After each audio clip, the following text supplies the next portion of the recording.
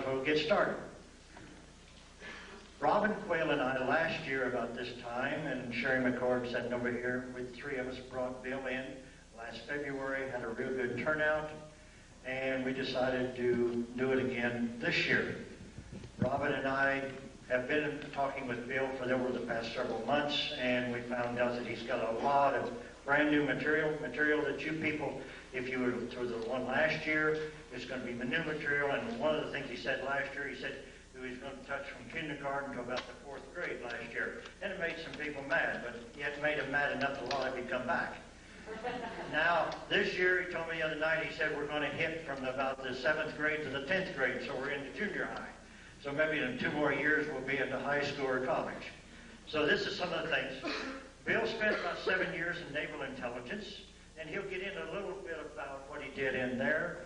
And then he spent the last 17 years putting together what he is going to share with us this afternoon. And at this time, I'd like to introduce Bill Cooper. Bill?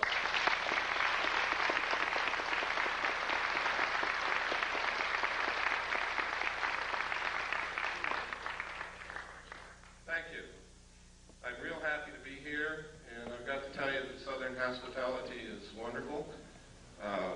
When they talk about Georgia peaches, they're not kidding.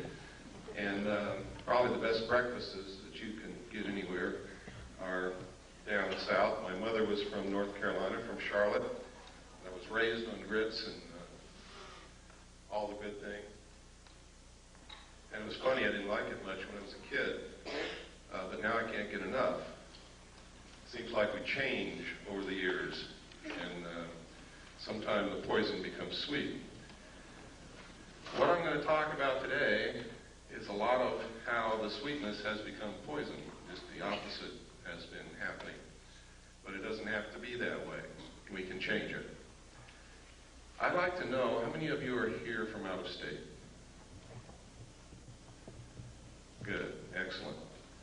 We try very hard to notify everybody that we have an address on anywhere around any state that I'm going to be in, and I see that people are appreciating that.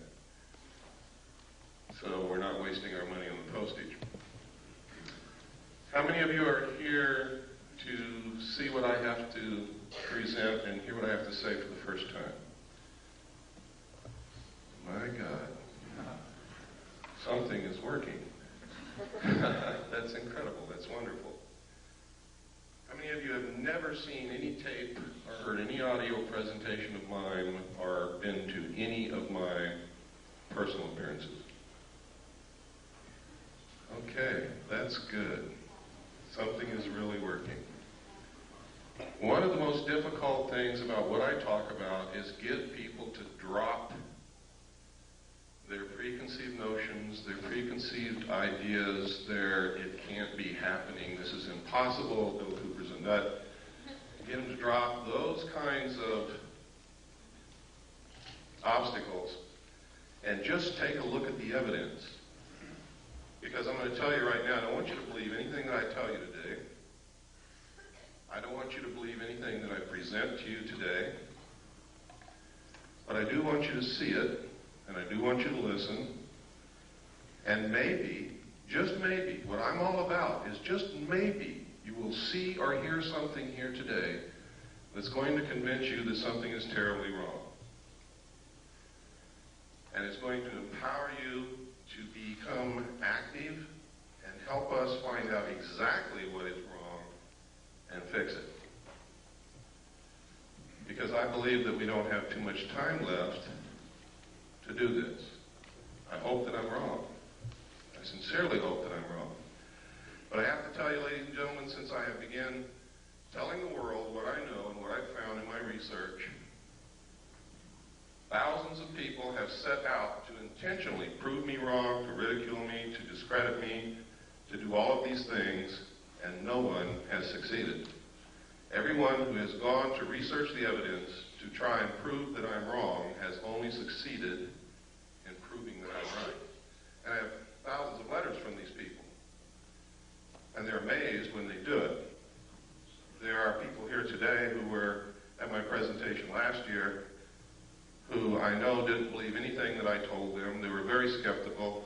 skeptical and have since become helpers in our crusade because they went out and looked at what's available.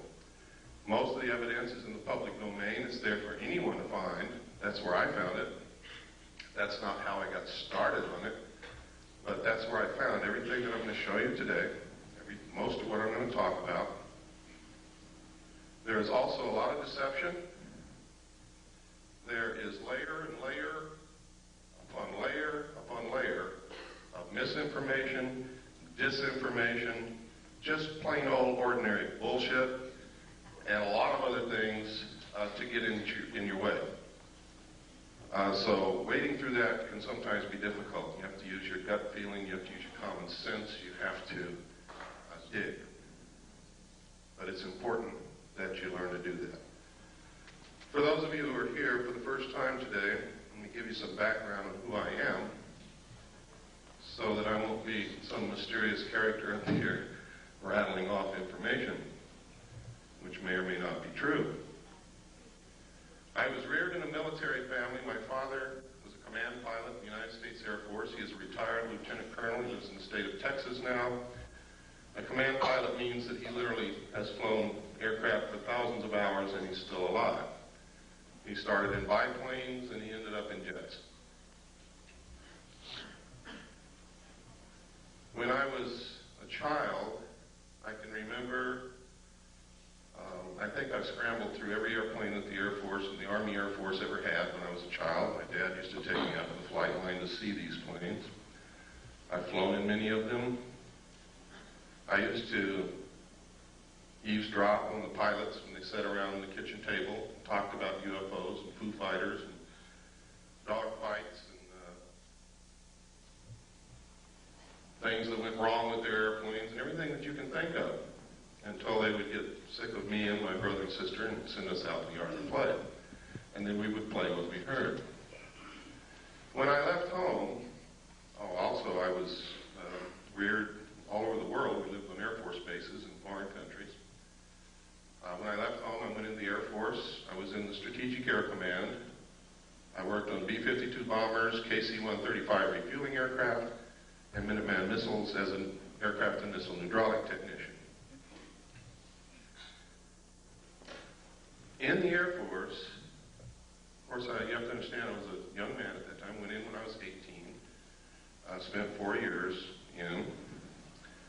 I got out when I was 22. And I met sergeants, people who were over me, but who I became friends with, who sometimes after about 10 or 12 beers would begin to tell me the most incredible stories that I'd ever heard in my life about having participated in teams of Air Force personnel who recovered crashed extraterrestrial spacecraft. Now, you gotta understand, if they'd already had 10 or 12 beers, so had I. That's the first thing you've got to know. Second, you have to understand that after 10 or 12 beers at the age of 21, I wasn't interested in extraterrestrial crashed spacecraft. I was interested at the girl, and the girl at the other end of the bar. So I didn't pay too much attention to all of this, and you could never get these guys to talk about it when they were sober. And you still can't today. And in fact, today it's much more difficult because they have means that they have perfected of mind control and memory erasure, to where now some people who work in very top secret projects don't even know what they work on. They know that they go to work in the morning, they get off of work and go home, they don't remember anything that they did all day. The technology for this is well documented. It's in the public domain also, and it's one way that they've figured out how to keep projects secret. If you don't believe that the military can keep things secret, consider this. You just recently heard of the stealth fighter for the first time. This is 1991. I think the first mention of it publicly was in 1990. Did anyone hear of the stealth fighter before 1990? What year did you hear? Early 80s. Early 80s? Would anybody like to venture a guess on when the first flight of the stealth fighter took place?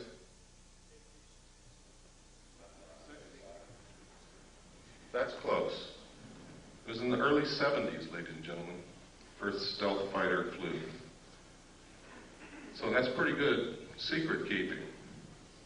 They can and do keep secrets for many, many, many years, and nobody knows about it. Now, I can tell you this for sure.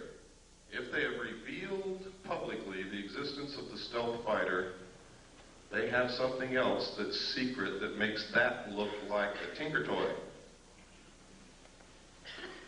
That's the way these things go.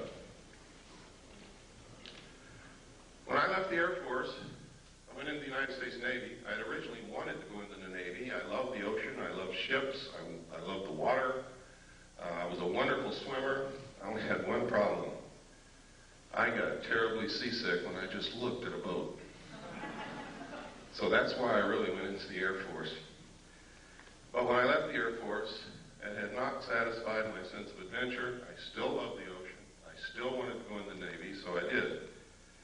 And I volunteered for submarines. I was stationed aboard the USS Tiger, SS-416, stationed at the Pearl Harbor submarine base. It was an old World War II diesel boat. When I reported aboard, it was in the shipyard and had been cut in half. And you can imagine my chagrin, being new to the Navy and standing on the edge of a dry dock looking at a submarine cut cleanly in half, knowing that I'm going to have to go underwater on this thing. I really didn't like the thought of that. Everything was rusty. Everybody was welding everywhere. It looked like a dead grasshopper covered with ants. Well, what they did was they inserted a 12-foot section, which became a pretty sophisticated sonar facility, compartment, and put 3 domes on the deck so that we could triangulate targets. And when this was done, we could actually compete with some of the best nuclear submarines in being able to track and kill a target. In fact, I remember thinking at times how easy it was to detect submarines and keep them from getting near an aircraft carrier, and then becoming a crew member on this submarine and surfacing within 100 yards of a carrier, not having been detected until we broke water. Now, to me, that was incredible, because that meant that that carrier was dead. I mean, if it had been wartime, we could have sunk that carrier very easily. I was acquainted with the state-of-the-art of aircraft technology. I was acquainted with not the state-of-the-art, but I knew what it took to go underwater and survive. It was while on this submarine, as the port lookout on the transit between the Portland and Seattle area. We had been up there for the Rose Festival as a showboat, really. People came down and toured through the sub. And we met a lot of girls and had some really neat dates, and then we left. And about 1/3 of the way back from the Portland, Seattle area to Pearl Harbor, I was the port lookout. We were on the surface doing about 10 knots when off the port bow, I saw, and I was the only one that saw it, a huge flying disc the size of an aircraft carrier come up out of the water, tumble on its axis, and disappear into the clouds. Well, needless to say, I was stunned, literally speechless. I started to say something but couldn't talk. Nobody else had seen it, and I knew that they weren't about to believe what I had seen if I told them. And it scared me a little bit too, because I had never believed in these things, even though I had heard stories about them all my life. And I didn't see your little run-of-the-mill 30-foot flying saucer. I saw something as big as an aircraft carrier. But I had a duty to report this because it could have meant a danger to the vessel. My duty was to the vessel and to the crew. But I wasn't about to tell the officer of the deck that I'd seen a flying saucer. So I told him, his name was Ensign Ball, I told him that I had seen something off the port bow at a relative bearing of approximately 15 degrees. Would he help me find it because I've lost it? And you work that way on the bridge of a ship. You work as a team. Everybody helps everybody else out. Since the lookout can't leave his station, officers very often bring them coffee. Well, he looked over there, and the starboard lookout had also heard what I said, and he looked over there too. And I was turning around to look back again, bringing my binoculars up, when the same craft, or another one exactly like it, I don't know which to this day, came back down out of the clouds, tumbled again on its axis, and the most incredible thing happened. There was no splash. It was as if the ocean opened up ahead of it, and then it went into the hole which closed behind it. Now this sounds incredible. And to tell you quite truthfully, it is incredible. And if somebody had told me that and I hadn't seen it, I wouldn't believe it. And I would blame any one of you for not believing it. But I hope before this day is over, you're going to at least consider the possibility that these things exist, because I'm going to show you some real film, pictures, and documents, government documentation. And we're going to talk about a lot of other things that are going on. It's extremely important that people get out of the stuck in the mud, narrow view frame of mind. I can tell you that over the last 17 to 18 years that I've been doing research, I have discovered that our normal, everyday concept of reality is an illusion. It is a manipulation in most instances of the power structure that really runs this country and the world to keep us ignorant so that we won't know what the truth is. I can tell you that when George Bush says, out of the Middle East crisis will come a new world order, he is not joking. And the new world order is not what you think it is. Friendly nations working together. It's going to be a one world, totalitarian, socialist government. Some of the reasons for this are good, some of them are not. I can tell you that there is a hidden secret technology that is astounding, resembles nothing less than sheer magic, would literally set us free, enable us to cure most diseases, if not all, give us probably a source of, if not free energy, very close to free energy, very inexpensive energy, which we need very badly. And I'm going to talk to you why these things are being hidden, when this all came about, and try to give you a basic understanding of what's going on. All of it's covered in my book, which you may or may not have seen. The name of the book is Behold a Pale Horse. This book has more suppressed information printed in it than any other book that's ever been printed in the history of the world, I can guarantee you. And if they don't succeed in suppressing it, a lot of people's eyes are going to be wide open when they read it. Everything that I have found, I document. So it's not a question of deciding whether or not to believe me, it's a question of whether or not you can accept those documents as proof. Someone once said you could put 10 tons of proof in front of people. If they're not ready to accept an idea, they will not accept the proof. No amount of evidence will suffice to prove anything. It is the jury that will decide. And you are the jury. Smart people know that.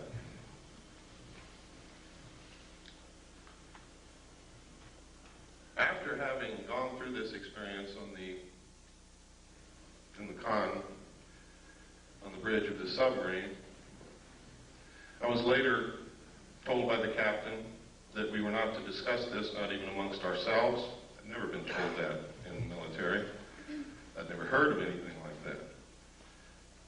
People who worked on projects together usually discussed them amongst themselves together. Now, when we reached Pearl Harbor, those of us who had been on the bridge, including the captain, were not allowed to go to shore. An officer, a commander from the Office of Naval Intelligence came on board, spoke with each one of us in the captain's stateroom individually, and literally what happened is he did not tell us what to say. But every time we said the wrong thing, we were threatened. We were yelled at. didn't take me long to figure out, having been raised by an Air Force officer and having spent 4 years in the United States Air Force, what this man wanted to hear. So I told him what he wanted to hear. Sir, I didn't see anything. I want to get the hell out of here real quick. Please, let's get this over with. That pleased him. I then was given several pieces of paper to read, which literally all said basically the same thing using different words. They were different rules, regulations, and laws governing the safeguard of information pertaining to the national security. And then I had to sign a security oath saying that I would never talk about what it was that I had just told this gentleman that I had not seen.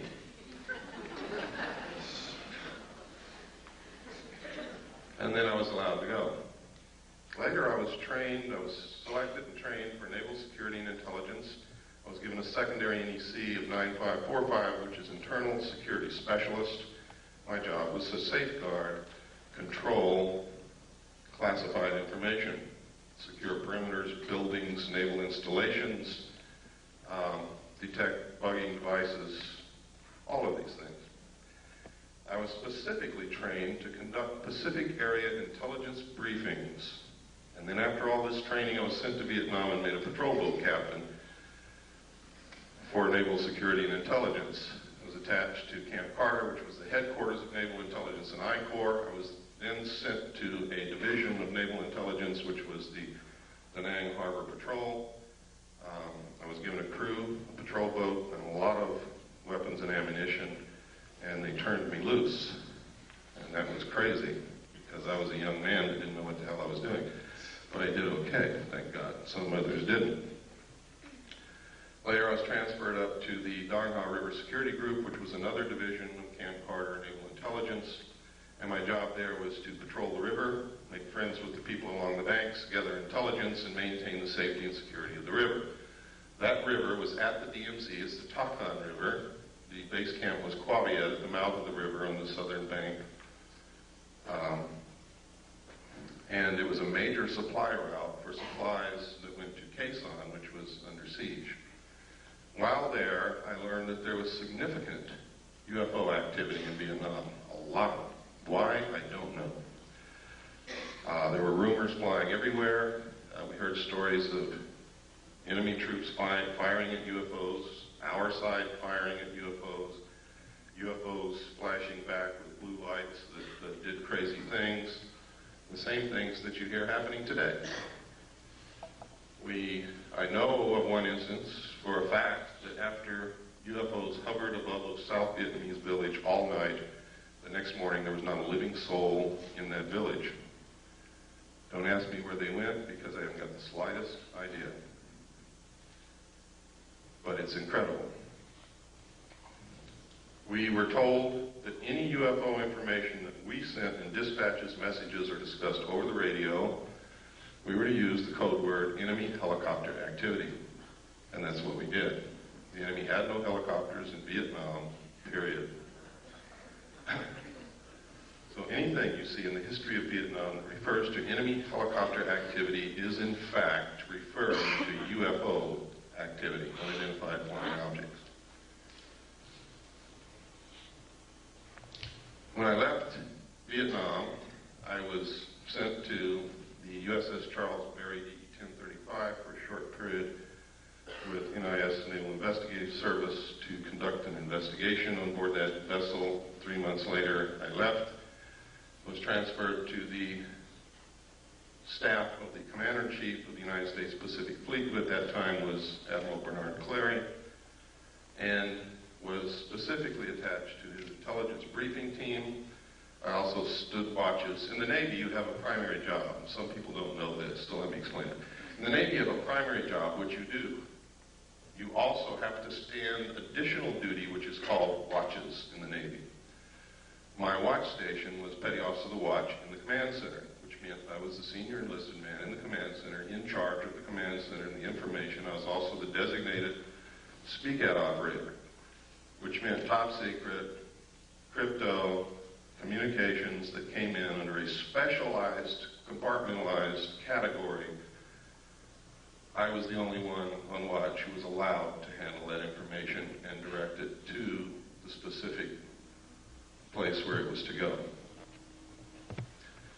Now, normally these things are handled by radio men and communications technicians in a communications center. But in a command center where they have to have information instantly, everything that goes to the communications center also comes to the command center, so that there is not a delay in important information, urgent information getting to the right people who have to make command decisions. It was there that I saw documentation that I have to tell you right now could have been shown to me or given to me, or I could have been put in that position in order to see these documents so that I would specifically talk about them later. I'll tell you why in just a few moments that might have occurred. I don't believe that's the case. I believe that the information that I saw was real, was accurate, and is occurring.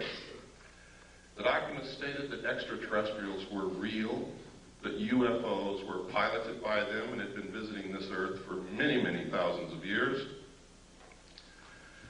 that there was a project called Aquarius that had researched this history and compiled the history from written human records, starting with the ancient tablets left by the Sumerians, the Assyrians, the Mesopotamians, the Egyptians, right up to modern times. These documents were quite thorough and very convincing, believe me. There was documentation that the United States had actually recovered crashed alien craft. The first one occurred near a small town called Roswell, New Mexico in 1947. The crash site actually covered 2 locations. One location was on a ranch belonging to a Mr. Brazel. The other location was approximately 60 miles from there, where the main bulk of the craft had come down, from which they had removed 3 dead alien bodies.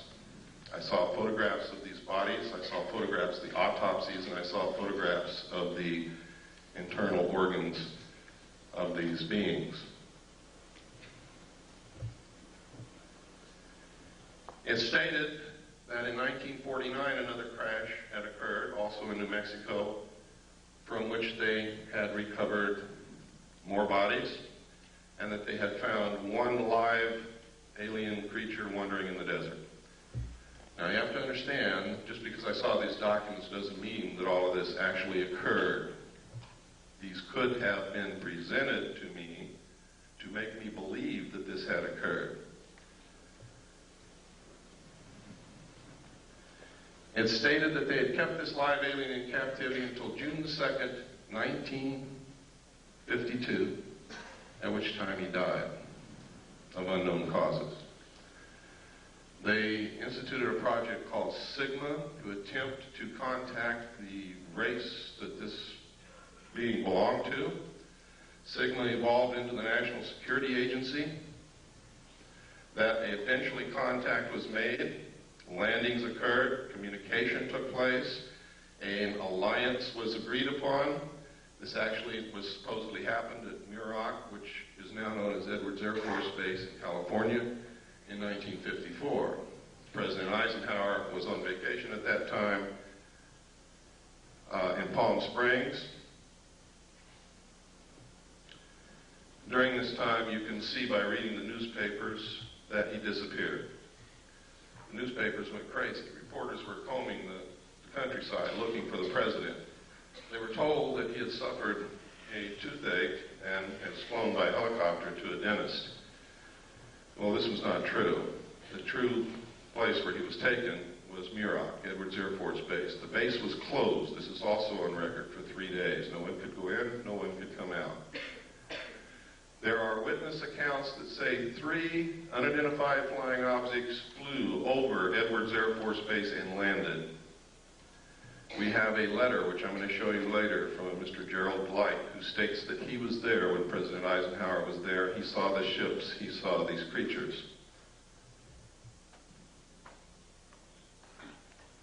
And that's just the beginning, but I'm not going to go much farther than that right now. We're going to get into some documentation so that your disbelief can start to see that this is not as incredible as it sounds. And I know what some of you must be sitting there thinking. It wasn't too long ago, I should have been thinking the same thing. Now, over the years, if this is real, it's been suppressed and covered up and hidden for very good reasons in the beginning. Reasons that don't stand up now. Reasons that have resulted in criminal activity, in erosion of the Constitution, in all kinds of things. Now, I said that I believe that this is all true. I don't believe that it's a hoax. The evidence is overwhelming that it's true. And by overwhelming, I mean exactly that. When you get into really investigating this, looking at it, the evidence will overwhelm you. It is incredible that such a cover-up has been able to be maintained for so long. On the other hand, I have found references as far back as the beginning of this century by a secret group of very powerful people to create an artificial alien threat from some other planet to help unite all humanity into a one-world government with them at the head. I have found a speech given by John Dewey in 1917 to Viscount Ishii and the Japanese delegation in New York City, where the first thing that he says in his speech is, "Someone once told me that the best way to unite all humanity and do away with war is if we were attacked from some other planet by alien beings from outer space." I have found reference in a report called the Report from Iron Mountain to the ultimate method of permanent peace on this earth and uniting humanity, doing away with nation states which cause wars, and substituting for war a tremendously wasteful space program that would unite humanity against an alien threat of an intelligent race from another planet. Now, I didn't know all this when I saw these papers back between 1970 and 1973 and the photographs and the records that I saw. This information came out during my research over the last 18 years. So it's something that has to be considered. I have to tell you that the intelligence communities, the powerful people in this world, have the capabilities to do this, to perpetrate such a hoax. They can do it. They have methods and ways to make us believe damn near anything they want to. But I will tell you this. The only question is whether extraterrestrials are real or not. There is no question whatsoever about the craft. The craft are real. They've been seen by millions of people all over the world. Credible people, military people, doctors, lawyers, bag ladies, elevator repairmen, people who work in grocery stores, heads of colleges, politicians, Jimmy Carter, Ronald Reagan, and many others. Now, Jimmy Carter said he saw a UFO before he was elected president. Now, if he's not credible, why did you elect him?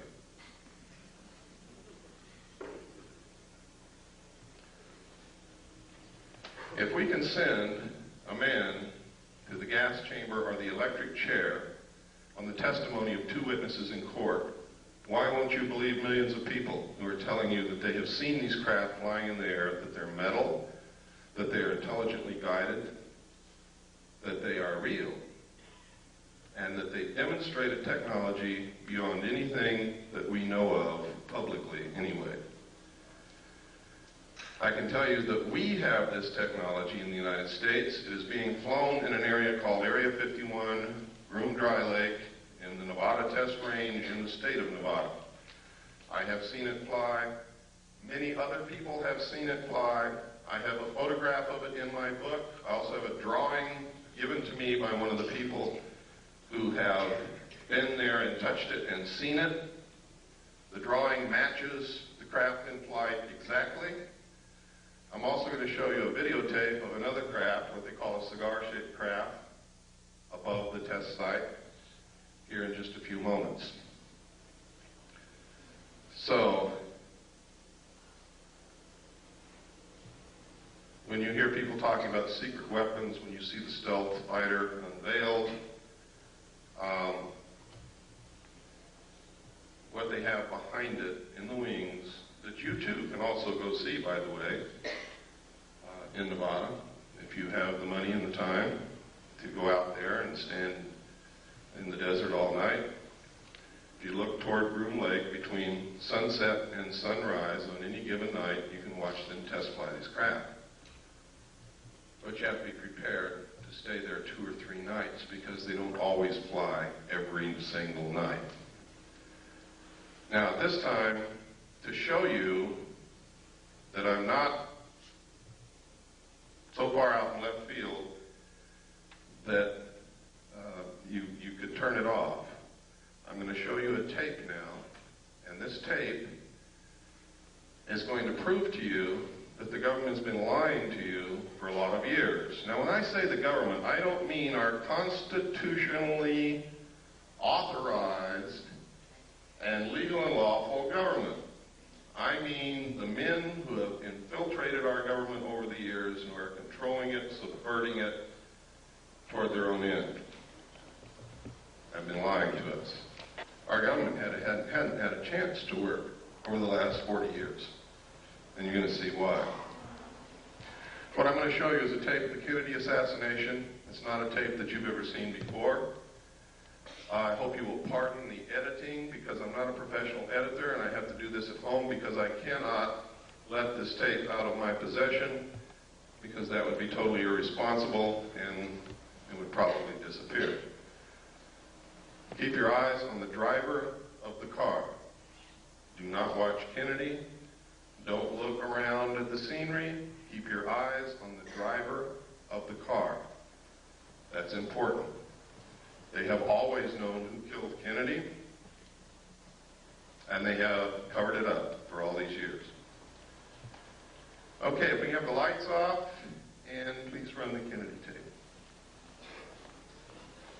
Can I sit down? Can that door be closed?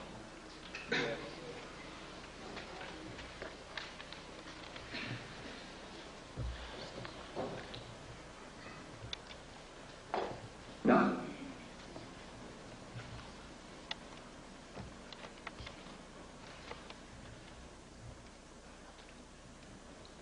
It was politics that motivated Kennedy to make the trip. Can you turn up the volume, please? To reconcile differences between two factions of the state's Democratic Party, as well as draw political support in the state that he had barely carried back in 1960. Kennedy, in fact, had felt the visit to be so crucial to his re-election chances that he persuaded his wife, Jacqueline, to accompany him. The first day of the trip, which included visits to Houston and San Antonio on November 21st, had been very successful.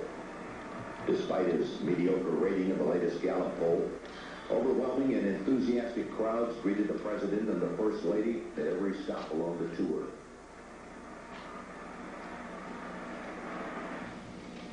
Late in the morning of Friday, November 22nd, the presidential party arrived at Dallas's Love Field, where the president was again met by a large and exuberant crowd. After taking time out to shake hands, the Kennedys, along with Texas Governor John Connally and his wife Nellie, stepped into a waiting limousine which would take them through the downtown district on the way to the city's Trade Mart, where the president was to give a luncheon speech. As the motorcade made its way through the streets of Dallas, it was obvious that Kennedy's trip was a tremendous success.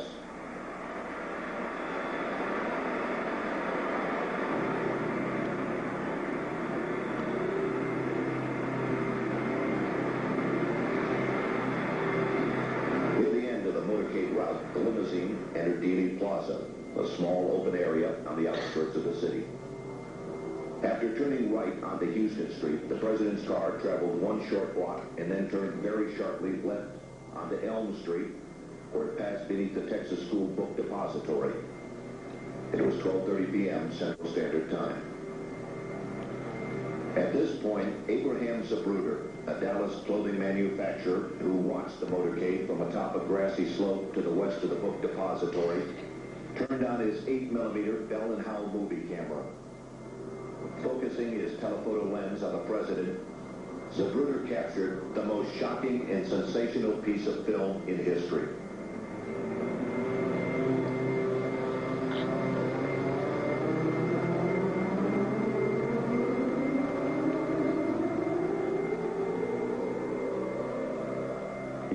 Motorcade in Dallas on November 22nd, 1963. As the presidential car passes behind the freeway sign, President Kennedy is struck in the throat by a bullet that was fired from the grassy knoll.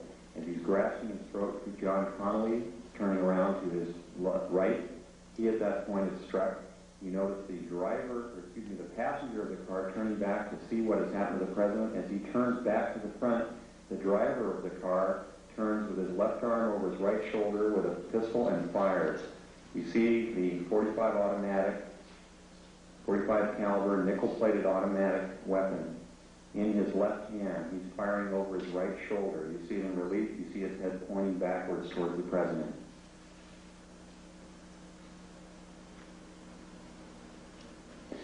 In this enhanced close-up, you see the impact of the bullet upon the president.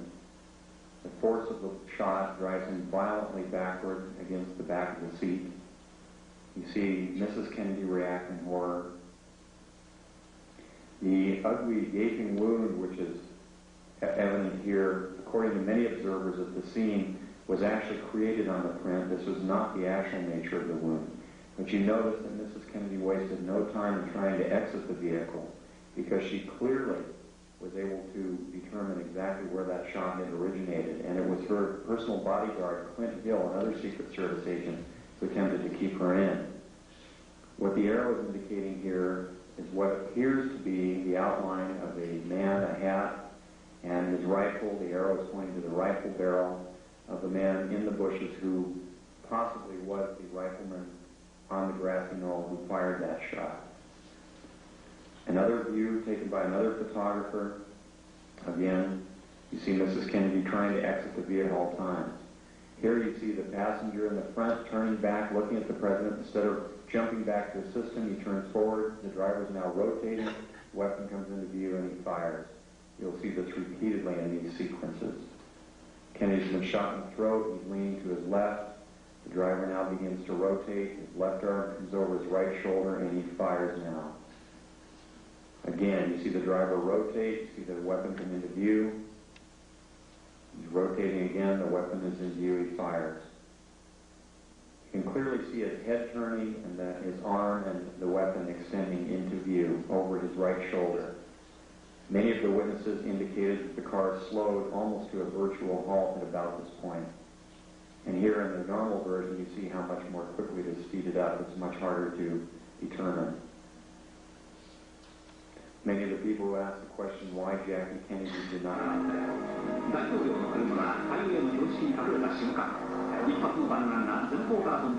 This is the same film that we sent to Japan to have a computer analyzed. The Japanese concurred. They said that I was absolutely right in the outline what they found from the computer analysis.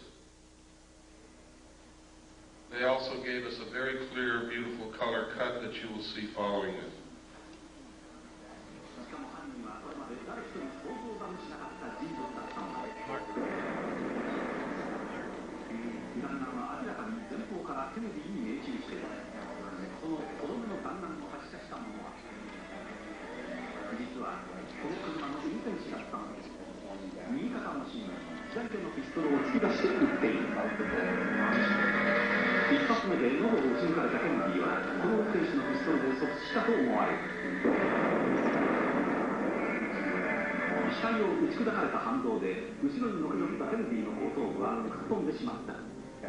Here, according to many observers, 目の前で真犯人を目撃してしまったジャクリン夫人は自分の身の危険を悟って車から逃がそうとした。だがすぐ後ろからつけてきたシークレットサービスによって押し戻され、レンジに逃げるチャンスを失ってしまった。この周囲の中に一発目の弾丸を発射した真犯人が映っている。登山帽をかぶり、ライフルを構えているのがわかる。and his rifle, the arrow. おそそらくこの狙撃手が最初にケネディの喉を撃ち抜いたのだ。On the grassy knoll who fired that shot. Another 別のフィルムでもシークレットサービスが合わせてジャクリーン夫人を阻止しようと飛び乗るのが映っている。ここで決定的な瞬間をより鮮明なフィルムで見て画面右端の運転手が取り乗り片腰にピストルで撃つのが見える。画面の右端に見える運転手の動作に注意するとわかる。ハンドルに行った右腕越しに左手でピストルを突き出している。もう一度見てみよう。間もなく運転手の頭が後ろを振り向くと同時に肩のところに白く光るピストルが出てくるのが見える。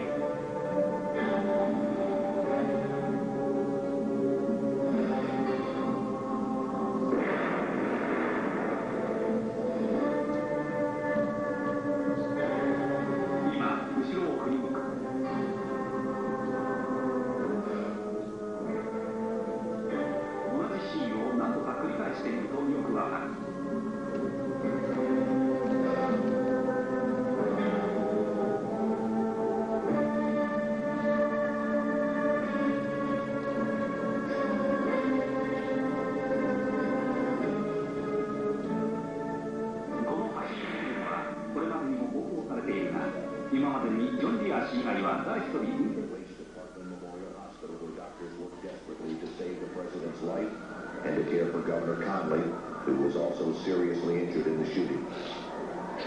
Although the governor would make a full recovery, it was obvious to the doctors that Kennedy's wounds were fatal. And at approximately 1 p.m., the president was pronounced dead. Forth from this time and place to friend and foe alike, that the torch has been passed to a new generation of Americans born in this century, tempered by war, disciplined by a hard and bitter peace, proud of our ancient heritage, and unwilling to witness or permit the slow undoing of those human rights to which this nation has always been committed and to which we are committed today at home and around the world. What began with such promise, however, would end less than 3 years later in tragedy. On November 22nd, 1963, President John F. Kennedy was assassinated, shot to death while riding in an open limousine through the city streets of Dallas, Texas. The death of such a young and vigorous leader was an overwhelming event which stunned both the nation and the world. In the years that followed, though, the Kennedy assassination became much more than a national tragedy.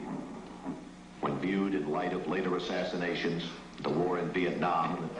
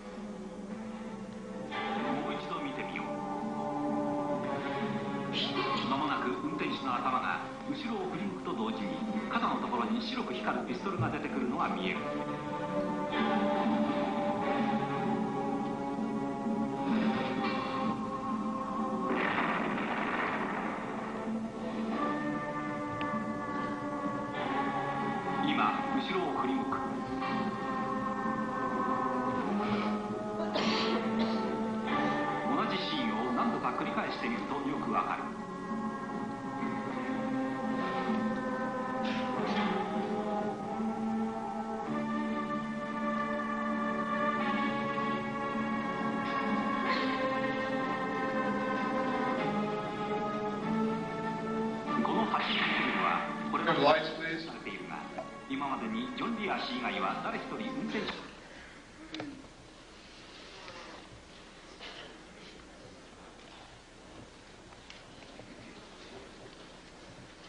While I was with the Office of Naval Intelligence attached to the Commander-in-Chief of the United States Pacific Fleet staff, I saw documents that stated with no hesitation whatsoever, with clear understanding, that President Kennedy was killed by William Greer, the Secret Service agent driving his limousine in the motorcade.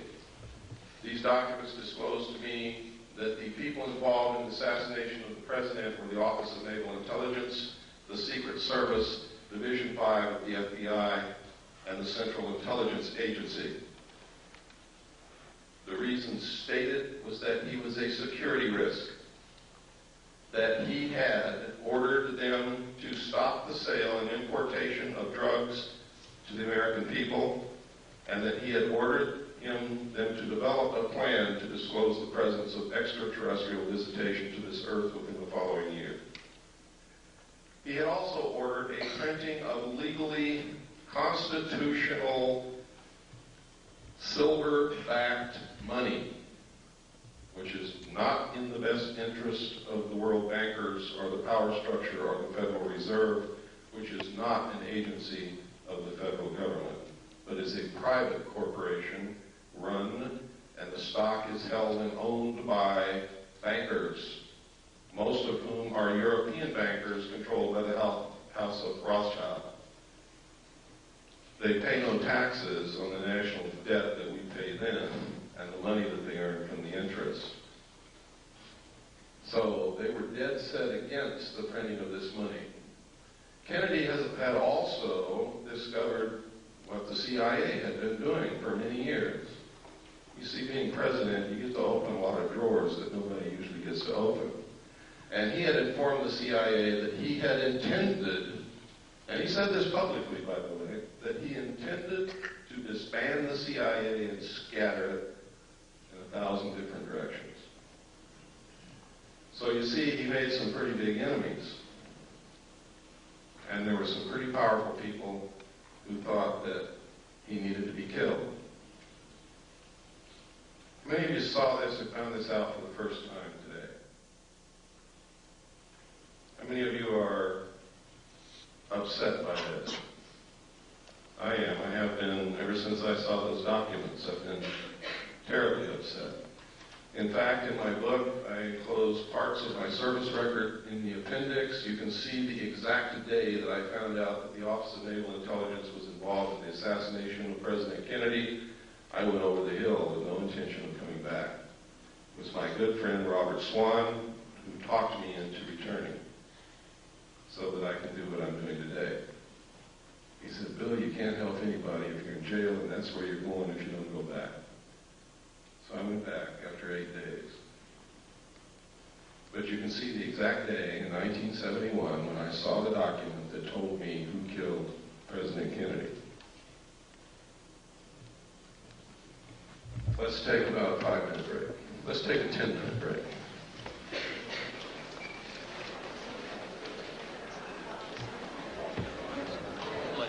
Bobby, please, we're going to get started again. I'm going to show a videotape of a UFO. You're not going to want to miss this because it's extremely rare footage of what they call a mothership, a cigar-shaped craft.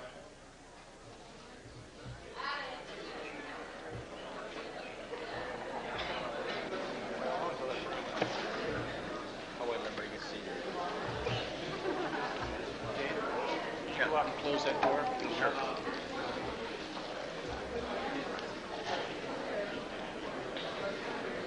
I meant to say this in the beginning, but forgot all about it.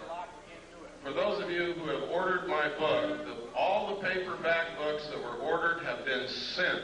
They've been sent for over a week. So if you ordered it and haven't got it, it's probably in your mailbox right this moment waiting for you to come home, or will be there in the next couple of days.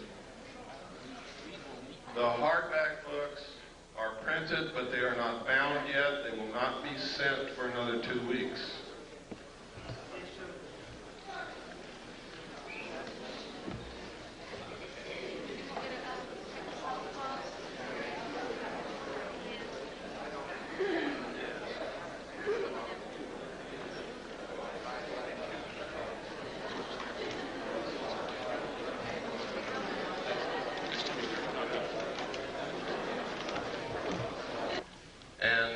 needs to be gotten to the bottom of very quickly. And that is that some people are coming forward and telling us that they're being abducted by alien beings and taken aboard their spacecraft. They're literally helpless. They can't move.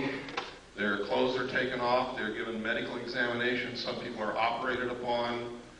Samples of their tissue is taken. Sometimes sperm and ova is harvested. Sometimes females are impregnated. It's all medical fact that these things are happening. It is not a joke.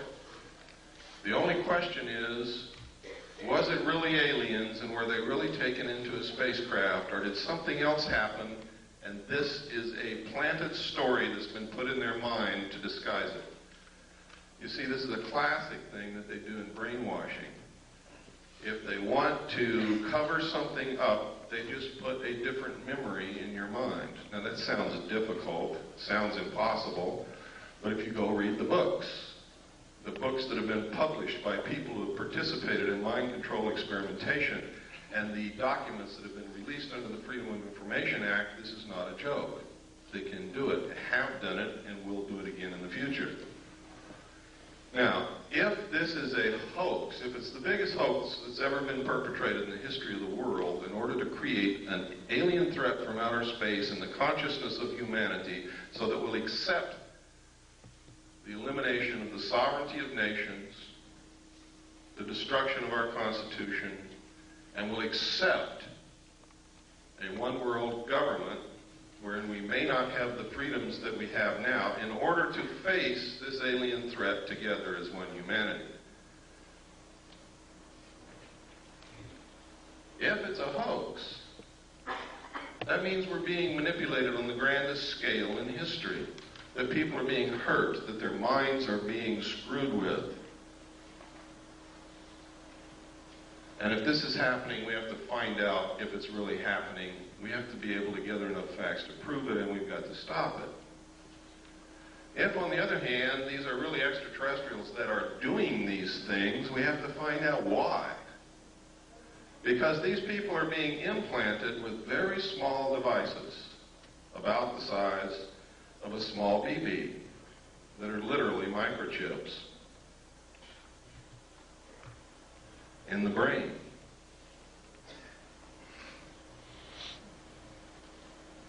What is the purpose? I don't know. Can these people be controlled through these implants? I'm going to show you the locations where these implants are put into the brain. They're easily detected by MIR CAT scan, by anybody who is a medical professional adept at identifying foreign bodies in the human body. So, aside from the obvious reasons why we should be looking into it, those are some of the other reasons why we should be looking into it. If the New World Order is so benevolent and so good for us, why is it that we have to be coerced and manipulated into it? Because this isn't the only coercion that's going on, if that's what's happening.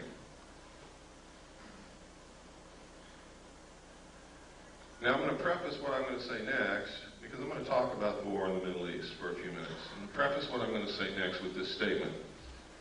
I was in the military. I'm a veteran. I support the Constitution and the government of the United States of America and will fight anyone who attempts to overthrow it or destroy it.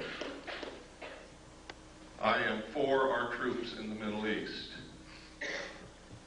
I am for them. I hope that not a one of them gets killed. And as long as we're engaged in battle, I hope that we win. But I'm going to tell you right now, we are not there for the reasons that you've been told. And let me give you a little history of this. Number one, George Bush comes on television and tells you that we have to send troops to the Middle East because Hussein wants to raise the price of oil and we can't afford that. That's what he said. It's on tape. It's documented. Next, he says, oh, it wasn't the oil that we sent the troops there for. It's because Hussein was not going to stop with Kuwait. He was going to go into Saudi Arabia. We're there for defensive purposes. People questioned that. The next statement came from Baker, James Baker, the Secretary of State, who said, "We're not there for oil, we're not there to defend Kuwait, it's jobs. We're there for jobs." Then at a press conference, Bush said, and I quote, "Some people just don't get the message. It's not oil. It's not to defend Saudi Arabia, and it's not jobs. We're there to prevent this kind of naked aggression."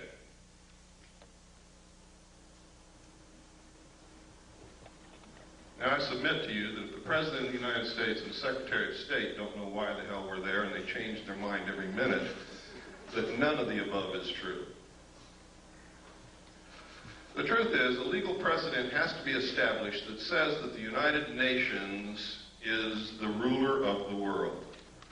It has to be a legal precedent that all nation states submit to the will of the United Nations and give up their sovereignty to the United Nations and submit to the rule of the law of the world, which is the United Nations Charter and the resolutions passed by the United Nations. And the United States military is acting as the police force for the United Nations to establish that legal precedent. And Bush has said on television, "No nation can ever again stand against a world united. And if they try it, the same thing will happen to them." Margaret Thatcher was the last world leader who was opposed to the one world government, and she is no longer the Prime Minister of England because of that. I'm going to tell you now that the only obstacle to the New World Order coming together at this moment is the right of the American people to keep and bear arms. That is why there is such an effort to take your guns away from you. You see, the intent of the Second Amendment, the Second Article and Amendment to the Constitution, was not so that we could go hunting. It was not to protect the possessions in your home or to protect you from burglars.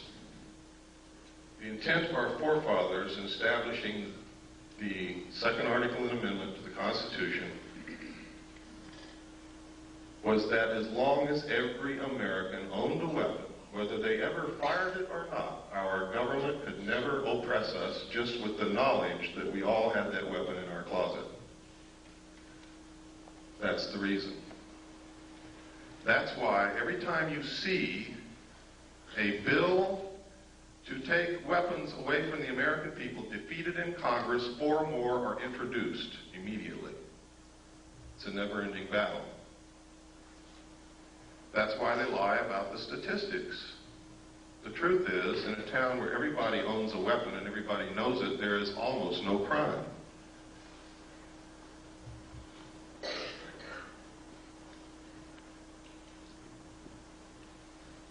I'm going to show you this next videotape while you're thinking about that, to show you that these craft do in fact exist. This was taken above the Nevada test site. This is what's called a cigar-shaped craft.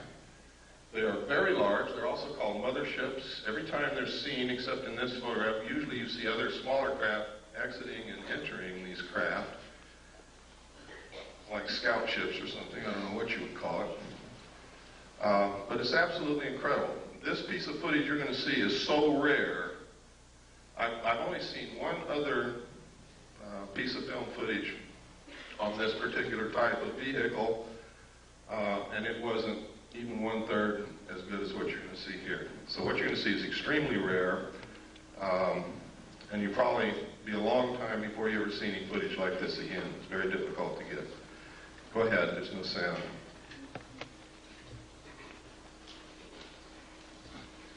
Kill the lights, please. Now you can see the craft just below the tip of the white cloud. And if you watch, it's going to move from right to left and then turn into the clouds and disappear.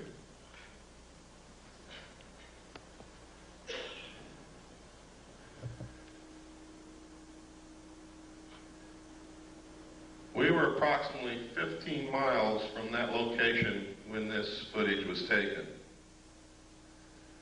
Which means that what you're looking at there is approximately 2 to 3 miles in length.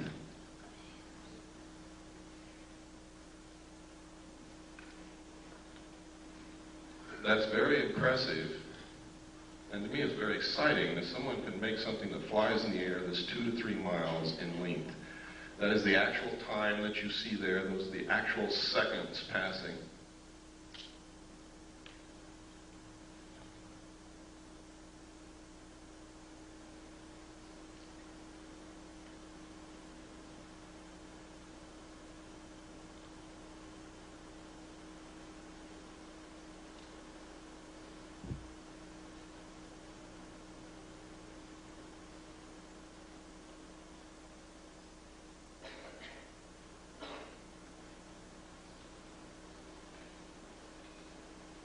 And it's almost gone now. Now it's into the cloud bank.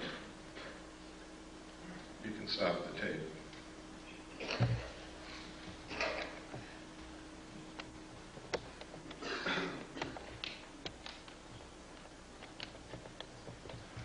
Okay, if you'll turn on the slide projector, we'll get into some of these slides. I'm not going to be going very fast through these slides. Some of you have seen a lot of them before. You're going to see some very startling information here. You're going to see some documentation that's going to prove to you that the government's been lying to you for many years. You're going to see some documentation that proves who I am and what I'm all about.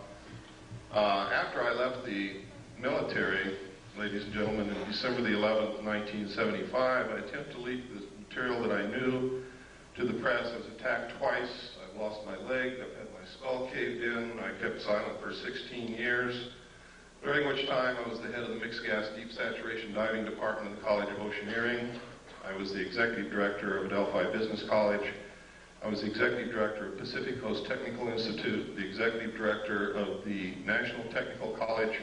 I was the national marketing coordinator for United Education and Software, and I owned a gallery and studio of fine art in Long Beach, California.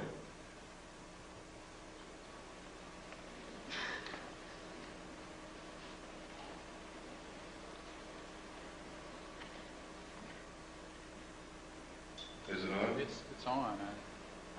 Maybe just go forward one.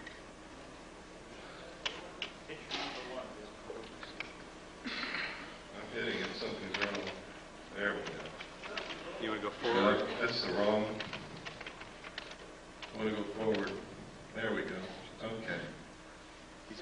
This is a letter from Jim Joyner, who's the head of the Mixed Gas Deep Saturation Diving Department of the College of Oceaneering. And basically what he's saying in this letter is I worked for him, I was the head of the department, I was an instructor, and I'm a good guy.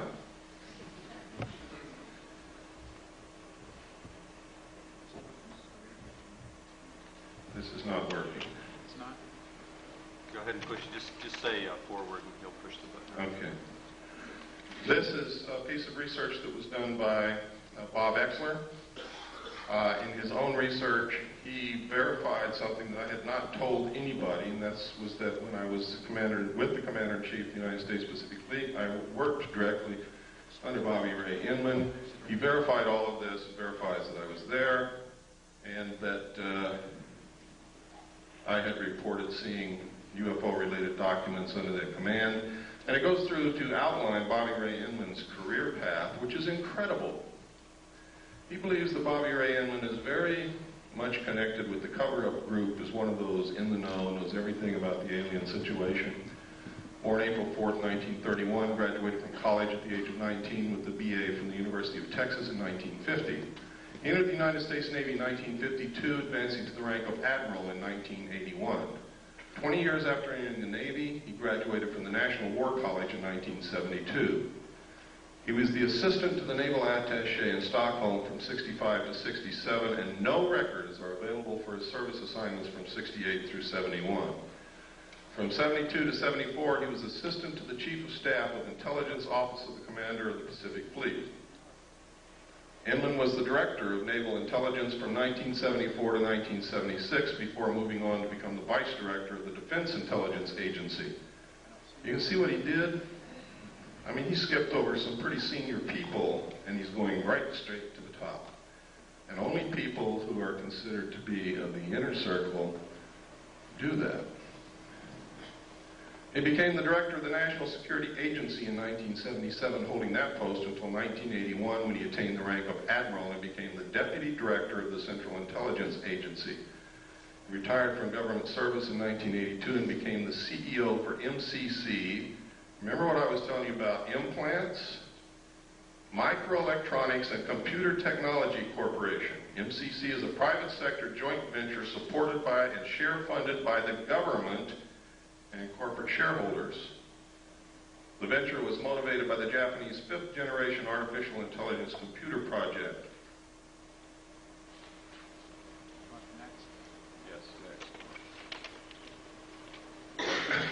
This is a letter from Bob. Remember I told you Bob Swan was the one who talked me into going back after I went AWOL. Later, I got married on June the 2nd, 1972. On June the 1st, 1972, I sat down with Bob in a bottle of scotch and I told him everything I knew and gave him a set of documents to prove it. Bob acknowledges that conversation in this letter. He acknowledges what I told him about alien installations on the moon, about the Kennedy assassination, about the fact that I gave him documents that were highly classified, and he says that he doesn't know what happened to them, he doesn't have them anymore, and it's exactly what he should say. Next.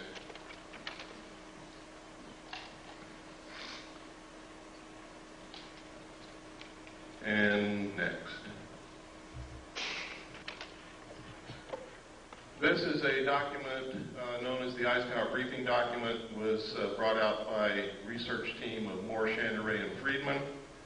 William Moore, with Charles Berlitz, wrote a book called The Roswell Incident, which was the first legitimate work on the so-called crash of the flying saucer near Roswell, New Mexico in 1947. This document is a fraud, and I can prove it to you very easily. But it has a lot of truth in it. In fact, the document itself reads as if it were taken right out of Moore's book, The Roswell Incident. All of the designations on it are legitimate. Top secret and magic was the same designation given to the material that I saw when I was with Naval Intelligence. Magic means Magi controlled.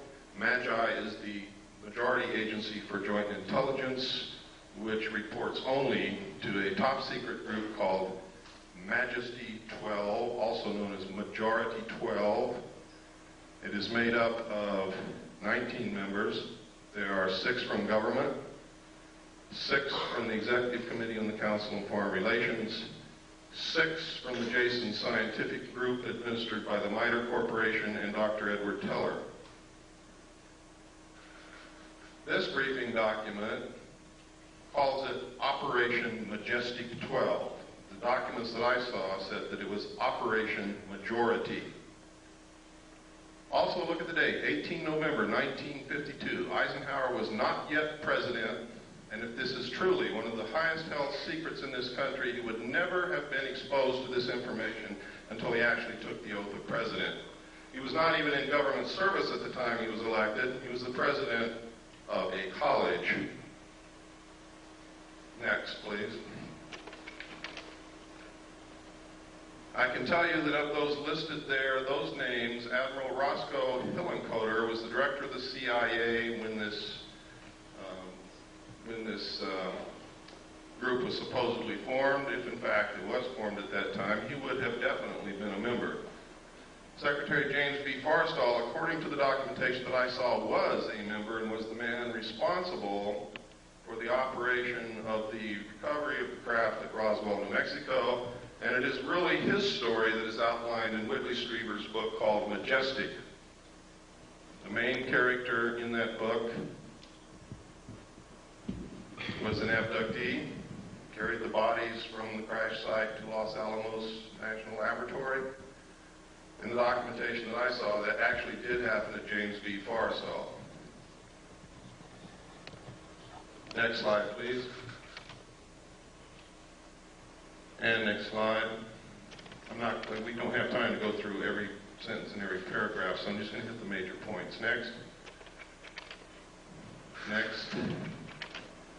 On this page, you can see, without any doubt, that this document is a fraud.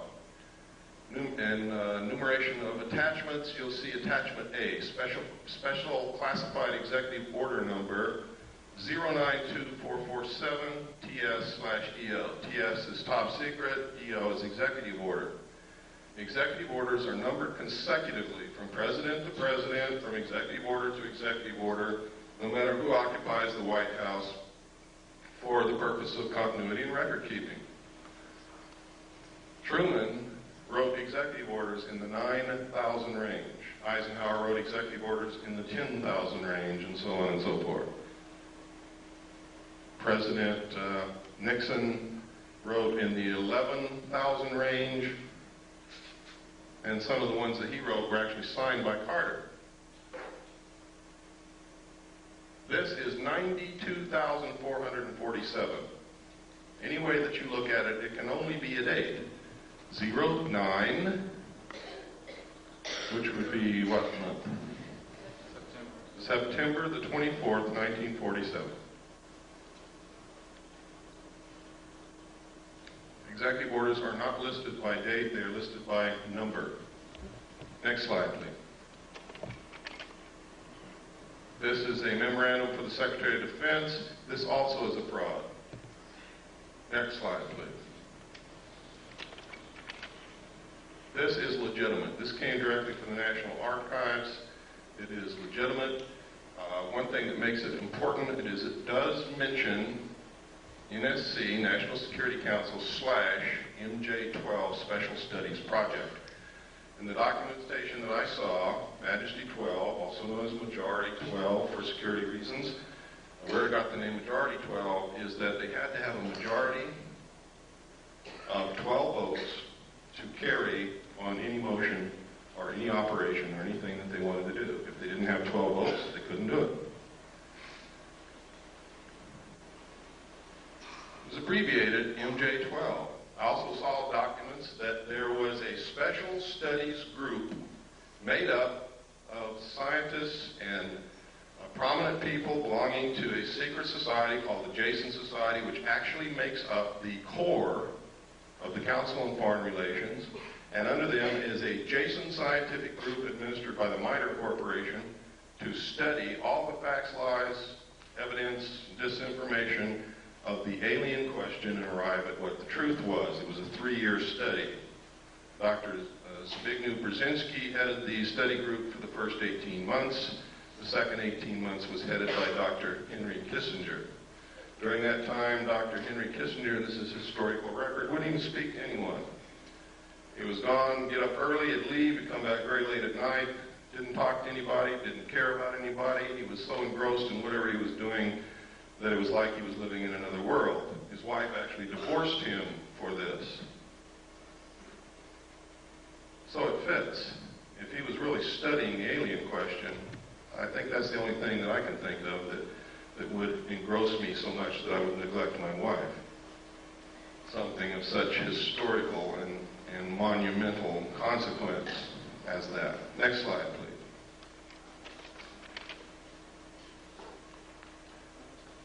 This, nobody knows if this is real or not, but this is one of the documentation that Moore, Channery, and Friedman came out with. Next slide.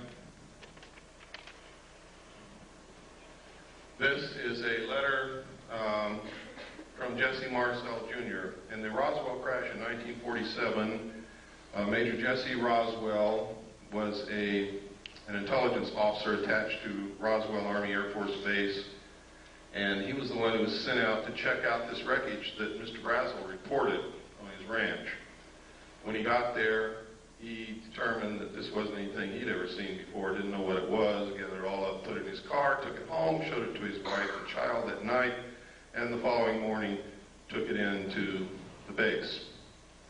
That night, when he showed it to his child, Jesse Marcel Jr., interpreted that this was pieces of a flying saucer. Now, I don't know if his father told him it was a flying saucer or not, but I believe that the suggestion was probably planted in the kid's mind because the only thing that the father had was bits and pieces of stuff that looked like tinfoil from cigarette packs and balsa I-beams, although they weren't balsa, it was some kind of metal, but they were very light. Next slide.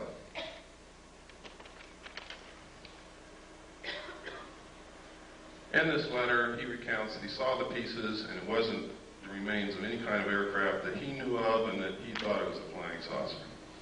Next slide. This is the results of an interview from Jesse Marcel himself, the father. The father goes through and he makes several interesting points. He said that he was familiar with all air activities and it was not a weather balloon, nor an aircraft, nor a missile. It was something else and we didn't know what it was. There were just fragments strewn all over the area, about 3/4 of a mile long and several hundred feet wide. We proceeded to pick up the parts of whatever it was and load it in the vehicles. It was one thing obvious to me, that whatever it probably exploded above the ground and was strewn over the ground, traveling in a easterly direction, probably northeast to southwest. We filled the vehicles and then proceeded to come back home to Walker Air Force Base, which is now called, or was then called, Roswell Army Air Force Base, where I was stationed, and that's how it was. Now notice that Jesse Marcel, the father, doesn't say that that was a flying saucer. He just says he didn't know what it was. And that's significant, and it's never been pointed out before. Everybody cites this letter as proof that he picked up pieces of a flying saucer, and that's a lie. He doesn't say that anywhere in this interview. Next page, please. And he goes on here, and he talks about the metal and the pieces and what it did. He said they tried to burn it, could not be burned. Would not burn. The same with the parchment we had. The metal was so thin, just like the tinfoil in a pack of cigarette paper. I didn't pay too much attention to that at first until one of the boys came to me and said, you know that metal that was in there, I tried to bend that stuff and it won't bend. I even tried it with a sledgehammer. You can't make a dent on it. And he talks about some other things that they did. But nowhere in here, it's significant, does he ever say that it was a flying saucer or an extraterrestrial craft. He just says he doesn't know what it was. Next slide, please. And even here, he doesn't say or venture any guess as to what it was. Next slide. This is a letter. This is called the Smith Memo.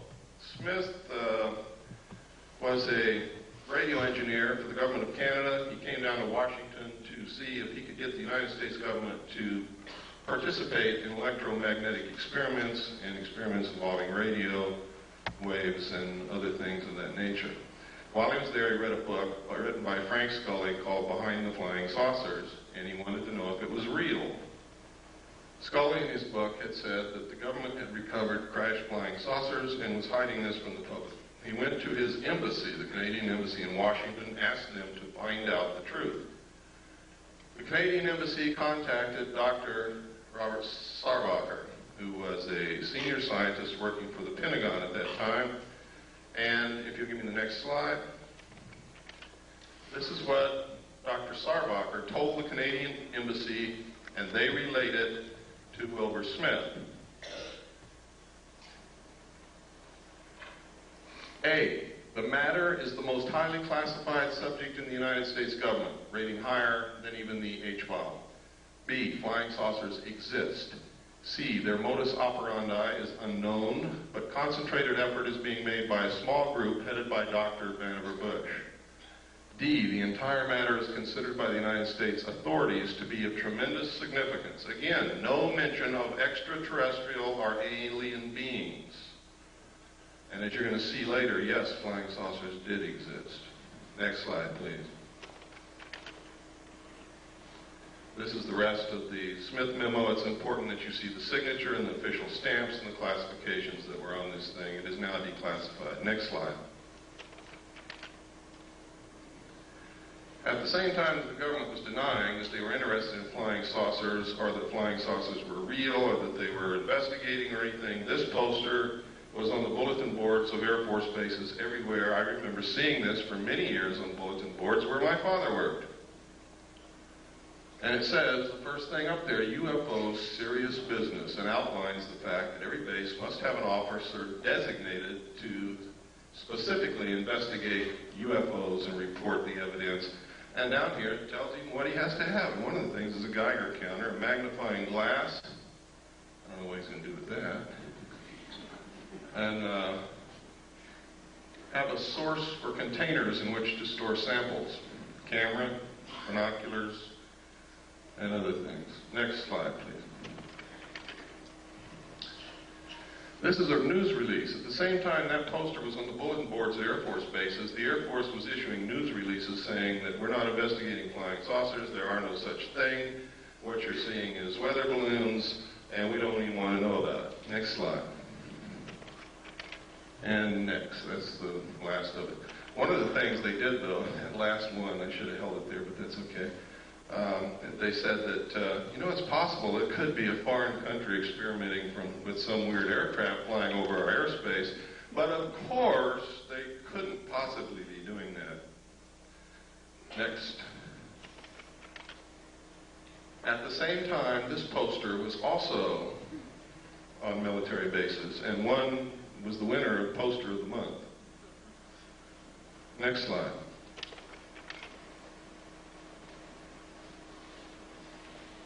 These are cows.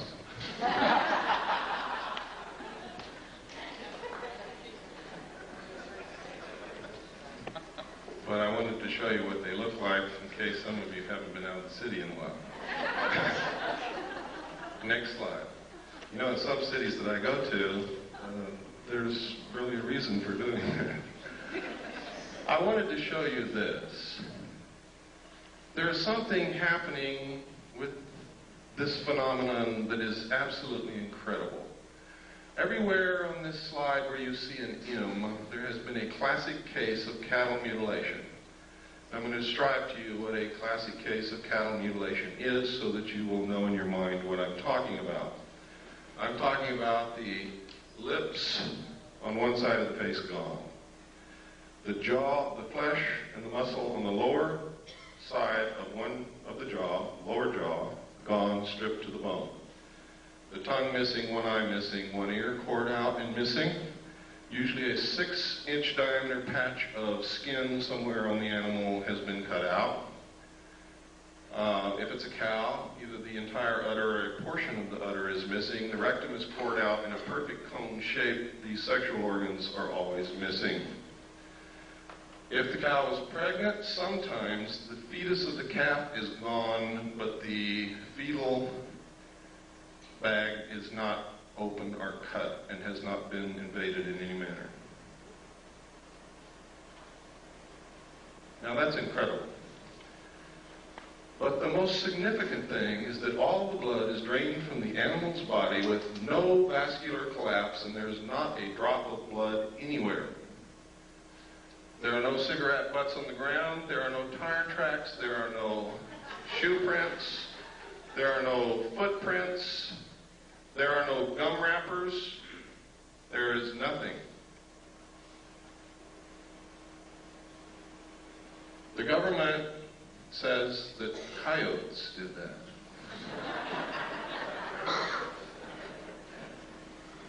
Now, I'm not going to pretend that I know who or what it was, but I do know one thing, it wasn't coyotes. And I also know that our medical personnel, with the best surgical tools at their disposal, cannot make or duplicate the same cuts that are bloodless, that seem to be literally between the cells. There is no blood in any of the wounds. There are always 2 holes on the neck of the animal. Now, we got very curious about why would these specific parts of the animals be missing?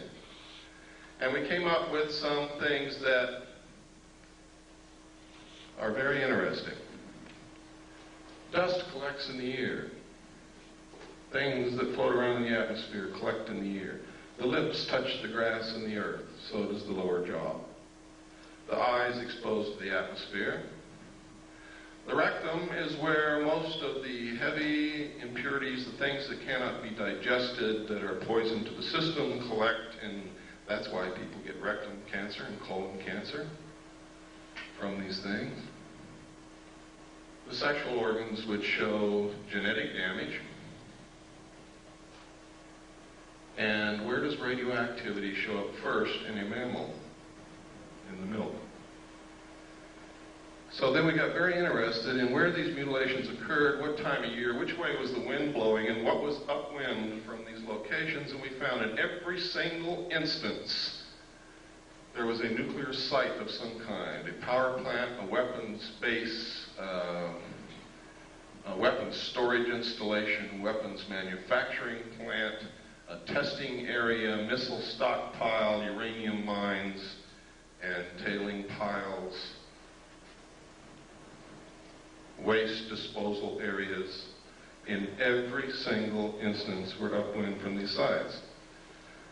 From that, I deduce that whoever is doing it is trying to find out how much radiation has leaked into the atmosphere, the food chain, and the groundwater, and what is it doing to the living mammals in its path. The fact that they leave these carcasses laying out there is an act of terrorism. Literally. I mean, if you want to check for something in these animals, that's fine. But there's no reason why you couldn't take it somewhere else, chop it up, dispose of it, or eat it, or whatever. Why is it being left on the ground? That's an act of terrorism. It's done intentionally to scare people. Why? Maybe to create an alien threat from outer space. Maybe because aliens don't eat beef.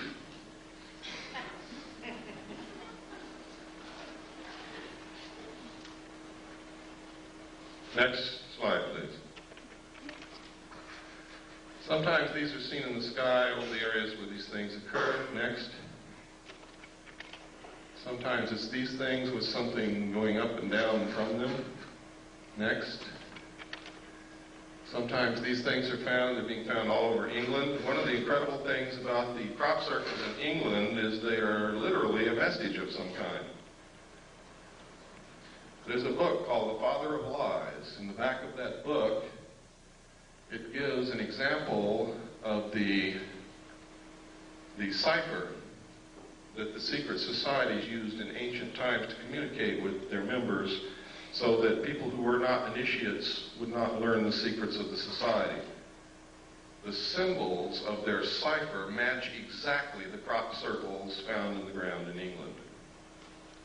Now, this was by accident that I ran across this. There's a woman in California who lives in Victorville, who is a wonderful woman, discovered this. She had been looking at pictures of crop circles. She had the book, Father of Lies, and she was reading the book, and it struck her all at once. These are the same. And so she let us know, and we have verified it. They are exactly the same. Secret societies have a lot to do with what's going on, believe me. Next slide. Sometimes these things are seen. Next slide.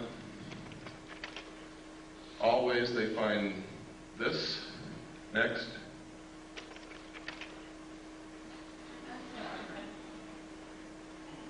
Then we got to wondering, gosh, all through history there's records of people and animals being found with the blood sucked out of them. Is this the source of the vampire legends? Back through history, we have found that there are accounts of animals and humans who have been mutilated in this classic manner. Next slide, please. This is some of the information a man by the name of Bill English has released. It is some of the exact information that I saw while I was in naval intelligence. He was working as he was working in England at a national security agency, listening post really, and he saw the same documents there. Next slide. This is UFO observers' instruction from the Air Technical Intelligence Command, which tells you how to report UFOs at a time when the United States Air Force said they were not reporting UFOs, didn't care about UFOs, they didn't exist. Next. Next. These are all official Air Force forms. Next. Next. Next. Now this is part of Air Force Regulation number 200-2 Alpha, unidentified flying objects, intelligence. Now, this is significant. The Air Force is not supposed to lie to us, but they were telling us, no, UFOs do not exist. We're not interested in UFOs. There is no evidence of UFOs, and anybody that says they say a UFO is crazy. We don't care about UFOs. Yet they have written a U.S. Air Force regulation called 200-2. And this says on the cover sheet, direct communication is authorized between ATIC and other Air Force activities in matters pertaining to UFO investigation. Specifically, the ATIC may call upon the commander of the 1127th Field Activity Group, Fort Belvoir, Virginia, to conduct further field investigations if review of the initial report indicates such a requirement. In this event, the headquarters, 1127th U.S. Air Force Field Activity Group, will prepare the final report by order of the Secretary of the Air Force, Thomas D. White, Chief of Staff. Next page. This tells how to report it, what forms to use, identifying information, weather and winds, comments of preparing officer, classification, time and date of sighting, manner of observation. Next. General information, releasing information. That's funny. Releasing information, it says under here. All information of releases concerning UFOs, regardless of origin or nature, will be released to the public or unofficial persons or organizations by the Office of Information Services Office of the Secretary of the Air Force. This includes replies to correspondence except congressional inquiries submitted direct to ATIC and other Air Force activities by private individuals. Exceptions. In response to local inquiries resulting from any UFO reported in the vicinity of an Air Force base, information regarding a sighting may be released to the press or the general public by the commander of the Air Force base concerned only if it has been positively identified as a familiar or known object.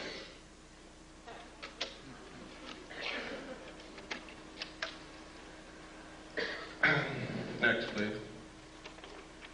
And it goes on, but we just don't have the time. This is how to report one that moves around in the sky. Next. Next. Next.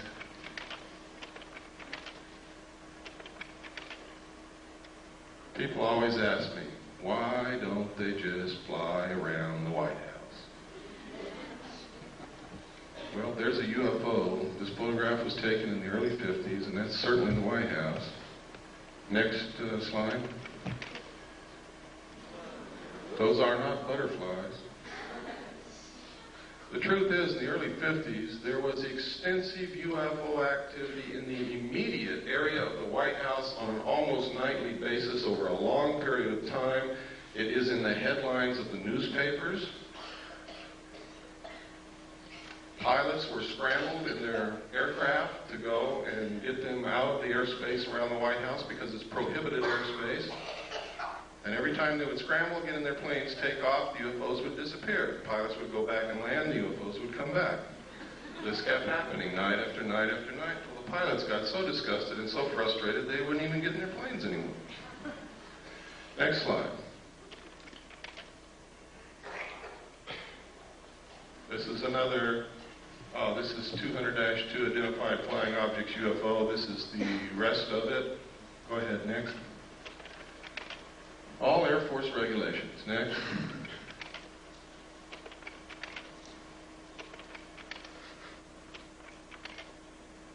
Okay, I told you earlier about implants. Let me show you where these implants are being found in human beings. We don't know who's putting them there. The people who are being abducted are telling us that they are alien extraterrestrial beings from outer space. They all tell the same story. They all describe the craft exactly the same. They all describe the beings in the craft the same. They all have describes the same things that have not been made public knowledge, and they don't know each other. And these are people from all around the world. One of the best abductee researchers that I know is here in this room with us, Robin Quayle. One of the implants is inserted up through the nose and is lodged next to the optic nerve in this region. Another implant is inserted beneath the skull cap next to the medulla oblongata in this region. Another implant is found subcutaneously behind usually the right ear and can be seen and felt. I always like to watch everybody feel behind their right ear when I say that. Implants have been found in the wrist, in the calf, and in the lower arm. Next slide.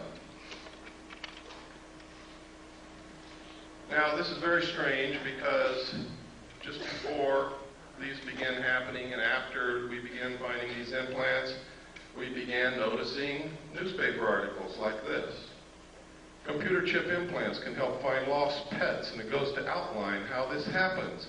And it tells us that the sheriff's department or the police department in the cities are given electronic equipment to communicate with a satellite that the government has put up. And if you put an implant in your pets, this satellite can find your pet wherever it is when it's lost, and your local law enforcement people, by tuning into this satellite with their electronic equipment, can tell you where your pet is and go get it.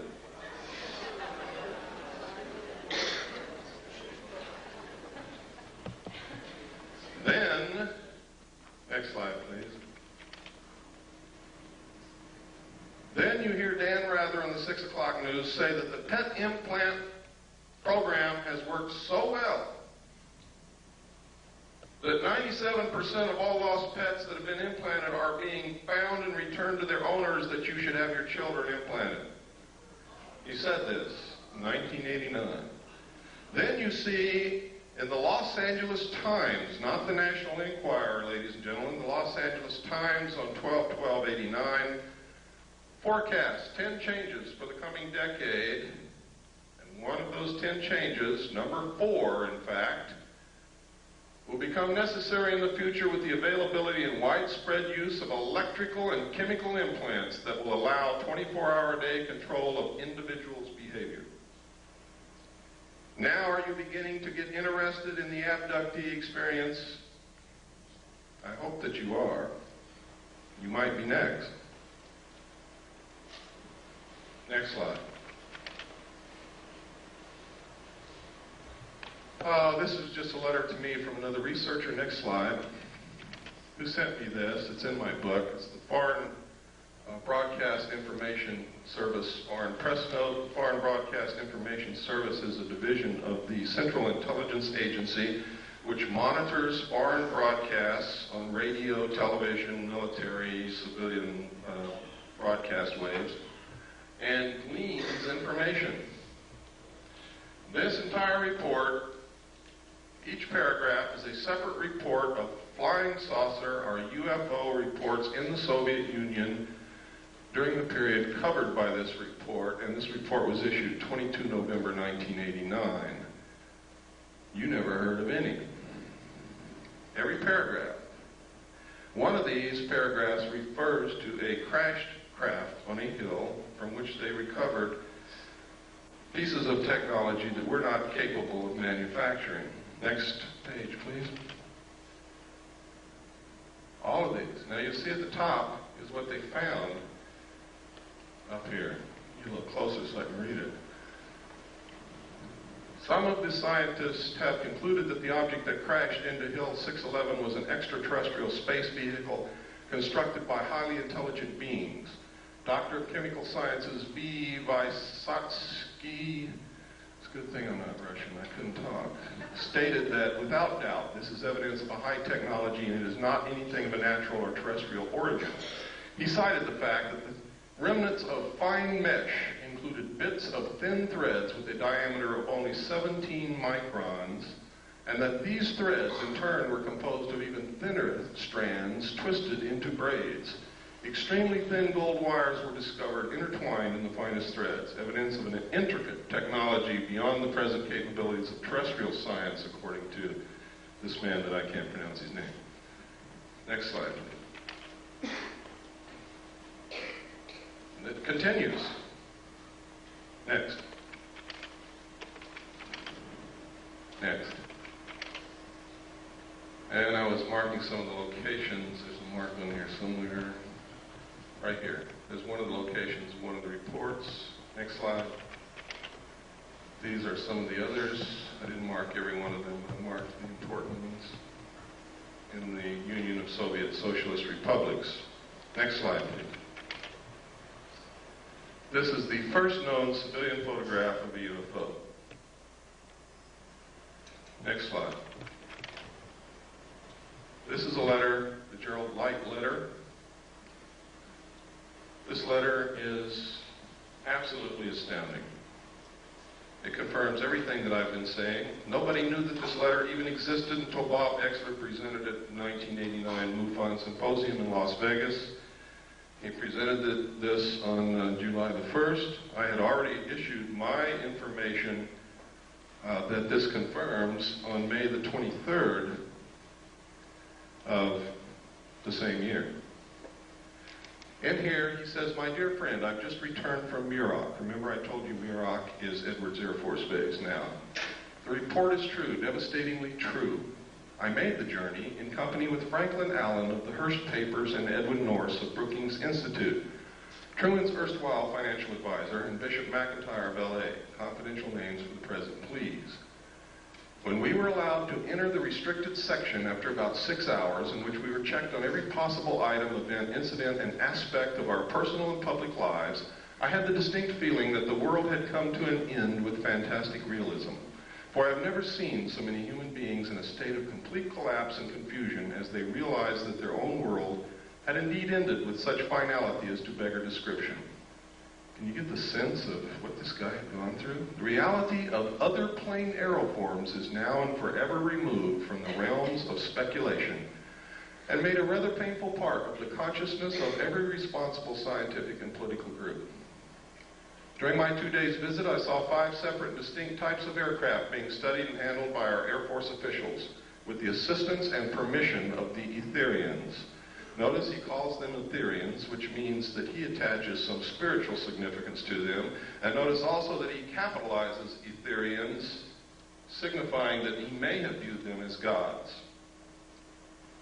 "I have no words to express my reactions. It has finally happened. It is now a matter of history. President Eisenhower, as you may already know, was spirited over to Muroc one night during his visit to Palm Springs recently. And it is my conviction that he will ignore the terrible conflict between the various authorities and go directly to the public via radio and television if the impasse continues much longer." Well, we know that he didn't do that. And it goes on. We don't have time to read it all. It's in my book in the appendix. Those of you who get the book, you can read it at your leisure. Next. This is the second page. Next. This is Bishop McIntyre. Next. There's old Ike. Remember the slogan, "We like Ike"? Ike started this crap. Next. There he is again. Remember what Ike said to us when he left office? Does anybody remember that? He tried to warn the American people against a group, a powerful group within the defense industrial complex, which might seize unwarranted power and destroy this country. And nobody listened to him. Next. I think he would have said a lot more, but he didn't want to die. Was this one of the little guys he met? Or is this for our entertainment? Next. Is this one of the little guys? Now, this is a very well-known photo that's been leaked out to the public. It's been thoroughly debunked by everybody in the world, but it's never been proven false. Never been proven to be a fraud. Nobody knows where it came from. Now, I hope you all know what debunked means. Let me show you what debunked means. What's your name, ma'am? No, it's not. What's your name? No, it's not. What's your name? No, it's not. That's what debunked means. Next slide. One of the things that I saw and I talked about earlier was that there was an elite group of scientists called the Jason Group, administered by a corporation which at that time was not the MITRE Corporation, but is the MITRE Corporation now. I talked about that all over the country. People said, you're crazy. Well, I found reference to them in the Pentagon papers that were leaked by Daniel Ellsberg. And in the Pentagon papers, it said that the Jason Group had invented and come up with the electronic barrier that was placed across the DMZ of Vietnam to detect and prevent the North Vietnamese regulars from coming across the border. I was there on the DMZ. It didn't work. So they're not as smart as they think they are. But they do exist. Some people submitted Freedom of Information Act requests and actually got the truth out of the Pentagon. The first official acknowledgement that they exist. We submitted one and got it, but what I'm going to show you is not what I got, because people always doubt what I get, so I'm going to show you what somebody else got. Richard Whitmire of the Gannett News Service published this in the Olympian in Washington, and this is what he found. Next slide. He found that these guys are incredible. They have the highest security clearances in the nation. There are several Nobel Prize winners in the group. They hold the protocol rank of Rear Admiral, which is 2 stars whenever they visit any military installation, ship, airplane, Air Force base, or government facility. They are paid $500 a day consulting fee, and they are literally some of the best brains in this country. Next slide. Next. And these are some of the lists. These are some of them. There is only one woman among them. Her name is Claire Max. Let me see if I can find her. I think she's on the next slide. There she is, Claire E. Max. Institute of Geophysics and Planetary Physics, Lawrence Livermore National Laboratory. What do they need with a planetary physicist in a government consulting group? Next. Next. I always try to point out what's happening with women because I'm very sensitive to women's needs nowadays. I think, really, truthfully, if the world were run by women, we wouldn't be in this situation. Next.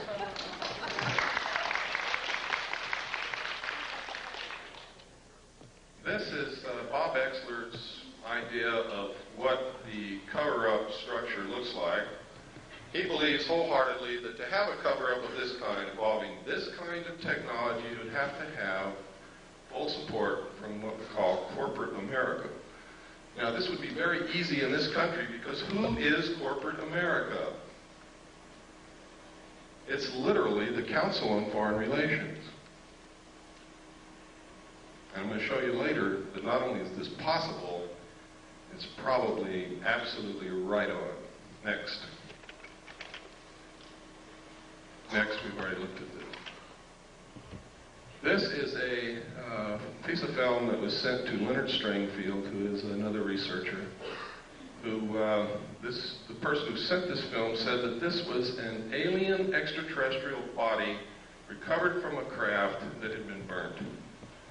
I've looked at this at every angle that I possibly can think of, and I can't tell what in the world it is, except that you can sort of get a sense that it's probably biological something. Next. This was also sent to Leonard Stringfield, and the same thing was purported to be said. They said that this was the burned body of a crashed extraterrestrial being from a crashed spaceship. And this one is a fraud. Because right here, under the body, is a pair of Air Force flight glasses.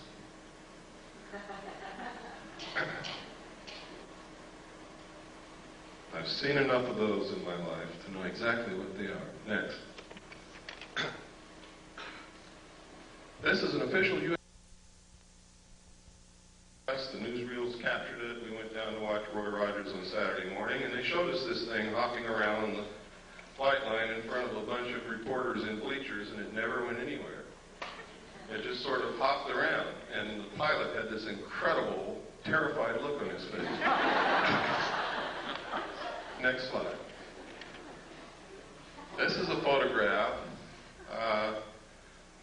taken at a junkyard at a, I believe it was White Sands test range. Nobody knows what it is. Looks like a mad welder went wild. Next. This is a photograph. It's supposed to be able to learn how well parachutes of different designs work with this thing. Is that true? I don't know. Next. This is another one. We couldn't figure out what this is used for. We compared the shape and the size of this to the known nose cowlings of large aircraft, and we haven't been able to find anything that it fits. But there's a lot of experimental aircraft that you never get to see, so that doesn't mean anything really. Next. These are photographs of 3 UFOs, or actually 4. One's almost out of the photograph up there, over a power plant. They seem to really like power plants. They're seen a lot, especially around nuclear power plants. If my theory about the cattle mutilations is correct, that might explain it. Next slide.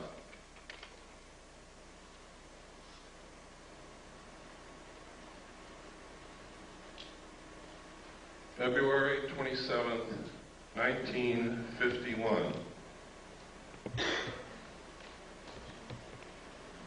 Isn't Lassie beautiful? Next slide. This advertisement was in this magazine.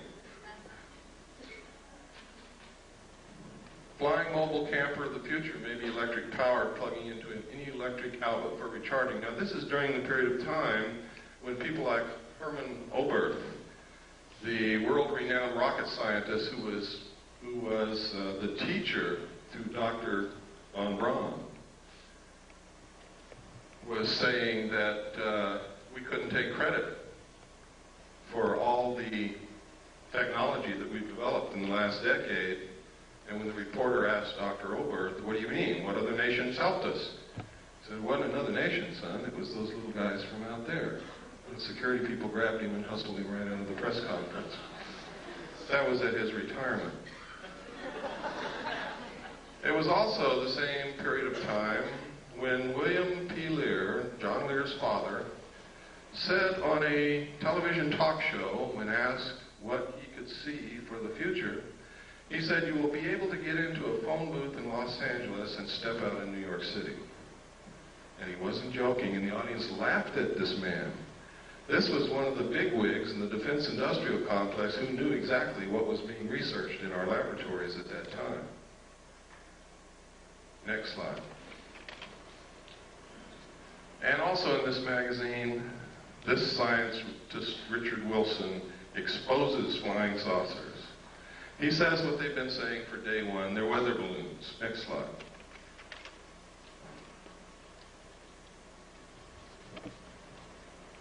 Albert Einstein. If, in fact, extraterrestrials were real and we had recovered that technology, I'm sure that Albert Einstein would have known about it, would have been in on it in one way or another. Next slide. And he may have known about things like this, the proceedings of the Lunar and Planetary Exploration Colloquium. May 13th, 1958. Look at that date because it's very significant when you look at what's in this book. And I'm going to show you a few pages. I've got this book at home. I guard it carefully because it's the only copy that's ever been able to be located, and I've got it. Introduction to the initiating group, scientific aspects of the lunar surface. How did they find that out? The physical characteristics of the lunar surface.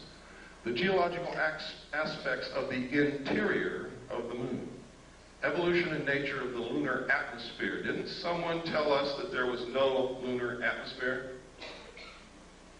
Isn't that correct? Or was I not paying attention that day?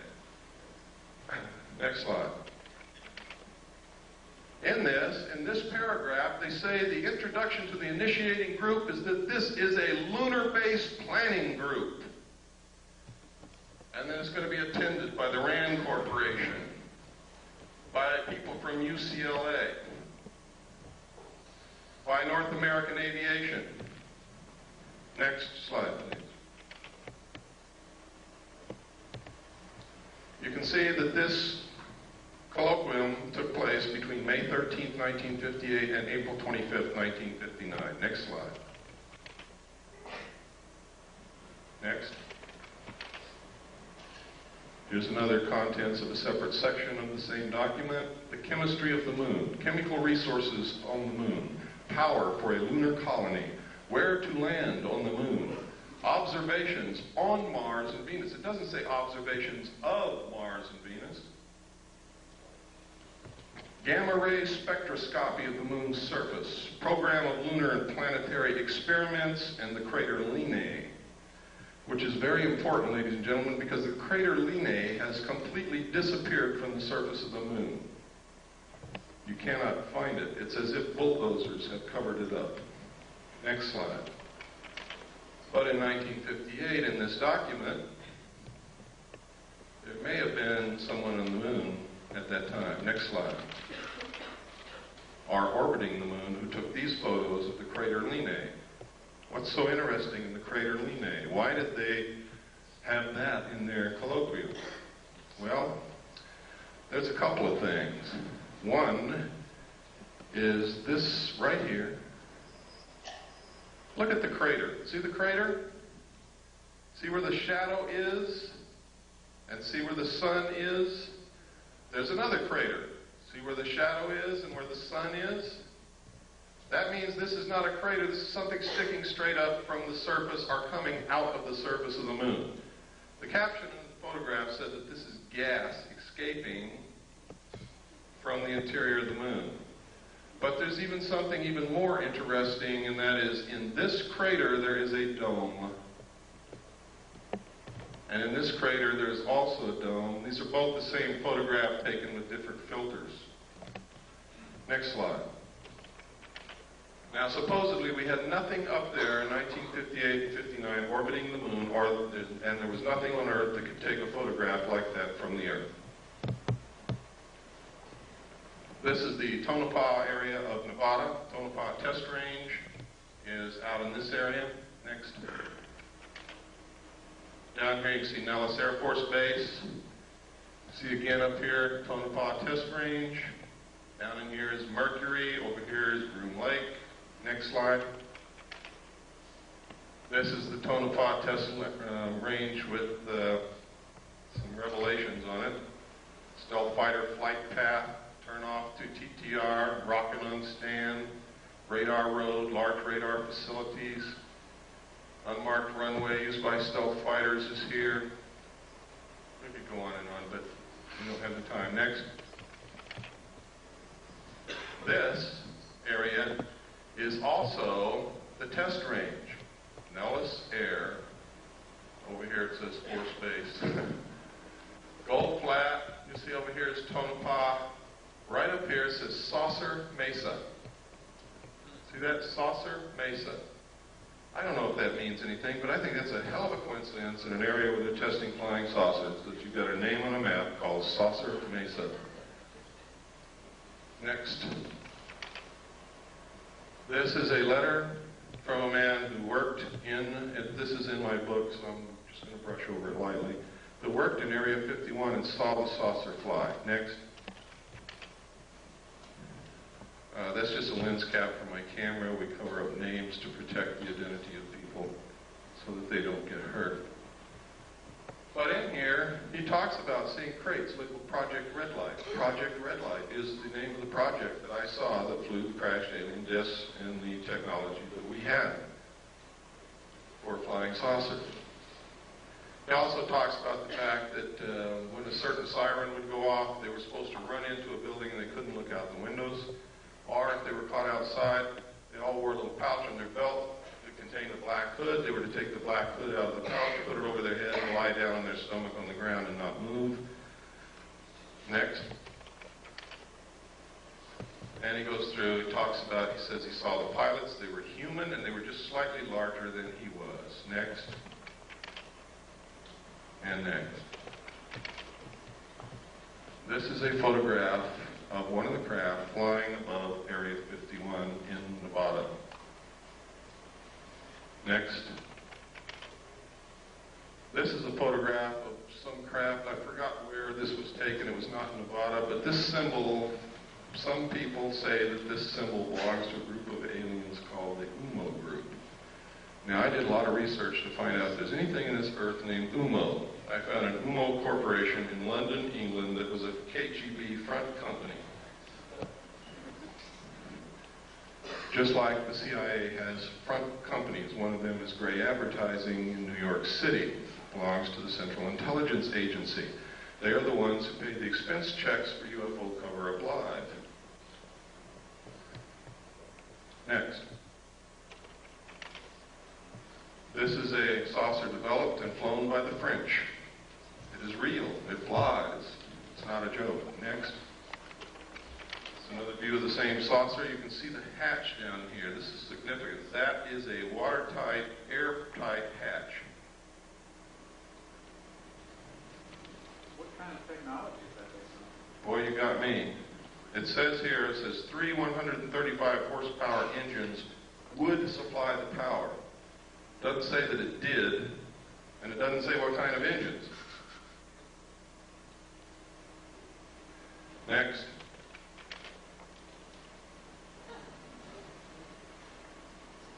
Now, if you remember, not too long ago, Jackie Gleason's wife, after he died, released an unpublished manuscript, and in it she says that Jackie Gleason told her that he was asked to accompany President Nixon to Homestead Air Force Base, where President Nixon showed him dead alien bodies in a morgue. Jackie Gleason was very much interested in UFOs and all of that kind of stuff, and he was a friend of President Nixon. Nobody knows if the story is true, but I don't think his wife has any reason to lie to us. Why would she want to discredit her dead husband with something ridiculous that wasn't true? Next. And that was the cover of this magazine, June 14th, 1955. Next. In which this story appeared. This was information leaked by a general. And he gave them a scoop. These are actual drawings of a United States Air Force flying saucer. Tells how it worked. Shows the air base of the future. And what is it? I'll be damned if it isn't an underground base where they can go in and out this way, out cliffs like they do under the Archuleta Mesa near Dulce, New Mexico, or up out the top. What a coincidence. Next.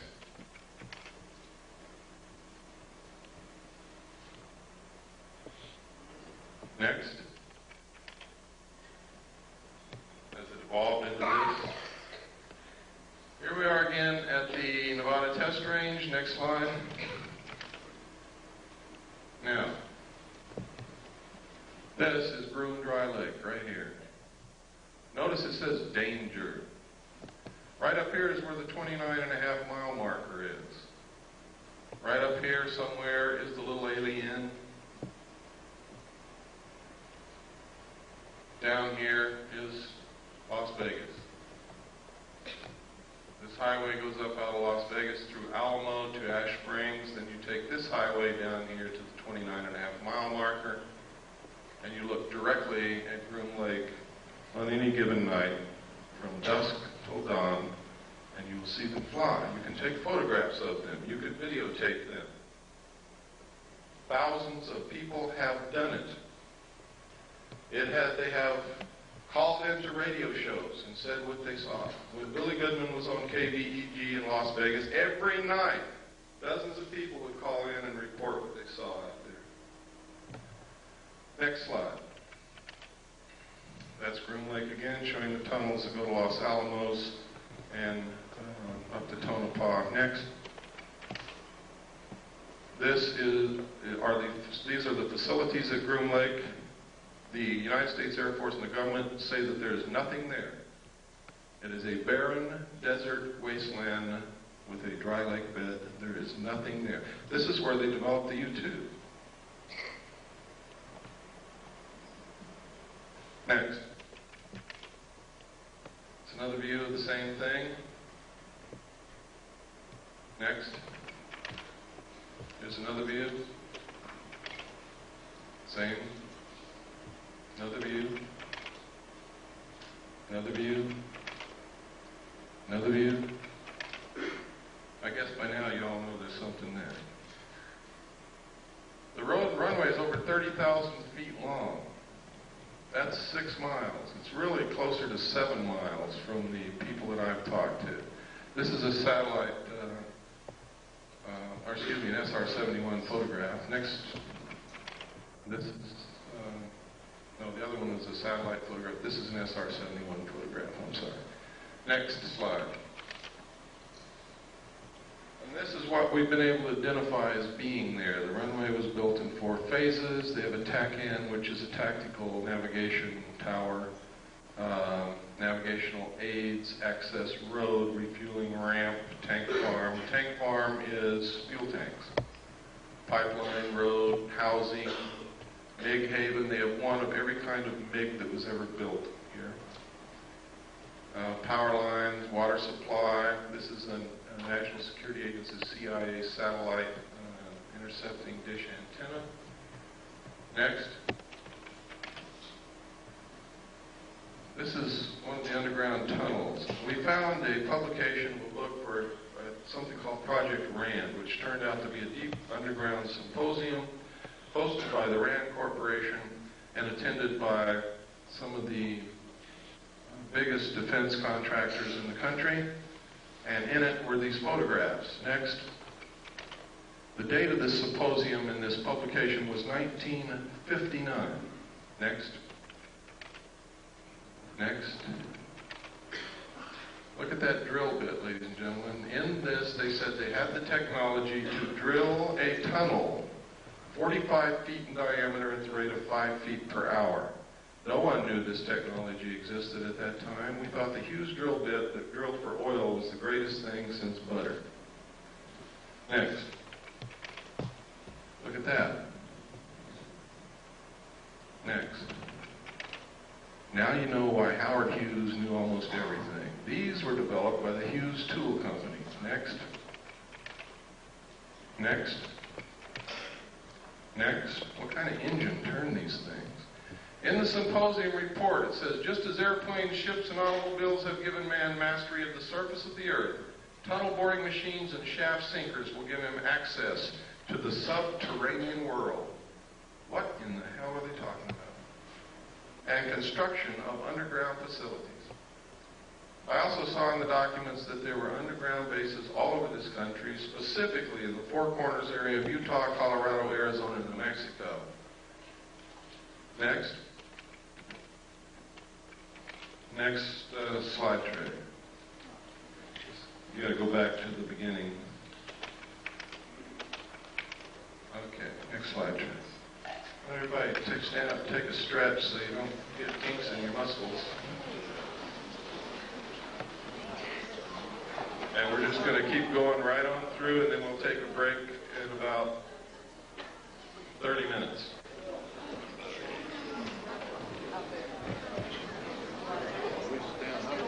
Wrong, and you need to help us find out what the truth is. I don't pretend to know all the truth. I think I have some of the answers. I think I have reached some pretty good conclusions, but again, those are my conclusions, not yours.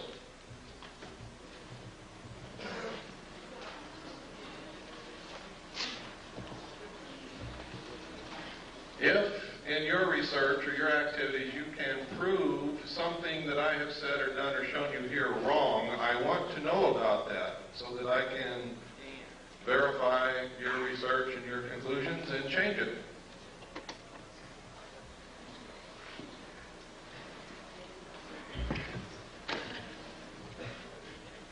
Just go ahead and put the first slide on.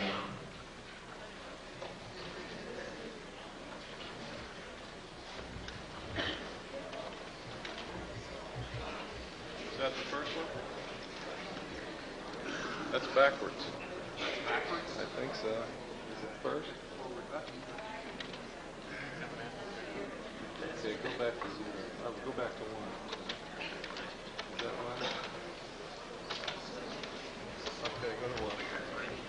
That's the last one. Okay. Should be number 2. Okay, when we began to research this underground stuff and these tunnels, we found newspaper articles that stated, this is the Los Angeles Times, Wednesday, June 28, 1989, the secret of Moscow's underworld. Moscow also has tunnels under it, as does much of the Soviet Union. And next slide. Next. This is the Dulce, New Mexico area. Let me get my little wizard zip gun here. This is the small town of Dulce, New Mexico. Everybody is making a big mistake calling this the Dulce base, the Dulce underground base, the Dulce papers, the Dulce this, the Dulce that. It causes confusion. I don't know how many people have gone to Dulce, New Mexico, walked all day around that little town, and have come back and said to me, there's nothing in Dulce, New Mexico. And they're absolutely right. There never was. Except some very nice people who are terrified. North of Dulce, however, there is an area called the Archuleta Mesa, up here. Under this mesa is an underground installation of immense proportions. Up Seguro Canyon here, there's an area right in here where there are 400-foot cliffs, out of which people who have gone on expeditions that knew exactly where the base was, because they came and talked to those of us who know and found out where to go, have gone up to these peaks across Seguro Canyon from Archuleta Mesa and observed the mesa and these cliffs and the surrounding area. They have seen UFOs fly over this mesa. They have seen them stop over the mesa and showers of sparks come down. Nobody knows what it means.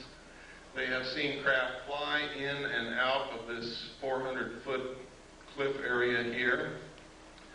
They have seen strange marks on the ground from the air. They have reported during the night hearing what sounds like CB radios or police radios coming from in this area. And I'm sure you've all heard what that sounds like. But there's nothing up there. There's not supposed to be anything up there. The old-timers who live in the area will tell you that, and that's on the Colorado side up here, the old-timers who live up here on the Colorado side, will tell you that back in the 50s, there was a logging road built up in there, and logging trucks went back and forth every day, but they never brought out any logs. Next slide. This is the Colorado side of Archuleta Mesa. Here's the logging road that they built. You can see it. Went all the way up here and then up into the mesa. It's not being used now. This is all under the Jicarillo Apache Indian Reservation, and Archuleta Mesa is considered to be their holy land, their holy ground. It's an excellent security proposition for them. They didn't have to build fences or anything. The Indians keep people away. The Indians see the strange lights and the craft flying back and forth, and they attributed this to their religious beliefs that they have seen all through their history, that it's in their writings, in their tales, in their stories. You can get some of the most incredible stories about UFOs from American Indians, when they will talk to you. Next slide, please. These are some more of the photographs from the Rand Symposium. Next. Oh, This is a page from an Air Force textbook. Space, let me see. I forgot the name of it. I think it's Physics and Space Technology, I believe. But anyway, in this textbook, it says the most commonly described alien is about 3 1/2 feet tall, has a round head or helmet, arms reaching to or below his knees, and is wearing a silvery spacesuit or coveralls. Other aliens appear to be essentially the same as Earthmen, while still others have particularly wide wraparound eyes and mouths with very thin lips, and there is a rare group reported as about 4 feet tall, weight of around 35 pounds, and covered with thick hair or fur, and in parentheses they have clothing with a question mark. Members of this last group are described as being extremely strong. Human fear and hostility. It says, besides the foregoing reasons, contacting humans is downright dangerous. Might be one reason they want to keep themselves secret if they're really here. Now, this is a textbook. This is a page out of a U.S. Air Force Academy textbook. Next page. This is another page out of the same textbook. It says, this leaves us with the unpleasant possibility of alien visitors to our planet, or at least of alien-controlled UFOs. When this textbook got into the hands of researchers, they excised the entire chapter from the textbook.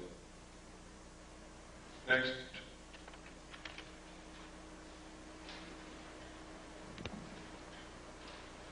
See if the name is on here. Nope. Okay, next.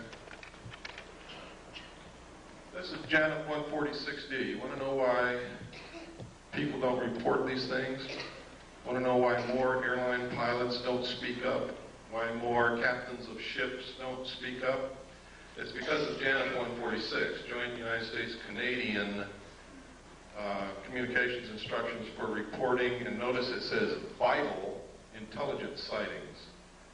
Now, in this regulation, it says, if you make this report, you can be thrown in jail for talking about any of the information in the report. You can be fined. You can lose your license. But if you don't make the report, it's okay to talk about it. Next. And this just goes through telling you what's in here. Next. Next. Next. Wait a minute, go back to the last. Oh, here we go. Stay on that. Unidentified flying objects. Just want to make sure that you know that this specifically stated in this report that they're to be reported. Next. Okay, let's go through this. Go ahead. And go ahead. We just don't have time to cover every paragraph and all of the pertinent information. Go ahead. Keep going. Keep going. You can see how extensive this is. Keep going. Keep going. This is some footage that I put in here because someplace I get to where I'm going, and they have assured me they will have a video projector, and they don't. So you'll see a little bit on Kennedy assassination here. I use these photographs because this man was extremely human and photogenic and charismatic. So much so that if you hated his politics, you still couldn't help like John Kennedy. Most of the pictures you're going to see came out of this magazine, next, this magazine, next, and this book, next.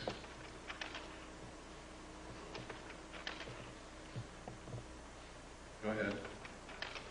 Can you imagine pictures like this of Richard Nixon?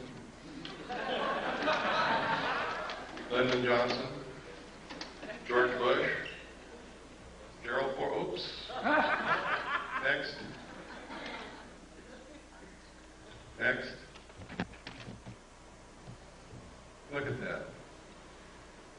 I'm not going to ask you this because some people are probably not going to be able to raise their hand. But I just wonder how many men in here have kissed your father lately.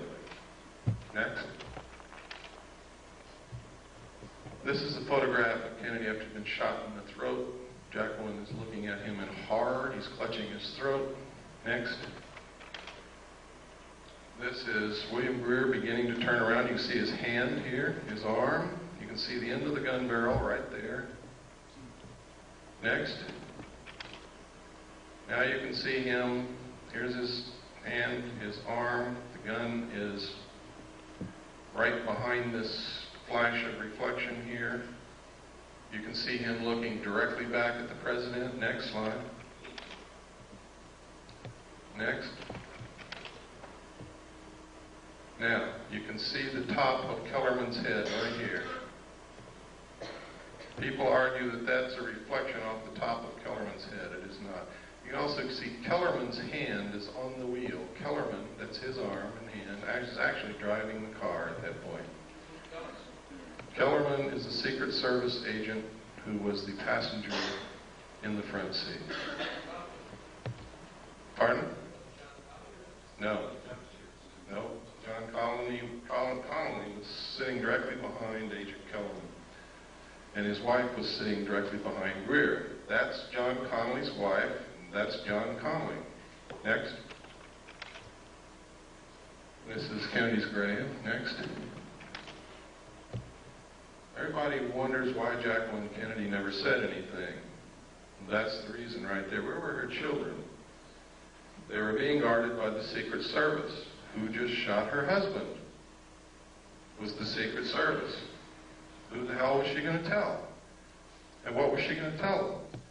To this day, her children are in the guard of the Secret Service, and so is she. Next. It was not Lee Harvey Oswald, ladies and gentlemen, because that's him right there, standing in the doorway of the Dallas Book Depository as the motorcade drove by.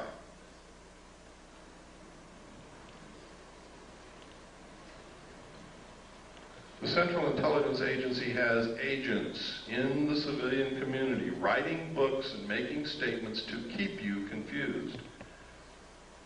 They will tell you that's not Lee Harvey Oswald, it's somebody who looks like him. What was Jack Ruby's part in? I don't know, but he certainly had a part. Next. There he is again. Lee Harvey Oswald. We have done body proportion measurement comparison. We have studied the clothing. We have studied the jawline, the features of the face. Next. And it is Lee Harvey Oswald.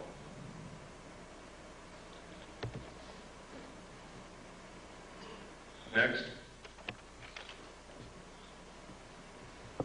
And that's us if we don't do something quick. Next. Now, everybody wants to know, why do we have to have a one-world government? Why is it that they won't let us have these things that we know will cure disease? Why are they so hard on homeopathic medicine? Why this, why that, why this, why that? It's simple, folks. Once you really get into it, there is no doubt about it, there is a serious population problem. At the end of World War II, or actually during the war, they did a study to try to determine the effect of the returning soldiers from the war upon the economy. What the people who made the study projected was that there was going to be a whole bunch of babies born. They did a study again in 1957, which stated that the exponential increase of the population would ensure that the population would double between 1957 and 1990, and it did. They said that if something wasn't done, the increase in the use of insecticides, toxic chemical waste, effluent sewage, the pollution of the air, the use of fossil fuels, the use of timber, the increased need for raw materials was going to put us in a crisis, because they said that if something wasn't done to stop the growth of the population would double again 28 years from 1990. And it will. And then we will need twice as many trees, twice as many homes, twice as many cars, twice as much oil, twice as much food, twice as much everything. We will be putting twice as much sewage into the earth, twice as much pollution into the atmosphere, twice as much toxic waste material. And the study said if we don't stop this, if something isn't done, the human race will cause itself to become extinct shortly by or after the year 2000. Some people still didn't believe it. So the Club of Rome was formed secretly by Dr. Aurelio Pacheco in Rome, Italy.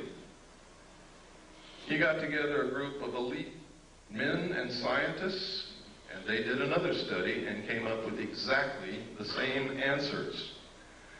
They then commissioned a group of people in the United States at MIT. They put together a team to establish a computer model to determine what can be done to stop this, what can be done to ensure that it doesn't happen again, what can be done to ensure that the human race survives. And the answer is some of the things that I'm going to show you. All of this is in my book. It's thoroughly documented. It's going to really upset some of you, but it's true. The first indication publicly was this book written by Dr. Paul R. Ehrlich. Now, y'all wonder why is Dr. Paul Ehrlich writing these books? That's because his wife, ladies and gentlemen, is a member of the Club of Rome. Next slide.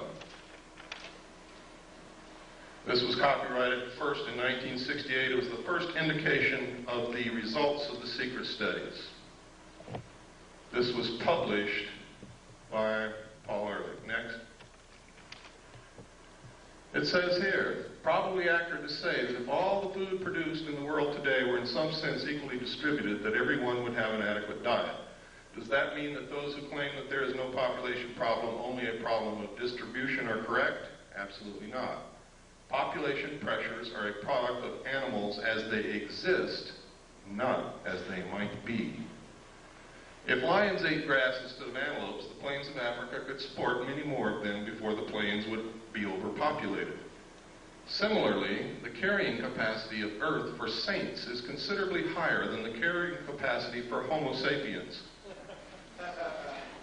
In theory, the problem of human overpopulation could be solved by a reduction in population size or by a change towards more saintly behavior.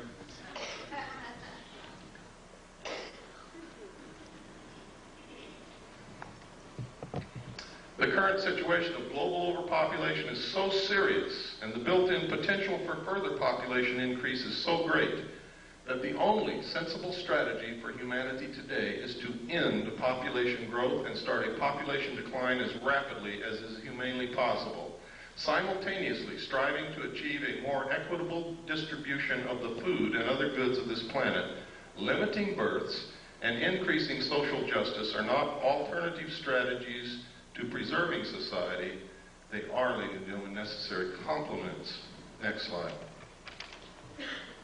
Now, here is the key. In this book, Paul Ehrlich told us that they had already decided on the solution because they had tried zero population growth and we didn't buy it.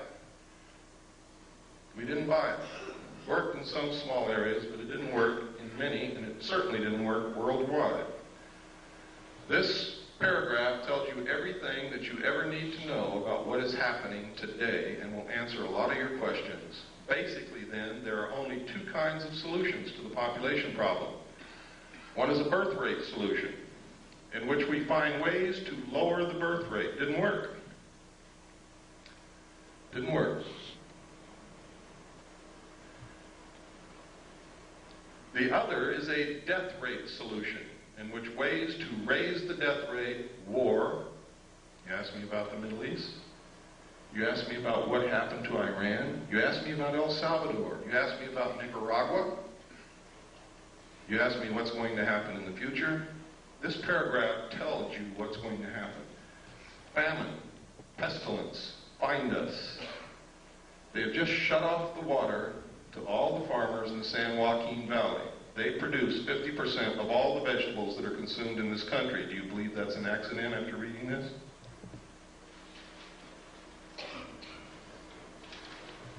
Large corporations and banks have been forcing the small farmer out of existence and buying up land which sits fallow.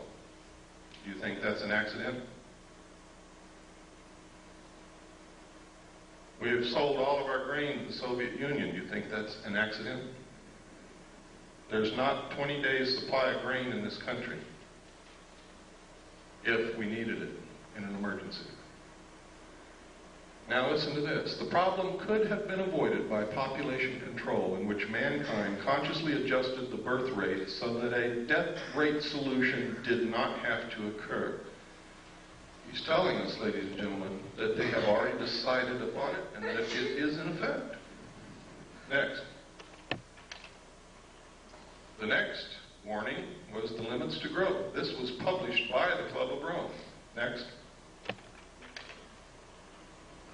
The conclusions are, and this is only what they revealed to the public, what they told to the power elite of the world is an entirely different story and is much more radical. If the present growth trends in world population, industrialization, pollution, food production, and resource depletion continue unchanged, the limits to growth on this planet will be reached sometime within the next 100 years. The most probable result will be a rather sudden and uncontrollable decline in both population and industrial capacity. And what they don't say here that they said in the secret report is that the masses of people in the world will result to the overthrow of their government and anarchy will reign as they try to feed themselves and their families and find jobs. It is possible to alter these growth trends and to establish a condition of ecological and economic stability that is sustainable far into the future. The state of global equilibrium could be designed so that the basic material needs of each person on Earth are satisfied and each person has an equal opportunity to realize his individual human potential.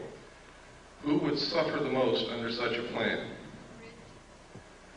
Not the rich, ladies and gentlemen. They are in control. It's going to be us.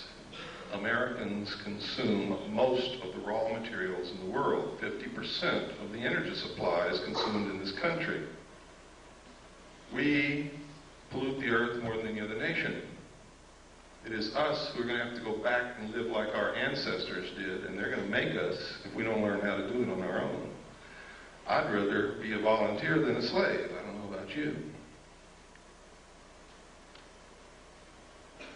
If the world's people decide to strive for the second outcome rather than the first, the sooner they begin working to attain it, the greater will be their chances of success.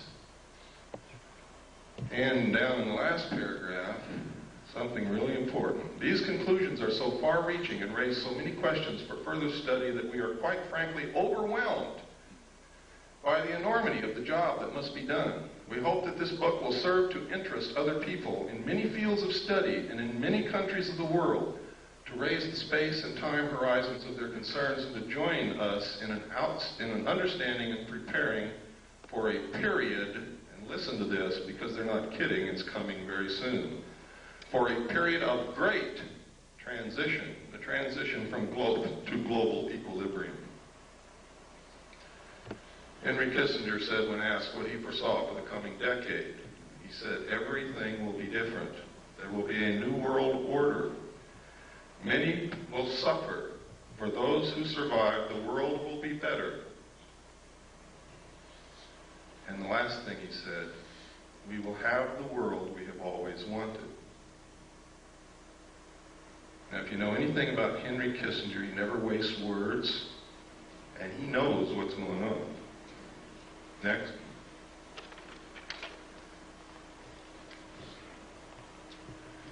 This is the regionalized and adaptive model of the global world system from the computer model at MIT, designed for the Strategy for Survival project of the Club of Rome. Patriots in this country have been running around calling the Club of Rome a subversive organization. They've been trying to ensure our survival. They're a study group, a think tank. That's all they are. They don't make the decisions. Next.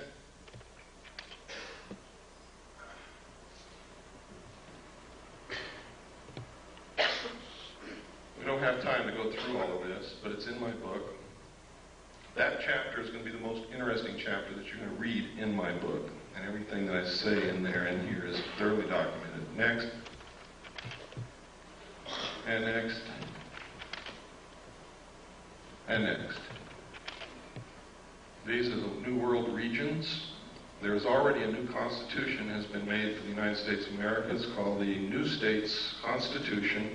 It was paid for by your tax dollars over a 10-year period. It was developed by the Center for Democratic Studies in Santa Barbara, California, and it cost $25 million. The entire Constitution is also in my book. Next. You could see by there, Region 1 was the combination of the United States and Canada, and that's the real reason for the lowering of the trade restrictions between the United States and Canada. We are fixing to be merged. Next. And next. There are 10 regions in the New World Order, and you are looking at them now. Next. Next. What's one of the answers? Alternative 3. I also saw documentation, and I've already shown you documentation on slides, that there may have been somebody in the moon in 1958, and I can tell you right now, there is a base on the moon.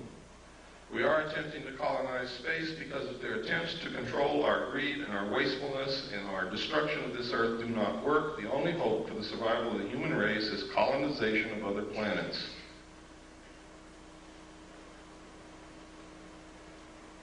Next. This is verification. I can't tell you who wrote this letter, but it is a letter that was delivered into our hands from, well, I can't tell you that, but this confirms that as far back as 1962, working for the Jet Propulsion Labs in Pasadena, she was working on photography taken of the moon and Mars from objects that went there. I can tell you that the first landing on Mars of a probe occurred on May the 22nd, 1962, sent back photographs and verified the existence of an atmosphere that could support life.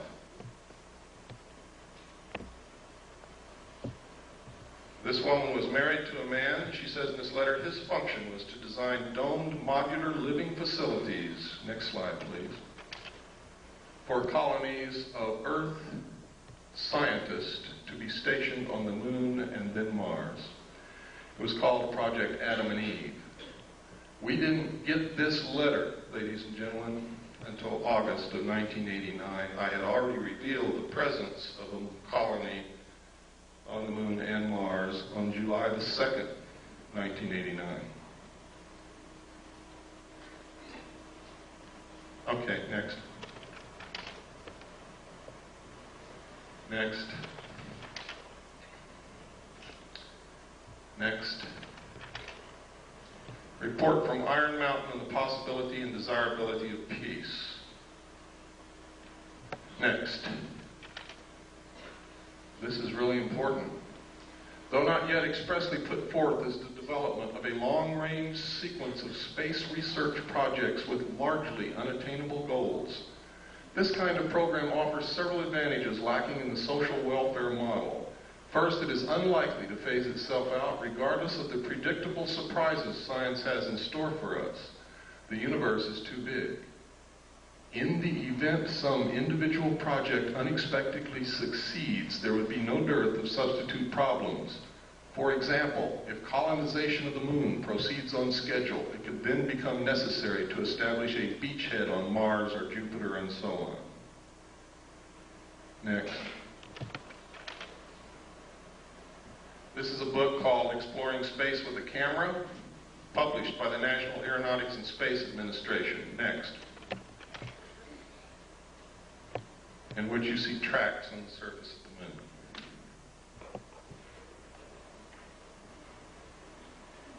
Now I want you to notice where these tracks go. They start way up here, they go down, down into this valley, up over this hill, down in this valley, up over this hill, down in this crater, up over this hill, and down here, and NASA says it's rocks rolling downhill.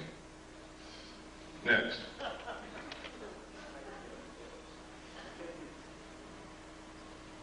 Next. Here's another one. Look at this. It goes way down in this crater, up here, over here, down in this little crater, up, down again, and stops right there and makes a long shadow. Next. Here's another one. So whatever was making those tracks was still there. Yes. Next. Look here. Look at those tracks. Look at that object and look how big the shadow is. Here's another small set of tracks here. Goes out into the washout and the light. And here's another one. It comes up out of the crater and down here. And there's the object casting a shadow.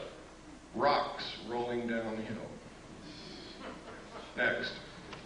These are official NASA photographs taken right out of a NASA publication. I didn't fake them. You can go get the same book and look at them yourself. They told us there's no water on the moon.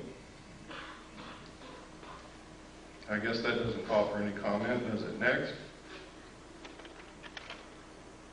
This is another book that we had to get because they had pulled it off the shelves when they found out what was in it, and another one also. Also printed by NASA. Next. There's the title page. Next. And this is the other one, Atlas and Gazetteer of the Near Side of the Moon. We have located one in the library of the Jet Propulsion Laboratory, which the title is The Lunar Base, and we are trying to get someone in there to photograph it now. Next. Next. Next. Right here, you can see a machine inside the crater throwing dirt out of the crater, and right there you can see a saucer sitting on the rim. Over here you can see a crater that's already been artificially mined and is just left vacant. Next. That's another view of it. You can no longer see the disk that was sitting on the rim. It's gone. Next. Pardon? I don't remember. We've already passed that page. Does everybody want to go back to it? Got to be quick. Go ahead. Next. Down in this crater, you see all kinds of artificial objects. We have no idea what they are. They're not natural. It's really strange. You can see here a building with a ramp coming this way and then up to the top, and then a flattened off top here and square corners all around it. You never find anything like that in nature anywhere. There are other objects. I won't go into them. That is the most obvious. It has square corners all the way around. Next. Here you can see the antenna from the lunar orbiter here. Look at these weird things in this crater over here. These are the ones we just looked at, and that's where the mining is going on, or what appears to be mining up there. And this is the artificial crater that we looked at. All of the other photographs that you saw were macro photography taken from this photograph out of the book. Next. Anybody see anything strange there? It's right out of the book, folks. Don't see anything strange? What's that? Next. I don't know. What is it? Give me the next slide. What is that? Give me the next slide. Okay, go back one. This looks exactly like a B-24 Liberator bomber. Is it? I don't know. Look over here. Here's another one. There's a wing, there's a body, there's a tail section. Small plane. Next. Look here. See this mountain that has been shaved off? The top is flat and there are 4 domes on it. Can you see it? Give me the next slide. I know there's somebody out there that's faking. They don't see it yet. Okay, give me another slide. Now can you see it? Right out of the book. Look at this dome here on this flattened off area. It looks like a piece of pie. There's a dome. 4 domes on this mountain. And we're talking from way, way up.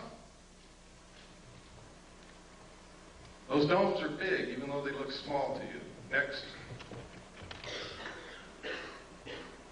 This is the crater Kepler. Anything unusual there?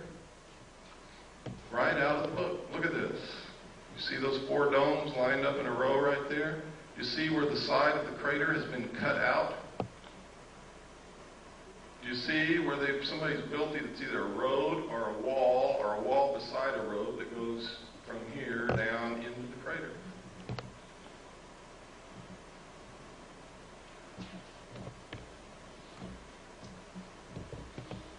Incredible things in these books. Now, we only had a short time to look. We didn't have any magnifying glass of any kind, and we had to take these pictures. If we had had the time, we probably would have found a lot more. But we had to do what we had to do and get out of there because of the restrictions put upon us. Next. There's a close-up again. You can see the 4 domes right in a row. You can see the crater's been artificially cut out. Next. Look at this. What is this? This is the weirdest thing I've ever seen. We don't know what it is, but it resembles the freeway interchange in Los Angeles, doesn't it?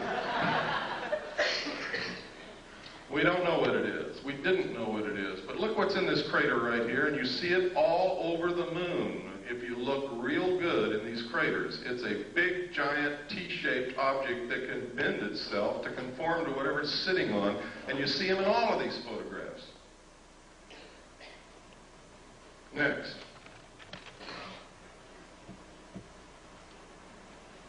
Look right up here on this ledge, folks. You'll see a whole bunch of buildings. See them? They're all square and rectangular with perfect 90-degree angle corners all the way around.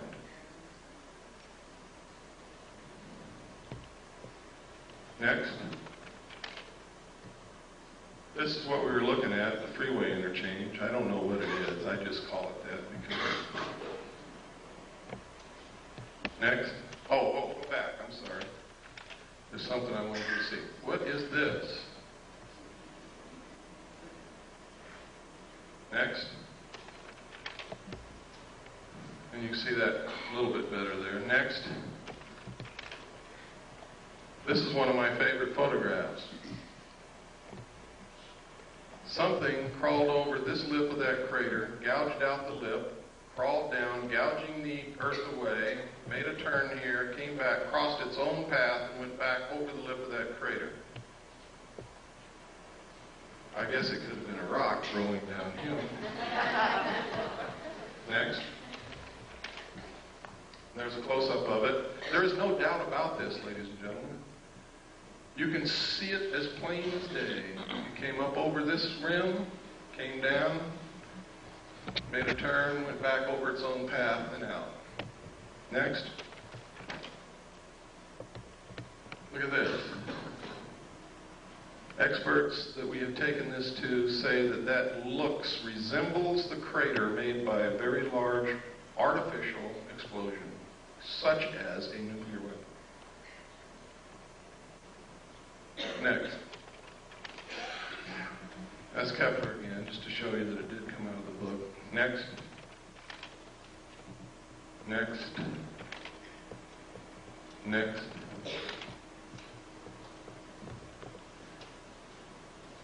What was it? Oh, you can see these T-shaped things again. There's another one. You can see here an opening into the moon here, shaped almost like a triangle or a pyramid, and there's something parked right there. I have no idea what it is. There's another one up here, the opening, triangle shape, and something parked right there. Look here, there's another T-shaped object here, or cross-shaped here. There's a building right here, or what appears to be a building. Look here. Look at these tracks.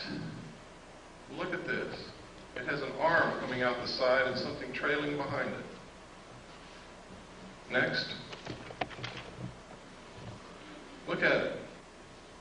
Boulder rolling downhill. Next.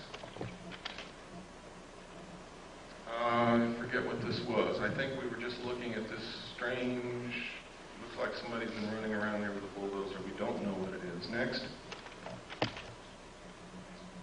Can you see the clouds? Can you see the clouds in the lunar atmosphere, ladies and gentlemen? This is an official NASA photograph out of an official NASA publication, a book that they printed that shows clouds in the atmosphere of the moon. Next. Of course, we could be imagining things, but we're not, because you can see those clouds go over geological formations and over the rims of craters. Next. You ever seen a square crater? Next.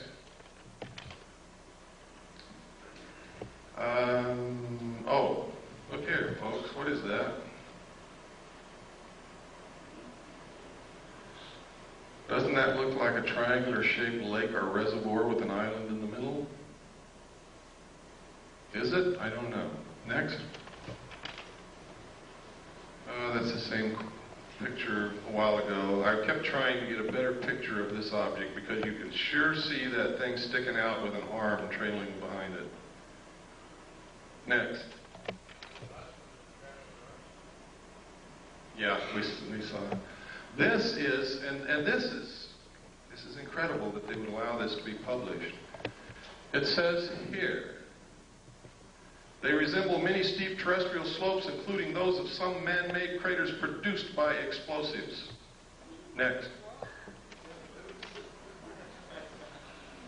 Here are again 2 triangular-shaped openings into the moon. They are not the same location as the other ones, and they have a platform at the lip, but there's nothing sitting on these as there was on the other ones. Next. Anybody see anything unusual here? What we're looking at is across the entire crater Copernicus. What I'm looking at is a page of the book in which, in a very small portion of that photograph, I have taken this with macro photography, and in this you can see a base in that crater across on the far side of the crater, and you can see towers, you can see buildings, you can see tanks, you can see another tank or tower over here, and you can see it even better. Next slide. Check it out. Next slide. Look at this. Look at this big Christian cross right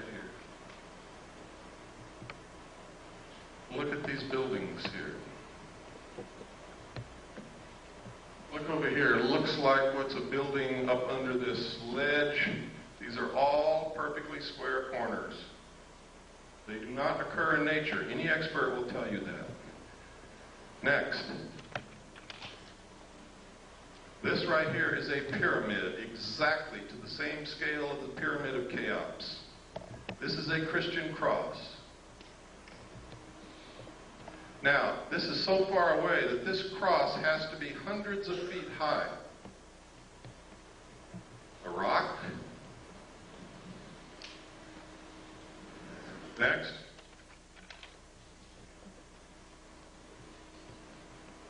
See the pyramid? See the tower? See the buildings?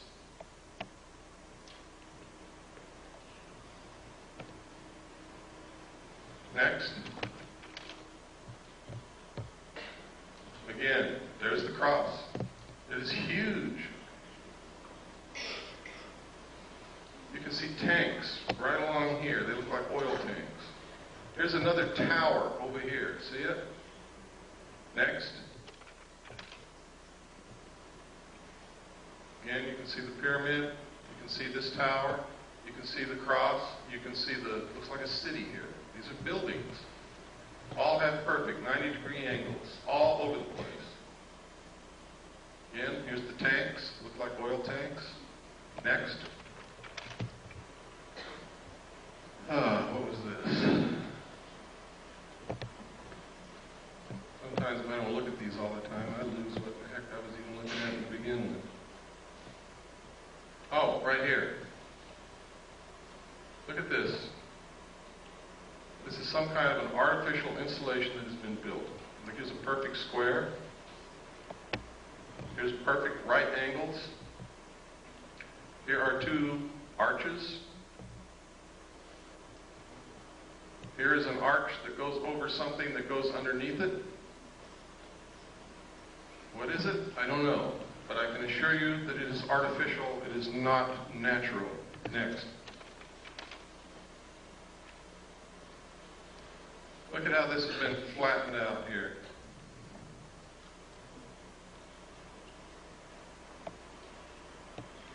And I think there were some domes or something here, if I remember correctly.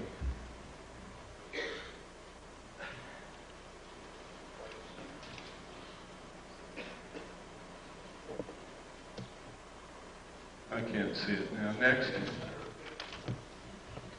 And next. Now this is the photograph that I took of the base across the crater. See the tower?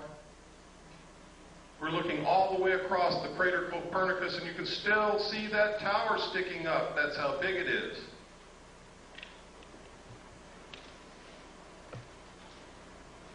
That's what caught my eye.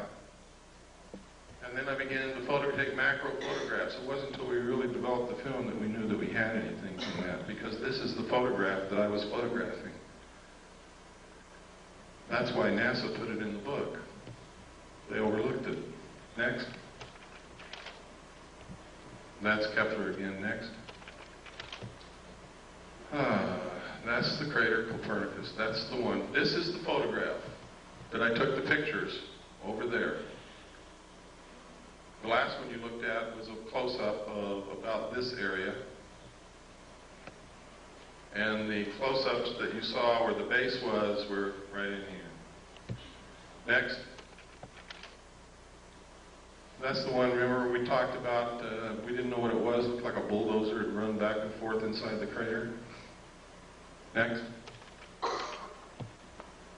Next. Next. Next. Boulders, downhill, moonquakes. There's the Christian cross. This is the base again. These are the buildings in here. Next. These are photographs of Mars, ladies and gentlemen. What you're looking at is agricultural terracing. Ancient agricultural terracing. You can follow each terrace all the way around. NASA says this is wind erosion. But NASA tells us that Mars doesn't have any appreciable atmosphere, only 1% as dense as Earth's. Next. Next. These lines are exactly like the lines on Nazca, and you can see that each line carves into the lip of that crater. Next. Here you can see the face on Mars. Up here you can see an arrow in the surface of Mars. See it? Over here you can see pyramids. What we call the fort. We don't know what it is. Incredible? Damn right it is. Look at this plateau with these buildings on top of it. Next, or whatever they are. Another view. Next. Under computer enhancement, the face has eyeballs and also has teeth. Up here, I was reading this book, which is the Encyclopedia of Space or something put out by NASA, and this covers Mars. And on here I notice this Mars airplane Robotic surface exploration, Mars airplane, what are they talking about? They told me Mars only has an atmosphere 1/100th as dense as the Earth, yet they're preparing to build a Mars airplane? Well, maybe my concept of a plane is wrong. Let's pursue it a little further. Next. There's an official NASA photograph of the Mars airplane that they intend to build. If what they tell us about the atmosphere of Mars is true, this airplane will not fly in the atmosphere of Mars. It's absolutely impossible. Look at the nose of that airplane, ladies and gentlemen. You will see a propeller spinning. Next. Yeah, this confirms the alternative 3 scenario. Franklin D. Martin, NASA's Associate Administrator for Exploration, has the host of reasons for sending humans to Mars, but after he gives all those reasons, he says, science is one of the reasons you do these things, but it's not the driver. The driver is the survival of the human race. Next. These are some more of those lines like Nazca on Mars. Here you see the arrow.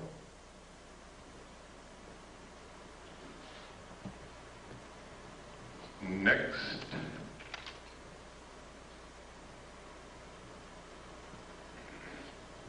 Next. Oh. Okay, let's go back one and change slide trays.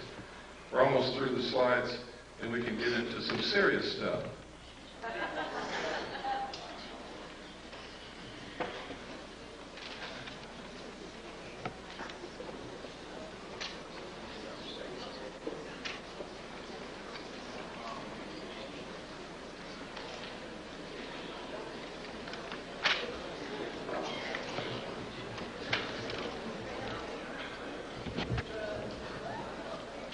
Robin Quayle told me if I came to Georgia and did this, that she would take me to dinner tonight.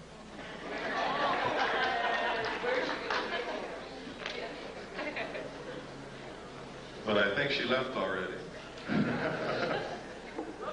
This is the face on Mars again. Look at that square crater right next to the arrow. We measured the arms of this arrow and the length across it. It's a perfect triangle in here, and these arms are exactly the same length. The chances of that being a natural occurrence are almost zero. I imagine there's some remote chance, but I certainly wouldn't give that much credence. Next.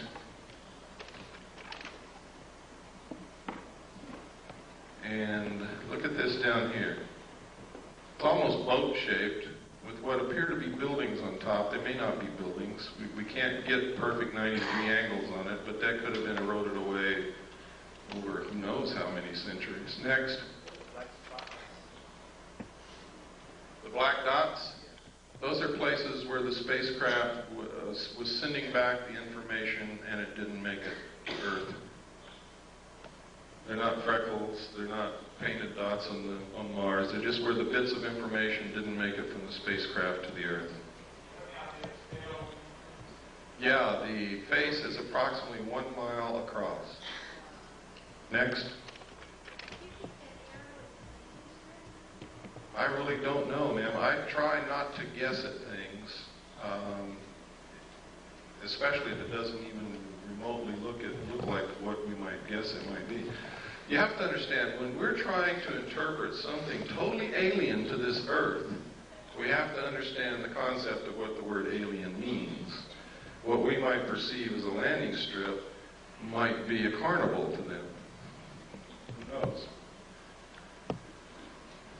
Look at this. This is the Martian probe that we landed in 1976, I believe. And it took this picture of something flowing from up here down to here. Could be sand. Sand does flow under the right circumstances, or it could be water. If that's flowing water, then that's significant. If it's sand, it means nothing. Next. Government scientists call newly discovered heavenly object a stray asteroid. Sounds kind of interesting, doesn't it? Until you read the subhead. Astronomers worldwide in disagreement with official explanation call phenomenon an intelligently guided object. London Evening Standard. I think that's 7/10/60, page 3. Next.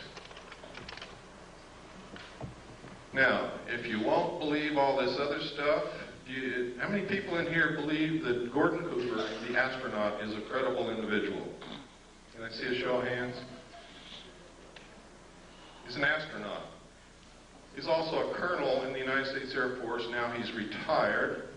He wrote this letter to the United Nations, and in the first paragraph he says, "I wanted to convey to you my views on our extraterrestrial visitors, popularly referred to as UFOs, and suggest what might be done to properly deal with them."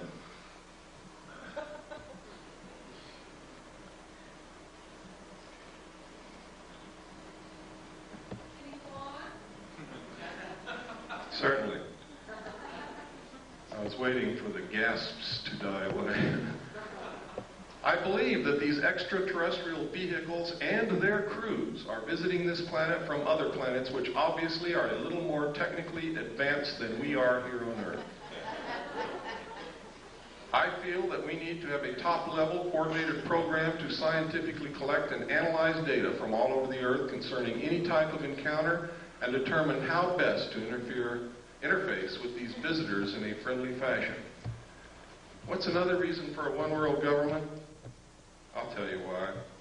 If people can't get on a bus with black people without causing incidents, if they can't accept a Chinese person who moves into their neighborhood because they're a chink, how in the hell are we going to interface with a completely alien race from another planet?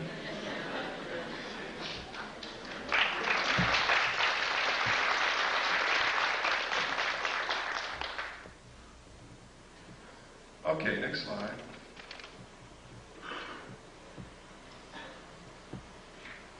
This is in my book too. A lot of this stuff is in my book with a lot of stuff that you're not seeing here. In fact, there's a lot of stuff in my book that nobody has ever seen before in their life outside the secret government. This is an accident report that occurred at Ellsworth Air Force Base, South Dakota. 7 miles southwest of Niland, South Dakota. They got an alarm situation that at a missile site called L9, there had been a security breach. They sent a SAT team out that consisted of Airman First Class Jenkins and Airman First Class Reiki. There was SAT alert team, or security alert team called SAT. Next slide. When they got out there, they saw these crazy little guys running around in silver suits with helmets on their head and something hovering real bright above the missile silo. Reiki went up the hill, challenged them, told them to stop. They didn't stop. He raised his M16, and they blasted him with some kind of a light and melted his M16. They never even found a piece of it, and gave him second and third degree burns all over his hands and arms. He called back to Jenkins, who came from the vehicle. Jenkins saw 2 of them, fired at both of them, hit one in the helmet, one in the chest. They both fell to the ground. A few seconds later, got up and ran off and went up into this craft, which zoomed away into the sky. Further investigation showed that the nuclear components of the warhead was missing from the missile. Next. And next. UFO photographed over Disneyland, that's it down there. In the space of clicking the shutter of the camera, this thing moved back and forth about 12 times and then caught it here. That's how fast it was moving. And the reason I included this, because while people who go to Disneyland may be interested in fantasy, they're usually families, they're usually middle-class people, they're usually respectable, they're usually credible, and thousands of them saw this. Next. There it is.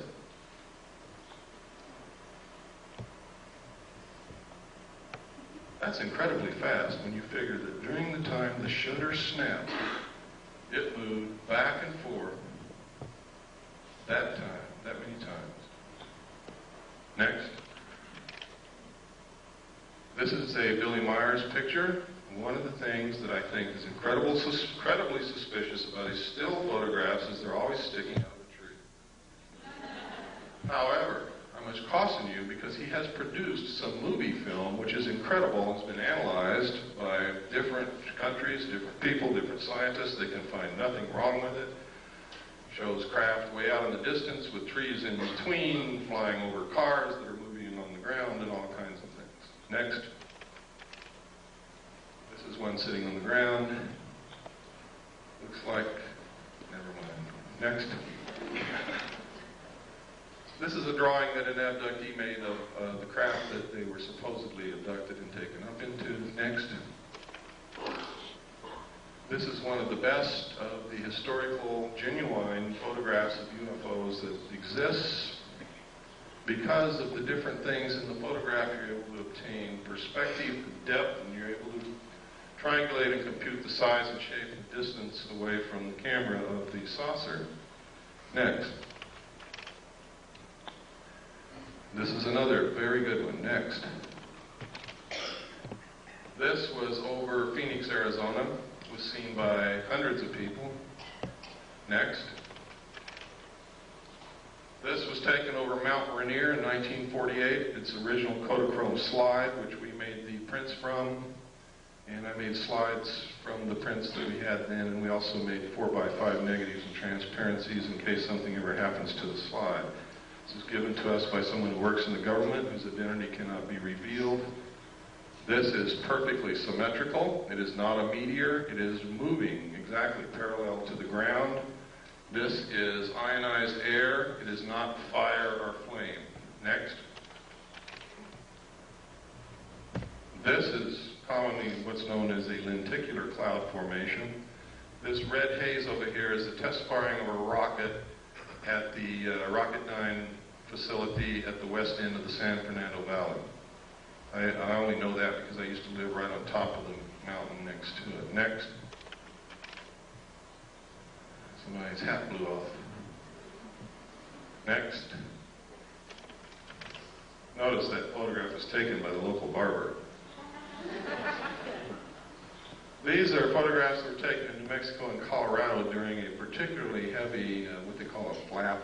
There's a lot of sightings by a lot of people in one area. And there were a lot of photographs came out of that. These are some out of the newspaper. I tried to photograph them so that they can be identified as not something that I made up. I have been accused of being the most rotten bastard that ever lived, making up everything, phoning photographs. So I have to be very careful. Next. This photograph was taken over London. It's one of my favorite. I have a degree in photography, and this is a very artistic photograph. It's a very rare photograph, and it is a very unusual subject, and I have to like it. Next. This is another part of what I call Project Snowbird, to make the public think that what they're seeing can be explained away by technology like this. And you saw some of it on the news about the war. They said they had things that can fly over the enemy and do recon with no pilot in them, so no loss of life if it gets shot down. That's what that is. Next. And next.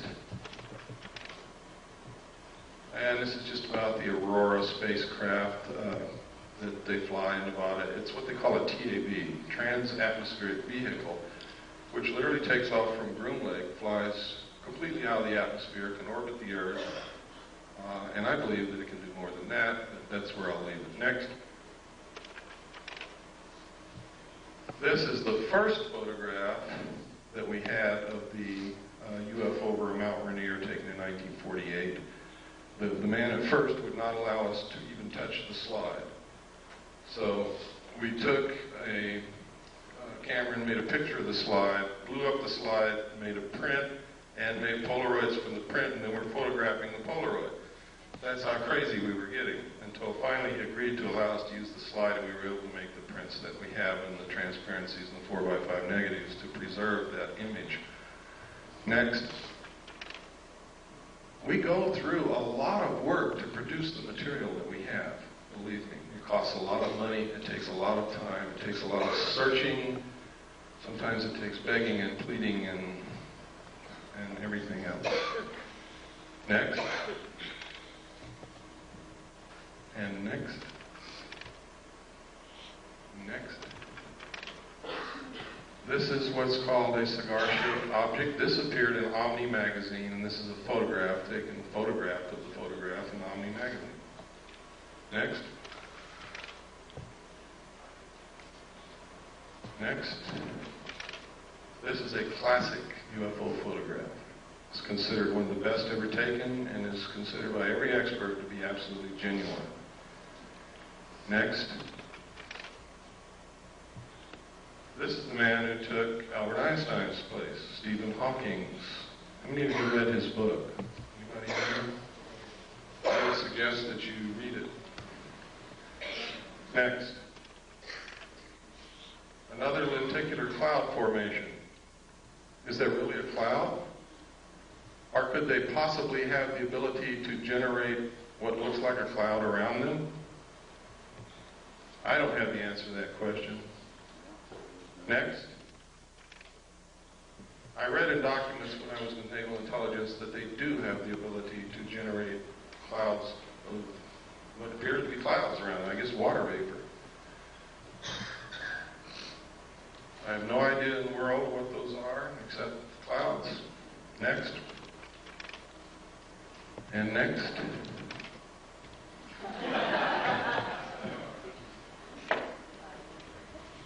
Is this what they're trying to make us believe is happening? So that we'll accept a one world government, give up our freedoms, submit to totalitarian control? Is that the easiest way to control us so that we don't destroy the earth? Is that what this is all about? That, by the way, is from The Creature from the Black Lagoon, which was a classic horror film for the buffs. Next. And next. They do exist, folks. For those of you who thought they didn't, never saw any, they exist. This was taken from an airplane window. So you know that nobody threw a hubcap into the air. It's above the clouds. Next. This was taken by a tourist in Hawaii. He didn't even know that it was in the sky. He was taking a picture of these beautiful women, and it wasn't until he got the pictures back and he was showing his vacation photographs to a friend, or at least this is the story, that his friend said, "What's that?" And he said, "What?" I never saw that. And this is a close-up. Next slide.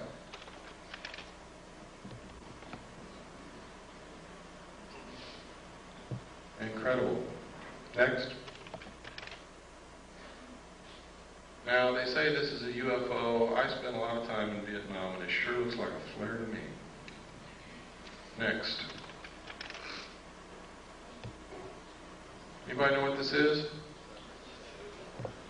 This is the Russian space shuttle. What's it look like? It looks like the U.S. space shuttle. Now, I'm going to tell you something that for some of you is just going to shatter your whole world. The United States and the Soviet Union have been secret allies ever since World War II. And the guise of antagonism between us has been artificially produced to create large sums of money from the populations of both countries for experimental methods of controlling populations and to fund and carry on a joint space program to colonize the moon and Mars. Please don't hang me. But it's the truth. Every bit of technology that the Soviets have ever obtained has been given to them covertly by the United States of America. This is no accident. That is our space shuttle that we gave to them. The only thing is theirs has a little bit better technology in it because we experimented with ours first. We gave them the atomic bomb, and then we fried the Rosenbergs as scapegoats. Next. Next. These are a series of photographs put together from the Venus orbiter. The United States maintains that the atmosphere of Venus is so thick that we cannot take pictures of the surface of Venus, and cameras and film will not last, or cameras and TV cameras will not last on the surface of Venus to send back pictures. So they do what's called cloud-penetrating radar mapping, and that's what this is. For you Hollow Earth folks, there's a hole up there. I don't know what it means. Next. If any of you see this happening, please call me immediately.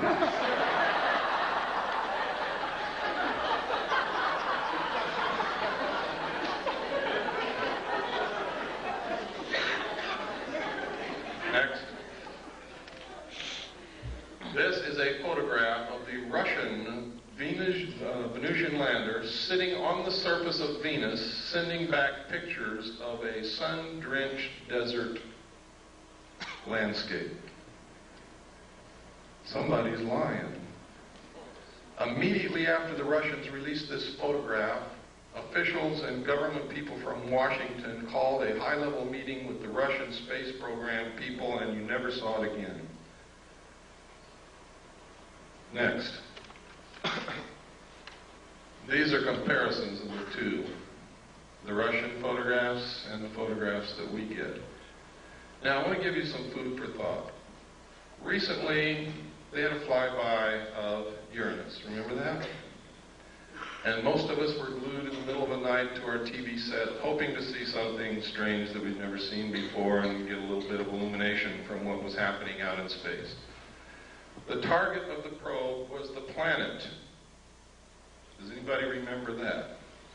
The target was the planet. The main interest for the flyby was the planet. What did we see? Anybody know? Did anybody stay up like I did and watch? We saw the moons of Uranus. We saw one long-range shot of the planet, and we never saw it again. But we saw the most incredible close-ups of the moons of Uranus that you could possibly hope for. Why? Why wouldn't they show us the planet? And it happened elsewhere also. Next. This is a book after its kind, and the documentation I saw, that symbol there was said to be the trilateral signal, or the trilateral symbol used by the aliens as their symbol. It literally means, in ancient writing, I found it, finally. The first place I ever saw it, outside of the official documents, was on this book. The second place was in a Bible that contained a page of old ancient Christian symbols. And another one, I found a book in the library, I forget the book, but it was about symbology and symbols. And this is an ancient symbol that means mother and father with the children. See, these are two old symbols. You take this apart and you have a mother symbol and a father symbol, or a man and a woman symbol. Put them together, it's mother and father. It could also mean the process of reproduction. With a circle on one side, it means one child. With a circle on the other, it means two. This literally means mother and father with the children. The thesis for this book is a scientifically dependable yet popular analysis of the theory of evolution. In it, he asserts that there must have been some outside interbreeding or influence or genetic insertion into the human race to produce modern man. Next slide. This book was first written in 1927. Next. This is an article that just says how they can move technology, secret technology, from government laboratories into the world. Next. And next. Oh no, go back one. Go back one, please. Right here. This is a perfect illustration, folks. Look at this photograph, and you'll see that in the shadows there is no detail whatsoever. In space, without an atmosphere, there can be no detail in shadows because the only thing that will produce light in shadows is diffusion of light through an atmosphere. Now, next photograph. which proves that this photograph was not taken on the moon. Or if it was taken on the moon, there is an atmosphere. Next. Oh, this was right after I gave my talk in Sedona, which I'm sure some of you know about. I was driving back the back roads because I wanted to see some of Arizona, because I had fallen in love with Arizona, and now I've moved there, and I'll show you how much I've fallen in love with it. And I saw this cloud form. There was nothing there. There was no cloud in the sky anywhere, and all of a sudden, bam, a saucer-shaped cloud right in front of my eyes. I stopped and took the next picture, and it disappeared as equally, as quickly as it had formed. There was not another cloud in the sky. There's no lake. There's no water anywhere. It was incredible. I can't explain it, but it's certainly something worth looking into. Next. This is a drawing made by one of the students at the last college where I was the executive director. Stan was the head of the security department. Some of you know Stan Barrington. He's my only authorized representative in this world. Would put my life in his hands, and I have on several occasions. Stan was the head of the security department, and one of the students in the security curriculum was in trouble, was failing. Stan was counseling the student, and she drew this picture. And she drew, next slide, this, and next, this, and next, and these little guys. Now, she had no idea that I knew anything about UFOs or flying saucers. Nobody in the world did at that time. Stan didn't even know then, and I didn't even know then that Stan had guarded a flying saucer when he was in Delta Force in the Army. But Stan brought me these things, and he said, "You ever seen anything like this?" And I said, "I don't know, Stan, where'd you get it?" He told me, and we brought the girl into my office and sat her down, and I began to try to find out why she was failing and where this stuff came from, and it turns out she had a year of missing time.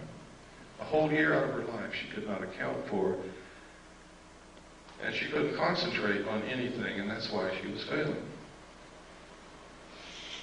Next. This was drawn by Krista Tilton. Notice the similarity. My student had never seen Krista Tilton in her life, had never read a UFO book, didn't know anything about any of this. Next. Next. Next. This is Aviation Week and Space Technology, November 21st, 1988. Write that down because somebody's going to ask me. November 21st, 1988. You can find it in used bookstores and libraries. Next picture. In which this ad appeared, talking about technology so advanced it will help answer some big question, and on the facing page, what's there? This picture. On the side of the neck, there's hair growing. We did extensive analysis of this photograph. We rephotographed it, we relit it, we blew it up. We tracked down the photographer who would not tell us what it was he photographed. We asked originally to Amoco for the name of the artist who drew the picture. They said, "I'm sorry, we can't reveal the name of the photographer." We found the photographer. He would not tell us what he photographed, but he sent us an 8x10 copy from the original negative, and then we began to work on that as well as with the ones we had photographed out of the magazine. And this is what Amoco told us. They told us several different things. First, they told us that it was a 9-foot-tall bronze statue. Second, they told us it was a 12-foot-tall bronze statue. And third, they told us it was a 9-inch clay statue. When we pressed for more information and became literally obnoxious on the phone, not accepting what they were telling us and wanting to see the original artwork, they refused and hung up on us. So, whereas I cannot say definitely that this is a live alien, I can tell you one thing: it is not a bronze statue. I can also tell you it's not a clay statue. and hair don't grow on the necks of statues. Next.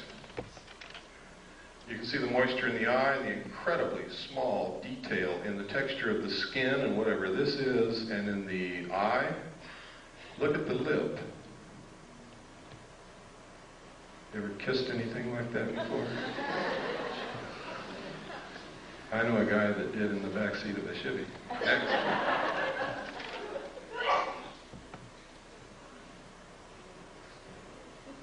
Look at the incredible detail. I have never seen an artist in my life that was capable of doing this kind of work. But I haven't seen all the artists that there are either. Next. Look at the lines on the neck. Look at the detail on the arm. Next. Look at the hair on the neck. Can you see it? It's kind of hard to see, but it's there. That little fuzzy hair. Look at the lips. Look at the throat, the detail. The wrinkles. Next. Look at the moisture in the nostrils and tell me that's a bronze statue. Look at the moisture in the eyes. Look at the incredible detail in the folds of the eyes.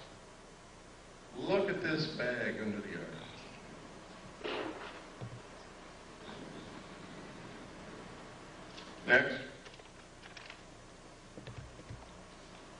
I think they're trying to tell us something. Next. Next. These are letters from England that was a big hoax. Next.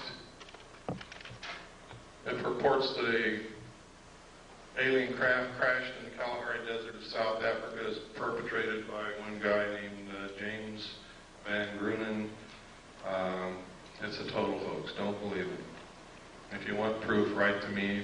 If you think you're going to waste your time pursuing this, I'll give you the proof. Next. Next. Next. Next.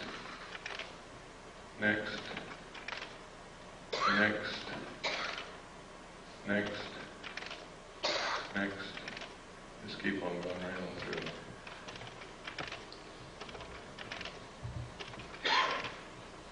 Okay, next. Oh, this is significant. 1917, the Imperial Japanese Mission, record of the reception throughout the United States, the special mission headed by Viscount Ishiki. John Dewey, professor of philosophy at Columbia University, he's the one who built our education system that is not teaching our kids anything. He said, first sentence in his speech, someone remarked that the best way to unite all the nations on this globe would be an attack from some other planet. In the face of such an alien enemy, people would respond with a sense of their unity of interest and purpose. Next. Knowing who John Dewey was, and knowing what he's done to our educational system, and knowing that this was written and planned a long time ago, this is probably going on. Next. This is from the report from Iron Mountain. Credibility, in fact, lies at the heart of the problem of developing a political substitute for war. This is where the space race proposals, in many ways so well suited as economic substitutes for war, fall short. The most ambitious and unrealistic space project cannot of itself generate a believable external menace. It has been hotly argued that such a menace would offer the last best hope of peace, etc., by uniting mankind against the danger of destruction by creatures from other planets or from outer space. Experiments have been proposed to test the credibility of an out-of-our-world invasion threat. It is possible that a few of the more difficult to explain flying saucer incidents of recent years were in fact early experiments of this kind. Next.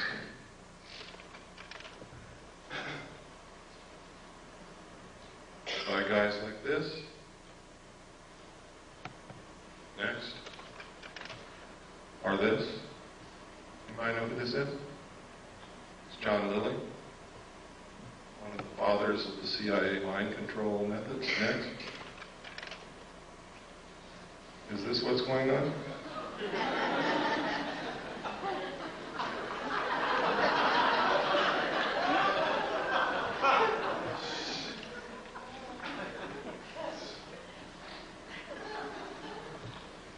Next. Silent Weapons for Quiet Wars is the first chapter in my book. Once you read that, you will have a complete understanding of what's happening in one very important area. And you will get an understanding of what the elite think of us, the common man, the mass of ordinary, everyday people, which is what most of us really are. We're all special in our own way, but we are a part of the masses of people. They believe that we are cattle, that we do not use our intellect, that we are easily manipulated, that we will not solve the problems of the world because we are greedy scumbags. And because of that, we are nothing but stakes on the table for those who will use their intellect. And until we change that, they're going to treat us like cattle.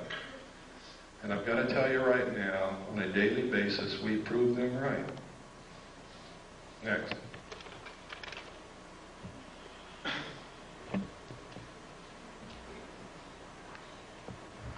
Close Encounters of the Third Kind, E.T., V, many others. Many movies. We've been bombarded with alien movies, alien commercials, an alien spaceship landing at the end of the 1984 Olympics to reinforce in our consciousness the creation of an alien threat that does not exist, or to wake us up to an alien presence that has been here for many years. It's not an accident that these things are happening. It's not an accident that you're seeing on your TV. Was ITT or ATT? ATT, one world, one card. These aren't accidents. Right out here in the lobby of this church, you see a picture of the world on the bulletin board. And go, when you leave, just look what it says. Next. Don't get me wrong, ladies and gentlemen, I'm not opposed to a one-world government at all. I think in the evolutionary future of mankind, it is absolutely necessary and unavoidable. What I'm opposed to is being manipulated into something I know nothing about, and knowing the fact that if I have to be manipulated into it, I'm not going to like it. And knowing that the best government that's ever been created on the face of this earth is going to be destroyed in the process. And that we're going to lose our Constitution and our Bill of Rights in the process. That's what I'm opposed to. I want to be included. I want to help them decide what this is going to be so that I can be satisfied with whatever it turns out to be. Stephen J. Kurzweil, MD. I've met this man. I've talked to him. I've researched this case thoroughly. This is his credentials, his curriculum vitae. Look at who this man is. This is no flake. This is a medical doctor with many degrees, a lot of credentials and memberships in many of the medical society, what do you call them?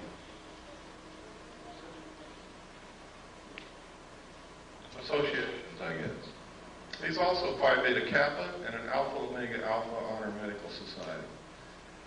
This guy has the credentials that most people would drool for. What happened to him? I'm going to show you his testimony here in a couple of minutes. What happened to him, he was approached by someone named Joan Thompson at not at a UFO meeting, to attend a UFO meeting. He said he really wasn't interested, but went because she was a pretty woman, and he wanted to meet her. He went with her. It was like a date. He said what he learned there astounded him. He never heard of any of that stuff. But he also met somebody named Bud Hopkins. Joan Thompson told him that she was an agent of the Central Intelligence Agency, and Bud Hopkins identified himself as also being an agent of the Central Intelligence Agency and recruited this doctor to help them work with abductees. and report information to the Central Intelligence Agency. He worked with them for a while until he found out that Bud Hopkins had no credentials whatsoever, was an artist, a painter, but was hypnotizing people who had been abducted, was conducting group psychology therapy sessions with them, was extracting as much information as he could out of them and then dumping them like a hot potato. And this man, Stephen Kurzweil, MD, with all these credentials, reported Bud Hopkins to the New York State medical authorities, and nothing happened to Bud Hopkins. Stephen Kurzweil, on the other hand, was charged for being delusional, and they're trying to take his medical license away from him, because he told them that Bud Hopkins was engaged in this research of alien abductions that the government was covering up, and he was judged to be delusional. We have all the documentation, the medical reports, everything. Next. It's all in my book. These are the official charges that the state of New York brought against him. It's incredible. Next.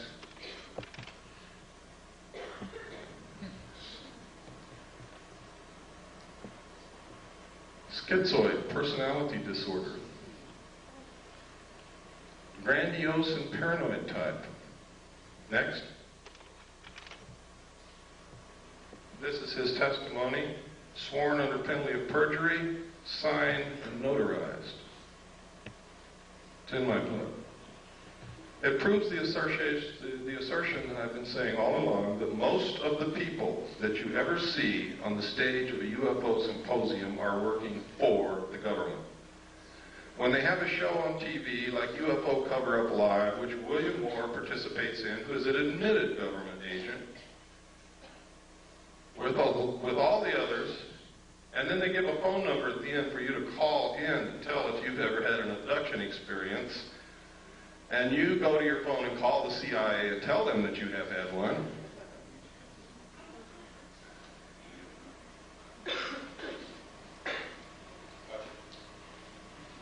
That's right, gotcha. You guys better start being careful, and you better start listening to those of us who are really looking for the truth and not trying to bullshit you. We are being manipulated on a grand scale by people who know what the hell they're doing. And if we don't wake up, we're going to be wherever they want us to be, and only we're going to discover that that's not where we want to be. Next. This. Oh. In my original paper, The Secret Government, which I published May the 23rd, 1989, I said that there had been a military coup in the United States. I documented in my book. 3 other people have confirmed that they saw the same message that I did, and that message was before Nixon resigned. Nixon was not going to resign. He didn't think that they could impeach him.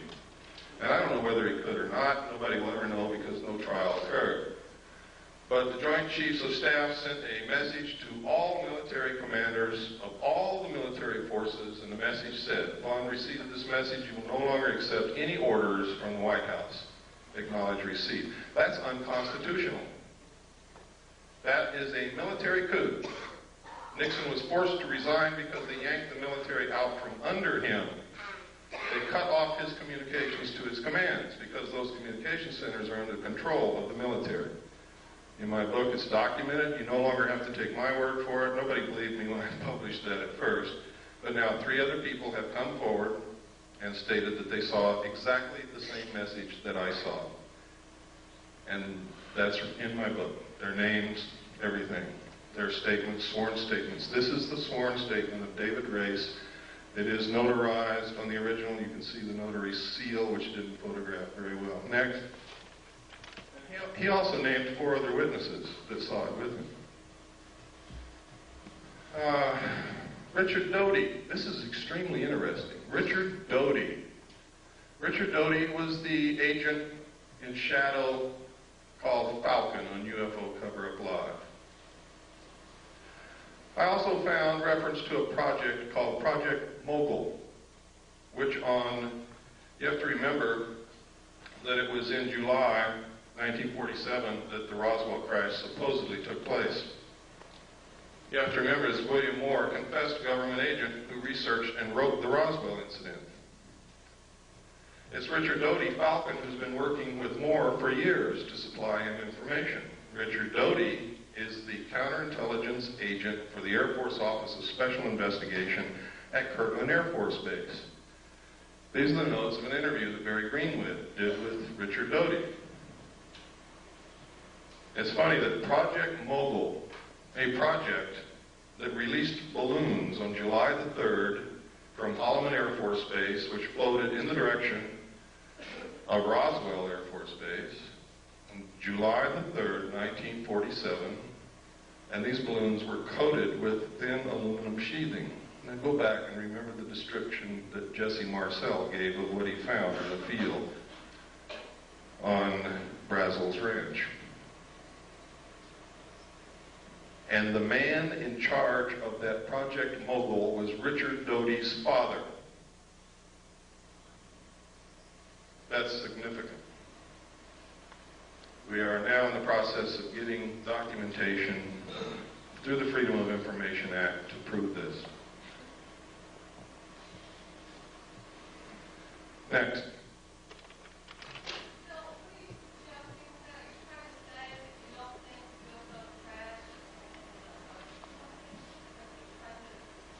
I'm saying that we can no longer accept that a UFO crashed on the basis of the evidence that we now have. We've got to find out there's something else to this. They have a Project Mogul that released balloons on July the 3rd near Roswell, New Mexico. It's coated with thin sheeted aluminum. No, it wasn't. No. No. They also released balloons from Project Mogul also in June, on several dates in June of 1947. What I'm saying is that Richard Doty is participating in putting out phony flying saucer information to the world, and his father was in charge of Project Mogul, that we need to look at this more closely. That's what I'm saying.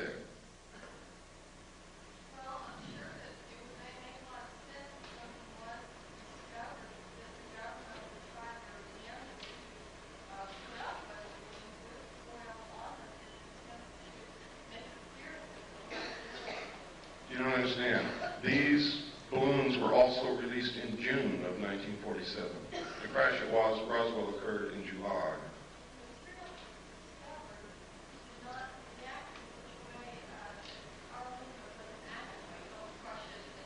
Well, you have to also understand that you're taking the word.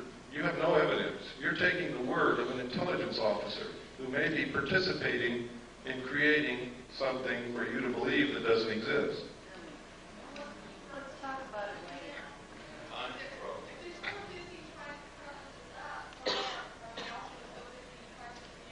Listen to me very carefully. One of the best ways to bring about a one-world government and get you to accept the destruction of your Constitution and the loss of the sovereignty of this nation is to create an artificial alien threat from outer space so that all humanity will give up whatever they have to and band together to face this threat.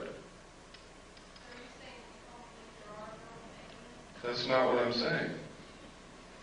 I'm saying I'm presenting evidence to you that should make you want to do some more investigating before you believe anything. And I specifically stated at the beginning of this lecture, I don't want you to believe anything that I say or anything that I show you, but I want to create enough curiosity and maybe anger and maybe a lot of other things in you that you help me start looking for the truth. That's what I'm about. Earlier, you said that you would explain why the government's spent billions of dollars on stealth aircraft and other conventional aircraft with this technology that we have. Why are they so ignorant of the fact that we have this kind of technology, if that be the case? I've already explained it to you, sir. Some people can't, and I know it's hard to put all this together. You saw that there's a population problem. The technology that they're hiding from us would make us live longer, would give us better lives, would give us a source of possibly free energy or next to free energy. would probably give us methods in which to kill most, if not all, illnesses and diseases. And their goal is to cut back the population. They're not suppressing cancer cures so doctors can get rich. They're suppressing cancer cures so more people will die. So that they don't have to come out and say, you and you and you up against the wall, it's your day to get killed. They make it appear to be natural, or as natural as they possibly can. That's why. Can you talk about AIDS? This is a letter no, that's in the book. I'm not going to get into AIDS today. That's in the book. This is a letter that was written to the White House to Mr. Fitzwater, who was Reagan's press guy. And what he wanted to know is who wrote the paragraphs about aliens that Bush inserted into the end of 6 speeches that he gave during his administration. Most people don't even remember that he said those things, but he did. Next slide. What Marvin Fitzwater wrote back was that the president himself inserted those paragraphs. They were not put in there by the speechwriters. One of the speeches was to Boston High School students and faculty. Next. In which he said, I couldn't, but one point in our discussion privately with General Secretary Gorbachev, when you stop to think that we're all God's children, wherever we may live in the world, I couldn't help but say to him, just think how easy his task and mine might be in these meetings that we held if suddenly there was a threat to this world from some other species, from another planet outside in the universe. Do you think all this stuff is coincidence? I hope you're beginning to wake up. He said this 6 times in 6 speeches in his administration. This is come together one world government stuff. This is alien threat from outer space stuff. 6 times the president said it. Next.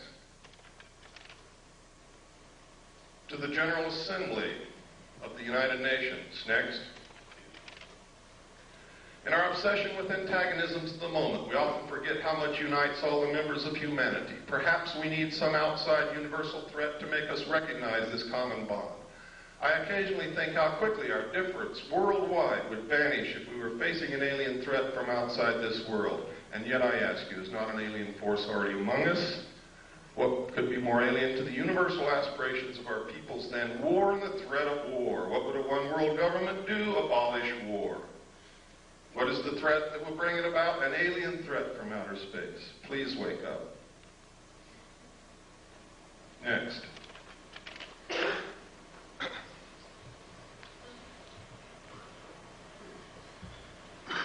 In my book, I document the things our own Congress and our own people have been doing to destroy the Bill of Rights, the Constitution, and join the one world order.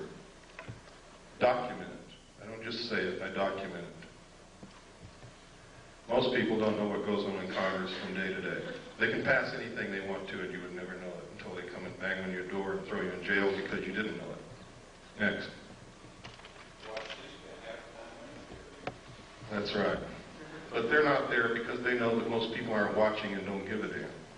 The backbone of hidden government. This is documented in my book, NSDDs, National Security Decision Directives, National Security Memos, the fact that they write memos and write law outside of Congress and the executive branch, and most of it is signed by auto pen. The president never sees it.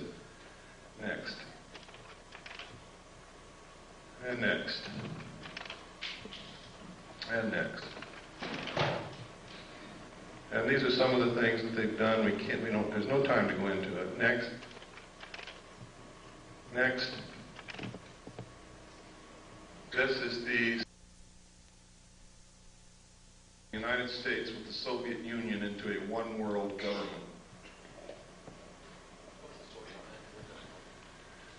That's from an organization called Free, put out by Johnny Stewart. The address over there, it's in my book. You want to know why you can't get the truth off of television, radio, or the newspapers? CFR owns, controls them. Barbara Walters, all of them are members of the CFR. Next slide.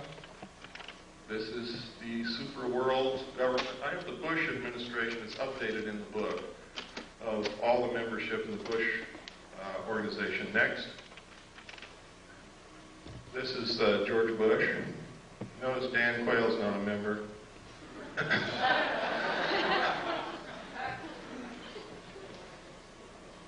Now this is serious.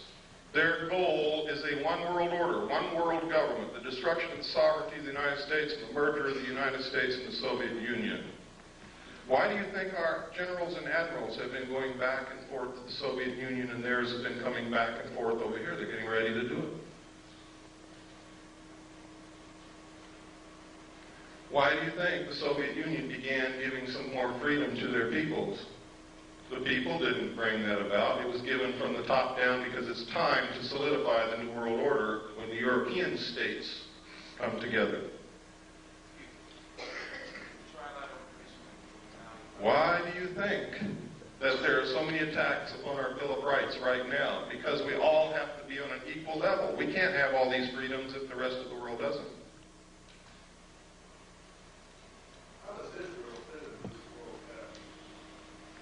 I don't know what you mean by how they fit. There's certainly a thorn in everybody's sides, but not because they're Jewish, but because they will not settle the Palestinian question. And there'll never be peace in the Middle East until they do.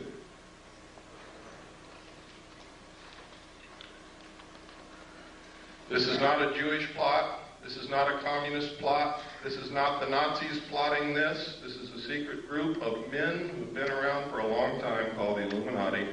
They are made up of all different religions, all different political viewpoints. They believe in reason. They believe in solving problems. They believe in controlling the populace if the populace won't control themselves.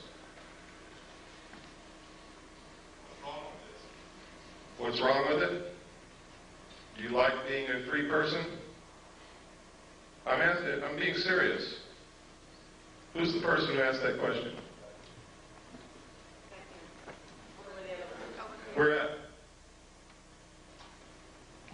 I'm saying we don't know what goes on in our government now. Whose fault is that? I'm not trying to pick on you. I'm trying to get at an answer. Really, I'm not picking on you. But I have to... I'm just questioning. Okay. The reason that this is happening is because we've all abdicated our roles as responsible citizens in this country. We bought a business. Here's what we did. We bought a business.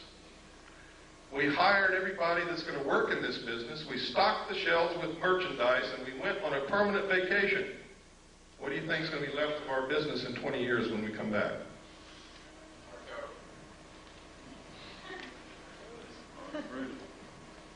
Nothing's going to be left. Because as soon as all those people that are working for you find out you're gone, everything's going to go, too. Oh, yes. Well, let me get through this because I've got a time limit and I've got to get through all this information. It's important that you know it. The United States was set up so that each individual citizen is a sovereign king. It's the first time in history that's ever happened. A king. Can you imagine that? A king. The government, for the first time in the history of the world, worked for the citizens. We sent representatives to represent our will in our state government and in our federal government. And while they were gone, we took care of their family and their business for them, and we sent them along a little stipend to live on. And they really represented us up until a certain point in time when all of a sudden somebody created professional politicians. And we quit watching what they are doing. How can we tell our politician what we want out of him if we don't even know what the hell he's doing in Washington, what bill he voted on, even what's coming up in front of him, and we never read the bills anyway.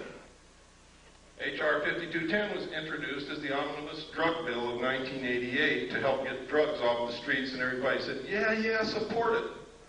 But when you read it, inside it, it establishes funds to develop a national identity card.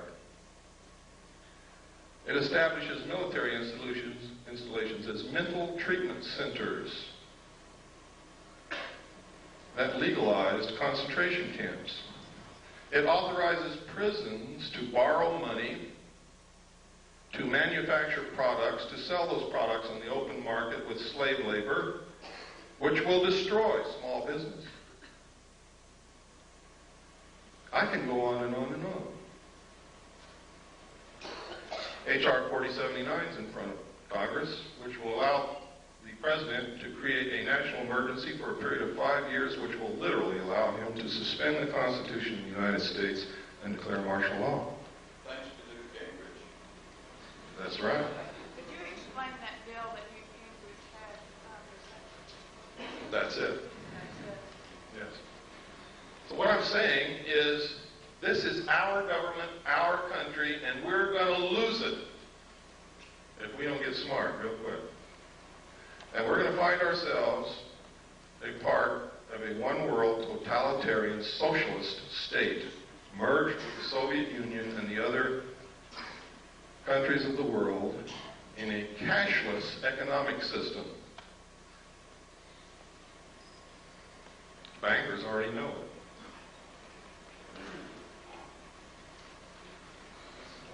That's my message to you. My message is to you that all of this extraterrestrial stuff may be phony. I may have been used. They may have passed me all this kind of stuff. For years I believed it was real, and now I have doubts, real doubts. Now I'm telling you, I don't know if extraterrestrials are real or not, but there's no doubt in the world that the technology is real. And I've shown you documentation after documentation after documentation. And there's more in my book. Much more. So much, in fact, that that book is probably going to cause me a hell of a lot of trouble. But it's worth it if we can save our country. Next slide. There's the membership in the media.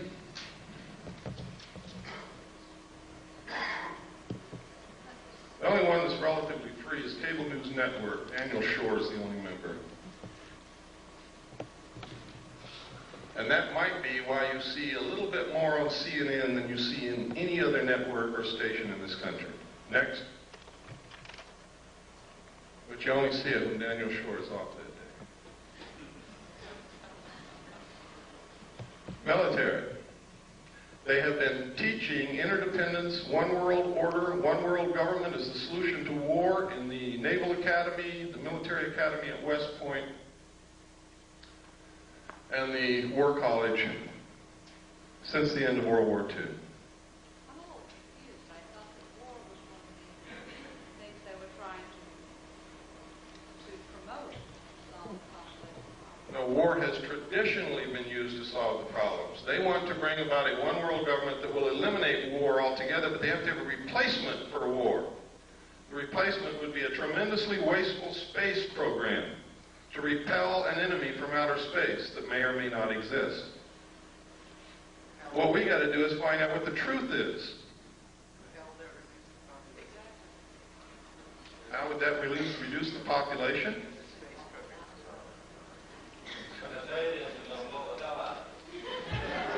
Next slide, please.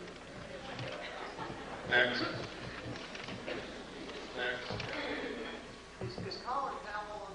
Next. Next. These are the letters I get back from Congress. Thank you. Next. Thank you. Next.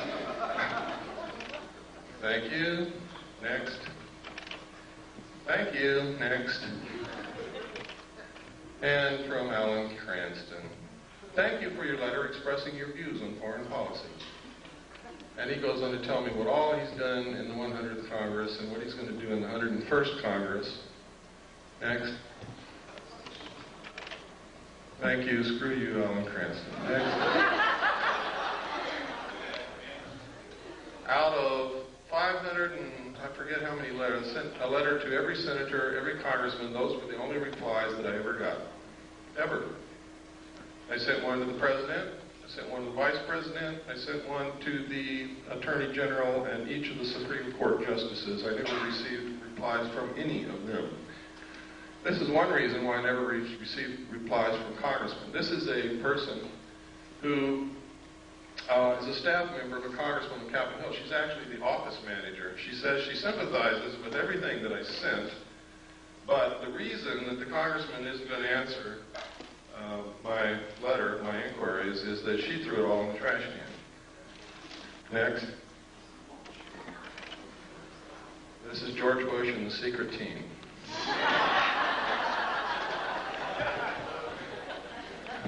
Next. Another reason for a new world order is if extraterrestrials are real, who speaks for planet Earth? Who? I mean, if they're really real, who's going to speak for all of us? Who's going to represent the Earth?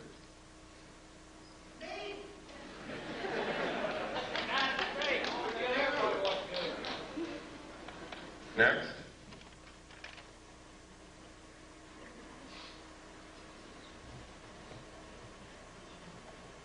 For all those of you who were going to tell me that you're just one person, there's nothing that you can do, I think this says it all.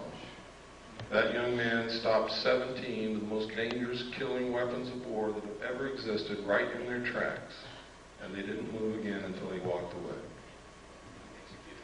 That's a real hero. He has not been executed yet. He is a real hero. He's the only real hero that I know in this whole world. In this whole world. That's him right there. He's Chinese. And most of us would say, here comes the chinks into the neighborhood. That man is my brother. I don't care who he is. And I hope that you learn that he's yours. His heart's probably bigger than all of ours in this room put together. But that's your answer when you come to tell me that you're only one solitary little person. There's nothing that you can do. This is our country. It belongs to the people. And we can do whatever we want to do with this country, but we have to do it together. I hope that we can all find a way to do that. If we could have I believe that's the last slide. If we could have the lights, we'll have some questions and answers. Or we'll have some questions. I don't know how many answers.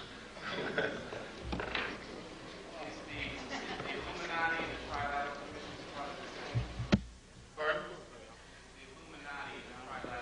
The core of the Trilateral Commission is certainly Illuminati. The core of the Council on Foreign Relations is also, in many other groups, one of the tenets of the Illuminati is that they would not use their real name. They would never appear under their real name, but under different names and different occupations. This is historical fact. Bill, Yes. are you in personal danger because you are, advocating all of this? It doesn't make any difference, and I don't want to dwell on that. I believe that the future for my family and for my daughter and for my children is more important than my personal safety. I believe that this country is more important than my personal safety. And you have to understand that we wouldn't have this country if George Washington asked if he was going to be in danger, if he signed the Declaration of Independence or signed the Constitution or participated in the war against the king. There are some things worth dying for, and I believe that I've found out what it is. No, I'm not afraid. Yes, I'm in danger, but I don't give a damn. Yes, Nancy. I came to your talk 2 years ago last year, and I'm curious to know what political organizations have organized or what kind of activists. I mean, it seems to be wonderful to sit here and listen to all this stuff, and then everybody goes home and they don't do anything about it. Yeah, we need to talk about that. One of the things that is bad about this country are political organizations. Because you tend to label yourselves and square up against each other instead of against the real enemies. For instance, I know many people in this room consider themselves to be right-wing conservatives. I also know many people in this room who consider themselves to be left-wing liberals. But I also know that in their heart, every one of those people believes in this country, believes in the Constitution of the United States, would never consent willingly to give up any of our rights under the Bill of Rights or under the Constitution. So therefore, this right-wing conservative, left-wing liberal is bullshit. They're really Americans, but they don't know it. They don't realize that they're just really Americans. Why label yourself something other than that? I'm an American, I'm a constitutionalist because that's what this country represents. The Constitution is this country. Destroy it and this country ceases to exist instantly. Therefore, I have no other political viewpoints, period. None other whatsoever. If it's allowed in the Constitution, I'm for it. If it's not, I'm against it, period. That's my political viewpoint. I would hope that it would be yours, because any other viewpoint is anti-American, anti-constitutional, anti-United States. I hope that if you think you're a right-wing conservative, that you'll stop doing that. I hope that if you think you're a left-wing liberal, I hope that you will stop doing that. I hope that you will become an American again, because that's what we all started out as, Americans, and all of a sudden we became something else. I'm black, whitey's out to get me. I don't want them blacks in my neighborhood. They're scumbags. They're Americans, folks. Pardon? I just did. No, I asked you specifically what has been done by the people interested in the project. Have the senators, been contacted on that? The only thing that you can do is throw the people in Congress out. People, we've been telling you this over and over and over again for years. Somebody's not listening.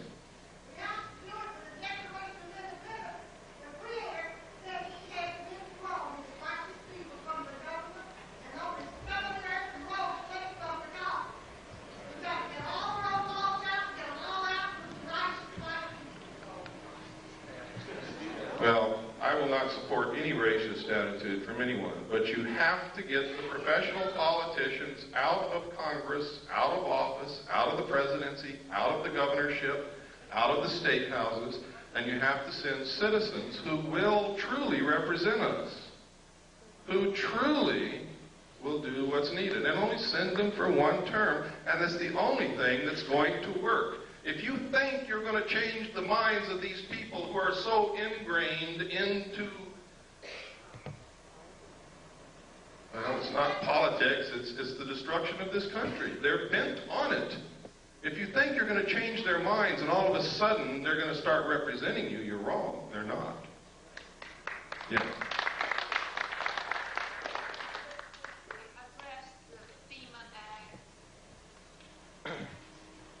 I don't think I have time to go into it. The problem with the things that I talk about is there's never enough time to really talk about it. And I know that some of you are sitting there and you have questions and you want answers. And I can tell you that the answers are out there. Part of what needs to be done is you have to quit relying on people like me and others and help us. You have to become one of us who search and dig and educate. If all of you could go out of here and educate 10 people, each one of you, and then they could go educate 10 people, and it doesn't have to be in one day. You could take 6 months to educate those 10 people, and they could take 6 months to educate 10 people in a very short period of time. Everybody in this country would understand what our real problems are. The real problems are we're not paying attention. We're not running this country. We don't know what the problems are. We don't know what's going on. We've left our business and gone on vacation. We are fighting amongst each other while the real enemy is destroying the country. That's the real problem. That's correct. Yes. May I suggest that everybody get a little copy of the Constitution? It takes about 20 minutes to read.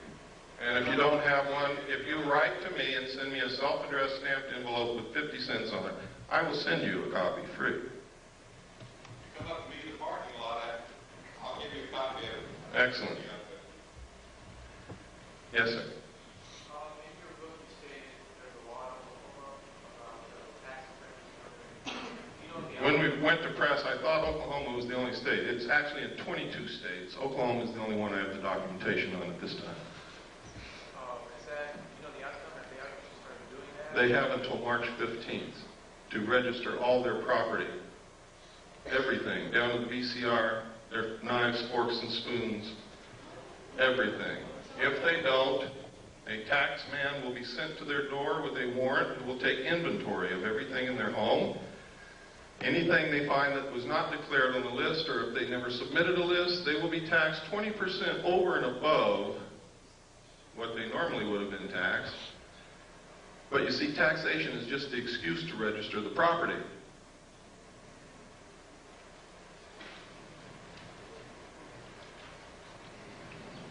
For those of you who want to order a copy of my book, I'm not a salesman. I didn't bring books with me. I never do that. I don't bring tapes with me, but we have them. Part of what I want you to do is get active.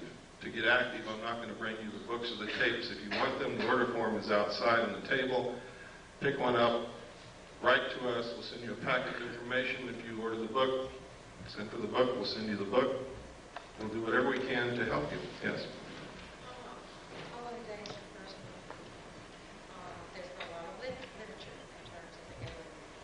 The animal mutilations, yes. the mutilations, the genetic things. Do you feel that probably this is a fabrication in terms of creating a fear in which, like you're saying, would come as an attitude of one planet against an alien? It's exactly what I believe. Now, you have to know that when Hitler got ready to go into Europe, to invade France and the other countries of Europe, he began broadcasting Nostradamus' predictions. What did you see on television last night? Why do they use these predictions and prophecies? Why all of a sudden are you hearing that the book of Revelations is coming true in front of your eyes? To get you to give up. If it's been prophesied and it's going to come true, you're not going to fight it. To neutralize the Christian community so that they won't fight the new one world government. Hitler dropped the prophecies which said Hitler was going to win and was going to be the ruler of 1,000-year time of peace. So the French dropped their weapons and ran. Pay attention to what's happening. AT&T, one world, one car.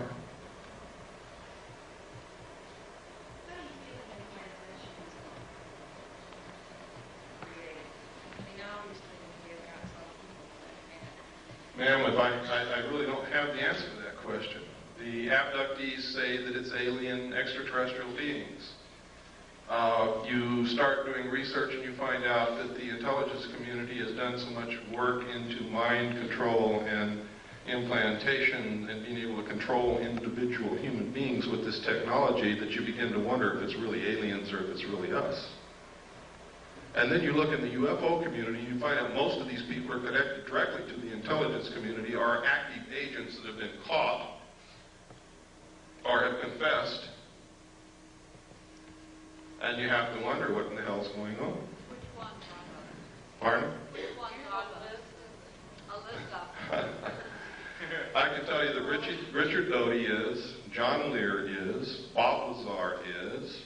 You've seen evidence that Bud Hopkins is. I can tell you Whitley Strieber is, because there's no other place he could have gotten the information that he wrote in his book, Majestic, except from the same top secret documents that I saw, only he's never been in a position with a clearance to see them.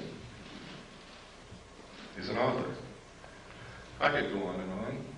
Yes, sir. What about personal property? If this new war over like you suggested, what about personal property, like land, home? Private property will be abolished. You will use what the state gives you. Remember I said totalitarian socialist state.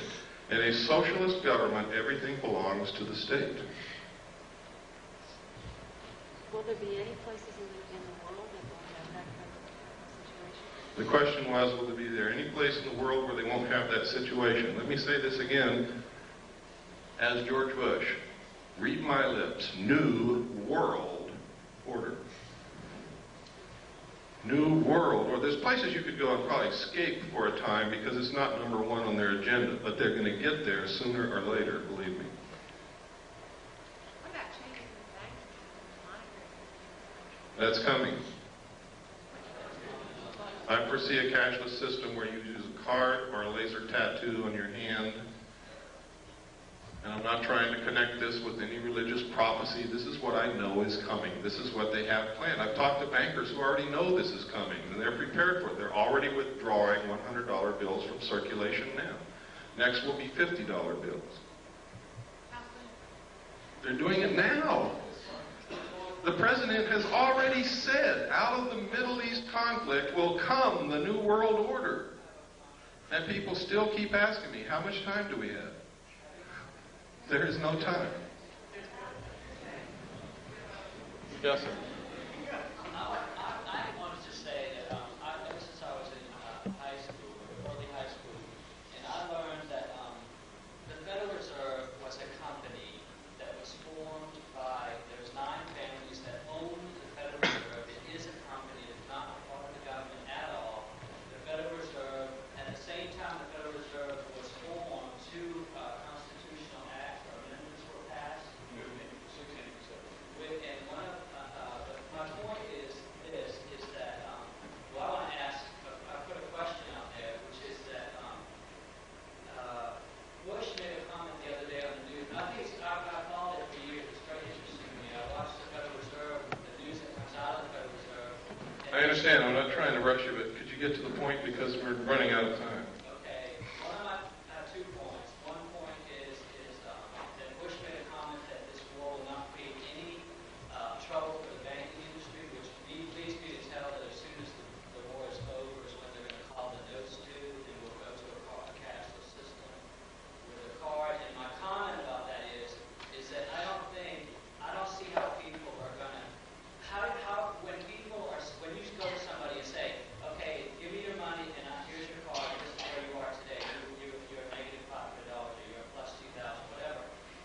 The people are so attached to their monetary value in life that I find it really difficult to see American people to battle that. In other words, that in lieu of, oh, give me the card, let me be able to sell my future and give me this card, and it's okay if I can't have a card right now. Or can't, you know what I mean? It's like, I see the money thing as being another piece of the picture of going towards a totalitarian type government, because you're taking the money, your money is not yours. A cashless system literally is slavery, and I'll tell you how that works. First, as it stands now, the money in your pocket is not your money. And you're going to go to the bank one day and you're going to say, I'm sorry, we're not taking this anymore. It's not yours. It belongs to the Federal Reserve. And you'll see that on the note. the Federal Reserve notes in your pocket are actually instruments of debt. And one way that they're going to get your property away from you is you can't pay for something with the debt. So you don't own what you think you own right now anyway, legally, under the Constitution. And that's the truth. They're going to come and they're going to collapse the economy instantly. The money is not in the banks. They've been doing fractional lending, fractional banking, which means if you have $1,000 on deposit, they can loan as much as 10 times that out. That doesn't exist. They created on the books with the stroke of a pen, which means that if all of you wanted to gather up enough cash to go pay your debts, you couldn't do it because the cash doesn't exist. If you wanted to go draw your money out of the bank, you couldn't do that either because it's not there. It's very easy for them to collapse the system. Those of us who have done the research know that the third world nations have already pledged their natural resources to the World Conservation Bank, which is going to be the new World Bank, in exchange for forgiveness of their debts, which means they're not going to pay back all those billions that we've loaned them, which means the money is not in the bank, doesn't exist. The economy is going to be the easiest thing for them to collapse. How are they going to get you to join the new economy? They're going to say, we have a solution. You see, one of the tricks of the Illuminati is they create a problem, and then they provide the solution when you beg them to. They're going to come to you and say, you have a house, and we have the note on your house. If you'll accept our new economic system, we'll refinance your house and let you keep it. You also have a car. We'll do the same with your car, and your furniture, and your kids, because you probably owe the hospital. Okay? See, when I was a kid, it was a disgrace to be in debt. Nobody was in debt. There was no such thing as credit cards, and if you even mentioned debt, People got angry with you. Now, in just my lifetime, and I'm 47 years old, they've changed all that to where everybody is in debt, and it's accepted, and if you're not in debt, you can't get a hotel room because if you don't have a credit card, they won't let you in. And that's the truth, and that's how they're going to do it. And you're going to say, well, I want to keep my house, I want to keep my car, and I want to keep my kids, so I'll join. And they say, fine. For every dollar you used to have, we're going to give you 10 cents, and we'll start all over.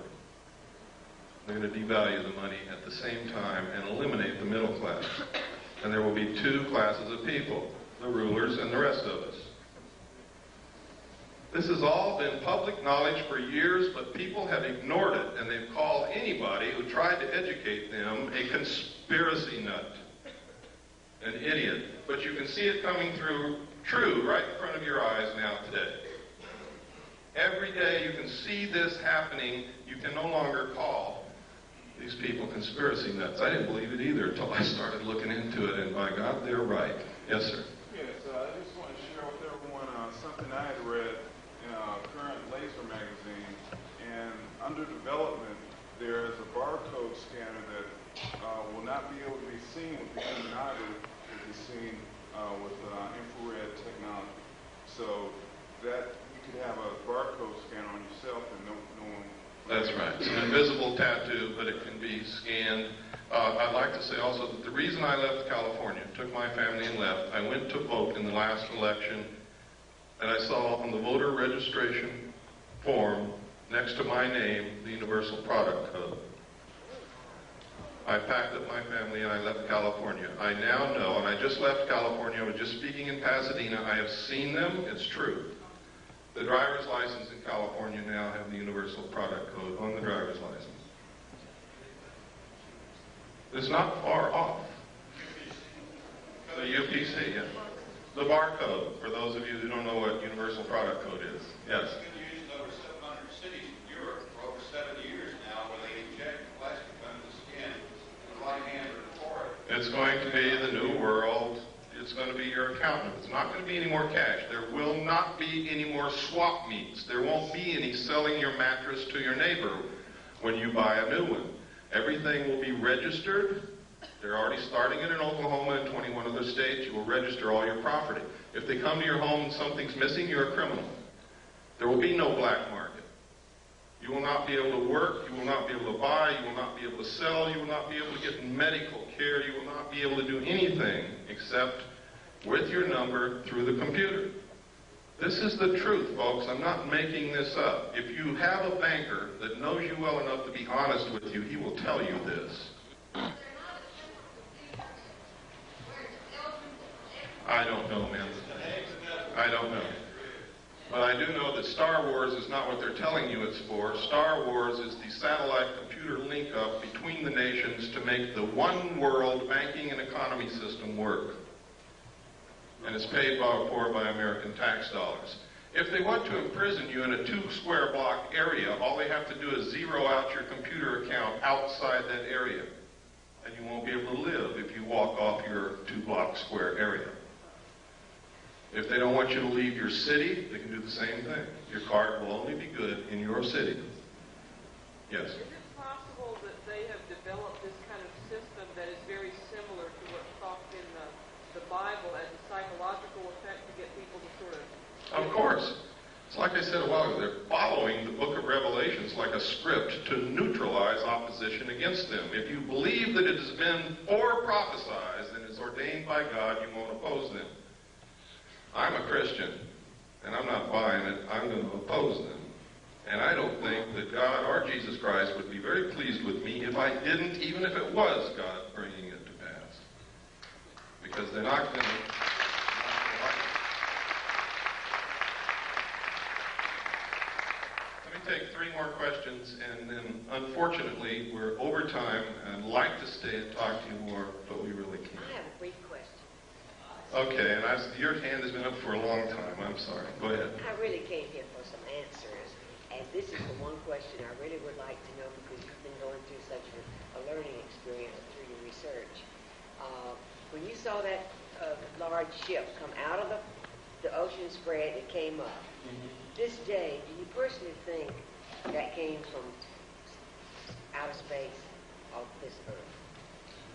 Personally, I don't think it was built on this Earth. Knowing what I know about the state of aircraft technology and about submarines. But what I think doesn't make a bit of difference. It's what I can prove that counts. And I can't prove that there's anybody here from outer space, although there's a lot of evidence to support it. What I can prove is that there's a lot of manipulation to put us in a one-world government and destroy this nation and enslave all of us in a cashless economic system. That I can prove. And that's what we better be looking at. Yes, sir. You seem to think a lot of people earlier that see they're involved in MUFON and the other organizations, and every time that people in the media, they all seem to be ex-military people that seem to have an incredible amount of insight. Is it basically just staff military people that are just here to tell you whatever you want to hear? I don't know. I know that MUFON is not doing what they claim to do. I know that evidence has disappeared when it's been sent to MUFON. I know that physical evidence of UFOs is one of the hardest things in the world to collect, and when they collected a liquid that dripped from a saucer in Gulf Breeze, Florida, and sent it to MUFON, it disappeared. That's what I know about MUFON. I know that if aliens are really here, and the government wants to keep it a secret, all the publications dealing with the information and all the organizations investigating this would be infiltrated and controlled by the government to suppress the information. I know that if aliens are not real and the government is perpetrating this hoax, then they're doing it through those organizations and publications and through people like me that innocently was passed documents through my hands and tried to come out and talk about it.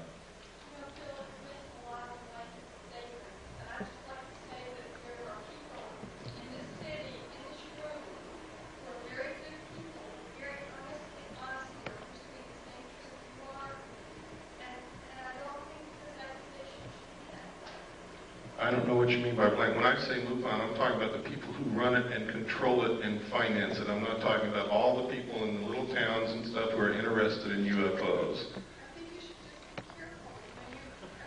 It's too late to be careful. I'm fighting a war and I need people on my side. And damn it, if somebody's on the battlefield in front of me, I'm going to run right over them. I am sorry, but that is exactly what I'm going to do.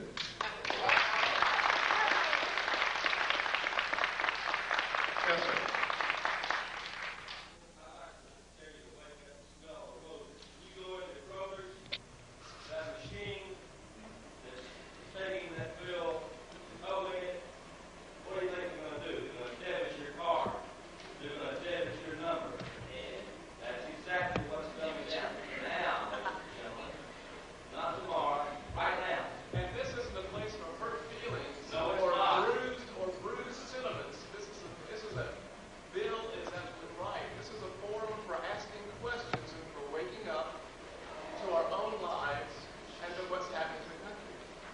I also know that not everybody's going to agree with me, and I don't expect you to, nor do I want you to.